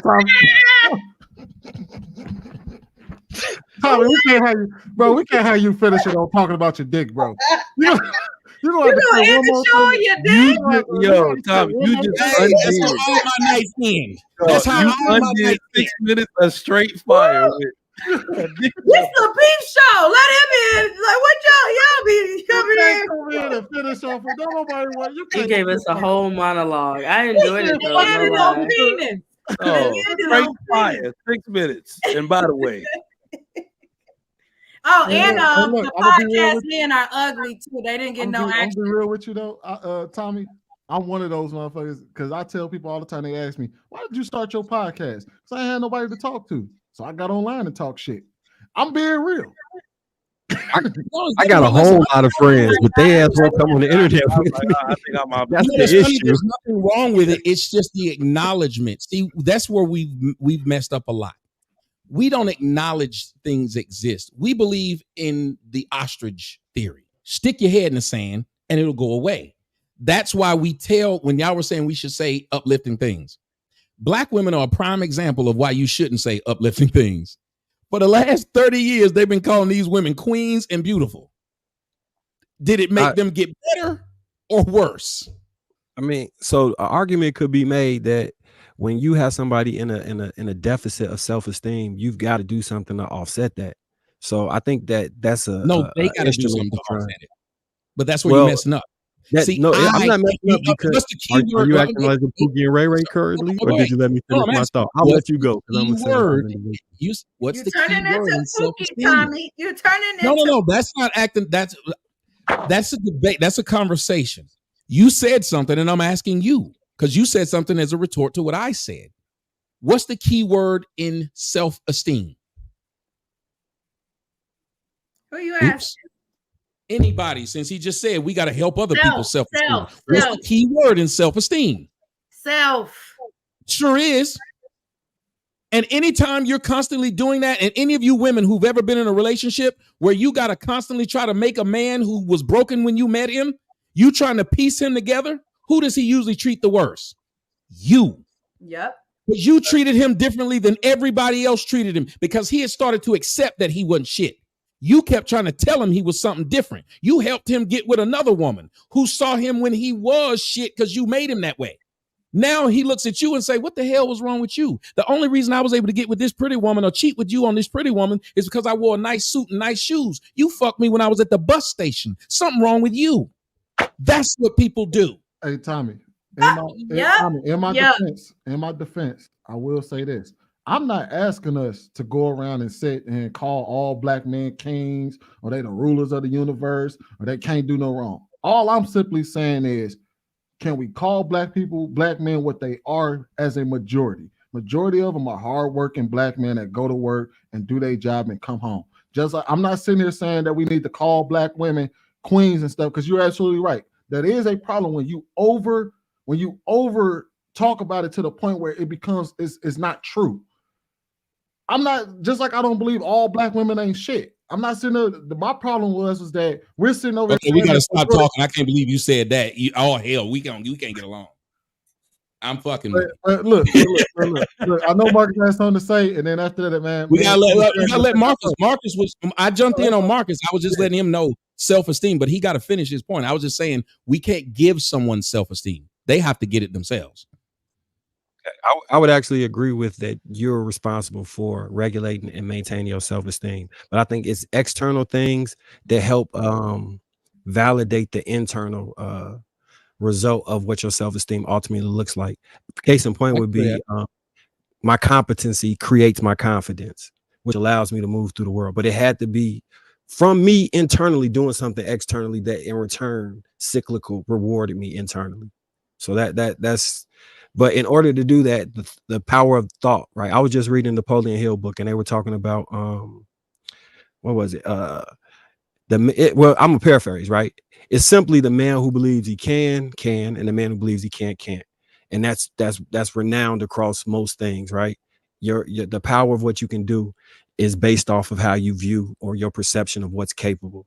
And if we bolster people's self-esteem, it's for the hope that they will find themselves more capable to do other things. Now, can that backfire if someone overdoses on it? Absolutely. I'm not saying that, you drink too much water, you can die, right?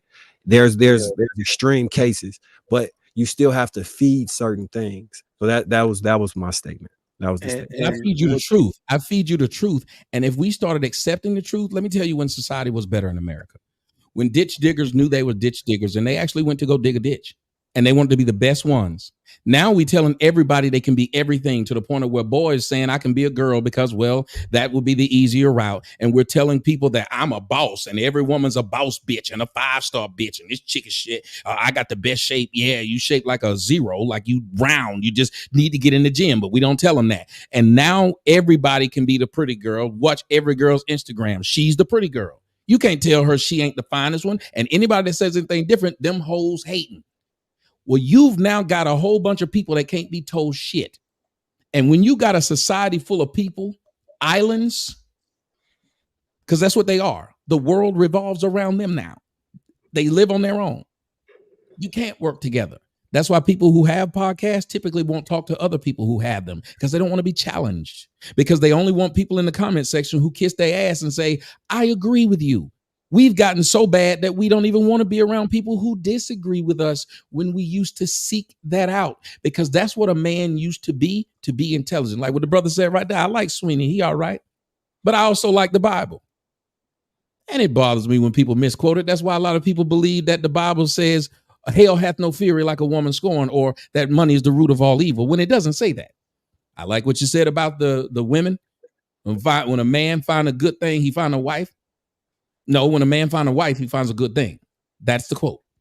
So when you get a wife, you're supposed to know your way around a wife. And how do you know your way around a wife? You got to know your way around God, and God lets you know your way around yourself. And you won't have to find that wife. That wife will join with you. She will connect with you. Just like you might not know what a magnet is. You ever seen a kid? You ever give a kid a magnet? They don't know what it is, but you give them 2 of them and look at their faces when they put them near each other and they go. That's exactly how you feel when you find a good woman. So Tommy, I didn't cut you off, did I? You was finished your statement. No. The power of attraction is 100% real. And I believe, and it's been my anecdotal experience, that I think we all have the ability to manipulate reality, right? but it requires action. Through that manipulation of reality, you can create attractive properties. And when you you know what I mean? And once you attract those things, then you can move forward.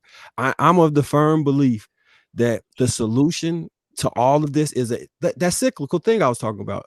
We have to internally fix ourselves, because it's going to be really hard to attack a community at mass and then hope that those communities fix the individuals. It's going to have to radiate outward. So it will have to come from an individual taking self-reflection, and then they form a collective. That's all I was saying. So what we do is we tell people where you are is where you are.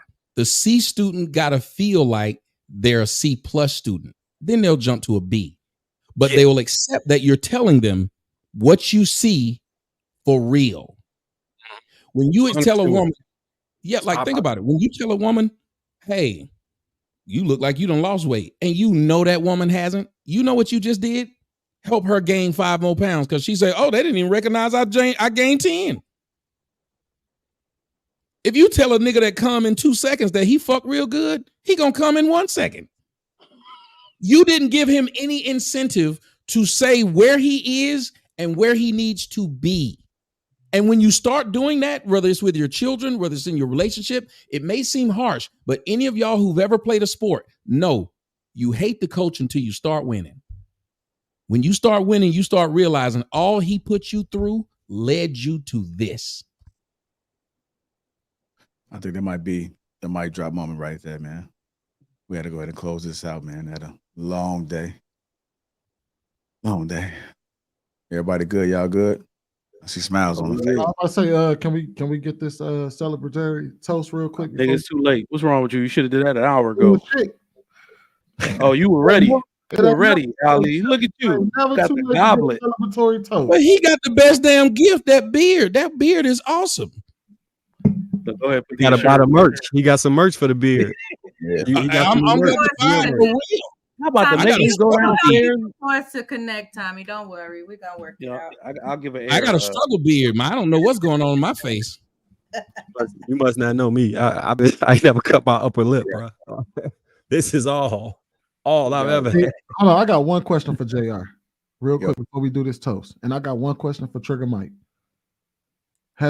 Since I've been doing this show with y'all, have y'all ever heard me say that majority of black women are undateable? I can't recall. I haven't heard. No, that probably was me that heard say that. That was me. That was definitely heard. Tommy, on a 24-hour cycle, I've heard that. I've never said that. In fact, I've been called delusional for saying that I don't believe that majority of black women. Oh, really?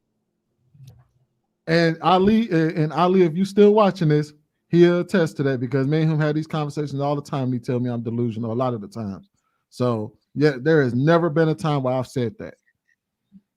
I'm sorry. No, go ahead, bro. But let's get this toast, man. I'd like to say happy birthday to JR. It's unfortunate that he had to spend his birthday on this damn panel with us. Man. I wouldn't have it no other way. But with that being said, man, here's to you, bro. Happy birthday. I don't know exactly how old you are. I think Ali, is that water? 56. 56. Yeah. Here's to you, man. Salute. Salute to you, brother. Appreciate it. That better be water, Ali. I'm like, a goblet. No, it's vodka. Oh, damn. Shit. Straight vodka? Ain't no way you drinking it like that. Oh, shit. You can tell that. Yeah, on my chest, you know. Look, Swinny, I add one caveat to that. I think that all women are dateable, but it's dependent on the man. I think that there's a man that for every woman, the most contentious woman, will pipe down and here we go. Here we go with Marcus. Ladies or men, don't listen to Marcus. Don't listen to Marcus. You're right. When a nigga that's 6'8" is telling you that all women are dateable, that's because he can't find one that won't trip and fall on his dick because he's 6'8". Don't fall for the bullshit. God damn. He's just talking for him. He's saying that he has the ability to do it. You may not have. He said that women you may not have the type of girth he has to be able to do it. He's saying that all women are dateable, so don't put your mouth on them. If you don't like them, move around and let another man come step up to the plate. That's what he's saying. Right, there you go. There you go. All right, we're gonna go ahead and close this out, man. I want to thank Tommy, panel, everybody for participating tonight. The people that fell off, make sure you hit the like button. Also, make sure you subscribe to the channel. I know my birthday is officially over, but it's still my birthday. If that makes sense, and it gotta make sense to you as long as it makes sense to me. And I got the greatest beard on earth. Why? If you're asking why, go ahead and click that link that's pinned to the top of the chat. Make beards great again. With that being said, I'm out, man. Y'all enjoy yourselves, man. I'm sorry I didn't read all the super chats tonight, man, but just excuse me today. It's my birthday. It's a lot of them. It's 78. I can't read all 78. It's right not going to happen. Enjoy the rest of your birthday, JR. All right. I'm going to bed. I got an early morning. All right. Good night, y'all. Good night. Good night.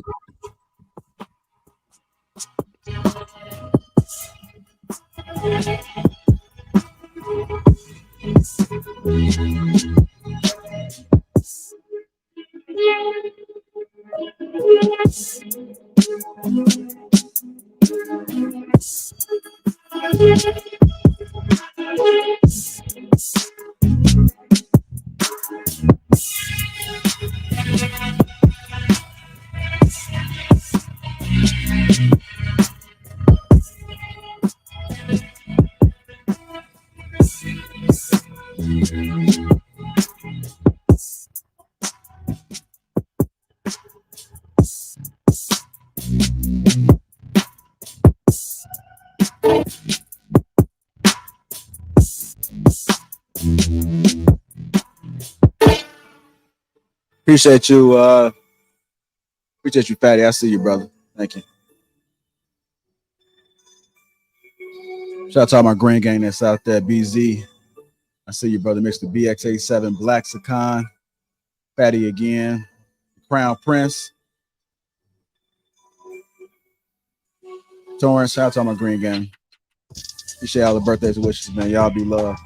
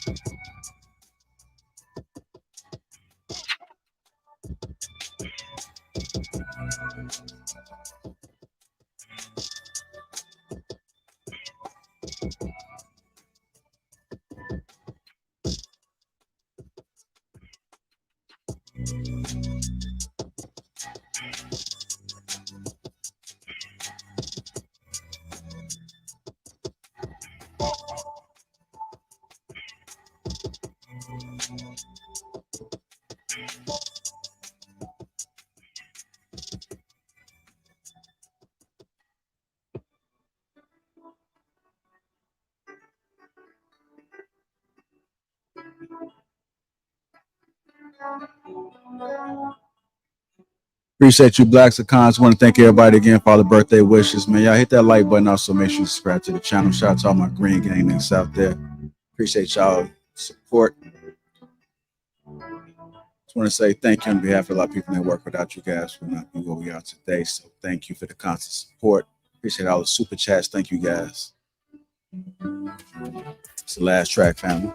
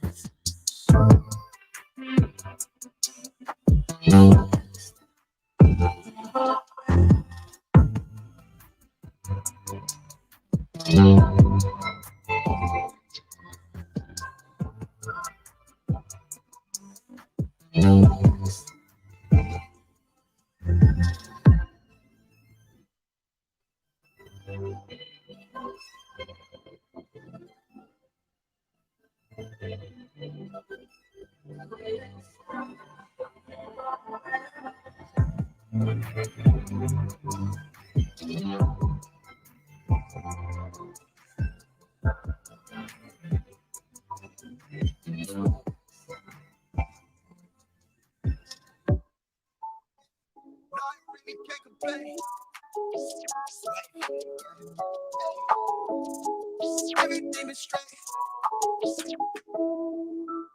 Wave. Yeah. I'm in it for keepsake, in the field with the cleat lace, beat feet with the bare face and a slick tie, that's what she say. She look good, she a big tease when she bite lip with the wink face. Hella bad when she throwing it back, she bring it my way for the team play. For Pete's sake, I'm above average, I padded my stat, I gotta matter what he say. On the 2010, young LeBron James with the backboard, type of bad boy. Hold it down for the task force, if I run his face, then you ask for it. Niggas cross, need to laugh more, I keep it 100 on dashboard. The live show needed passport, cause the beat bounced to the cap torn. Feel like I lived it fast forward, but I asked for it. Misfit, got a quick lit on a crash course from the tattered garment to the tabloid. Fuck how I limited to existence.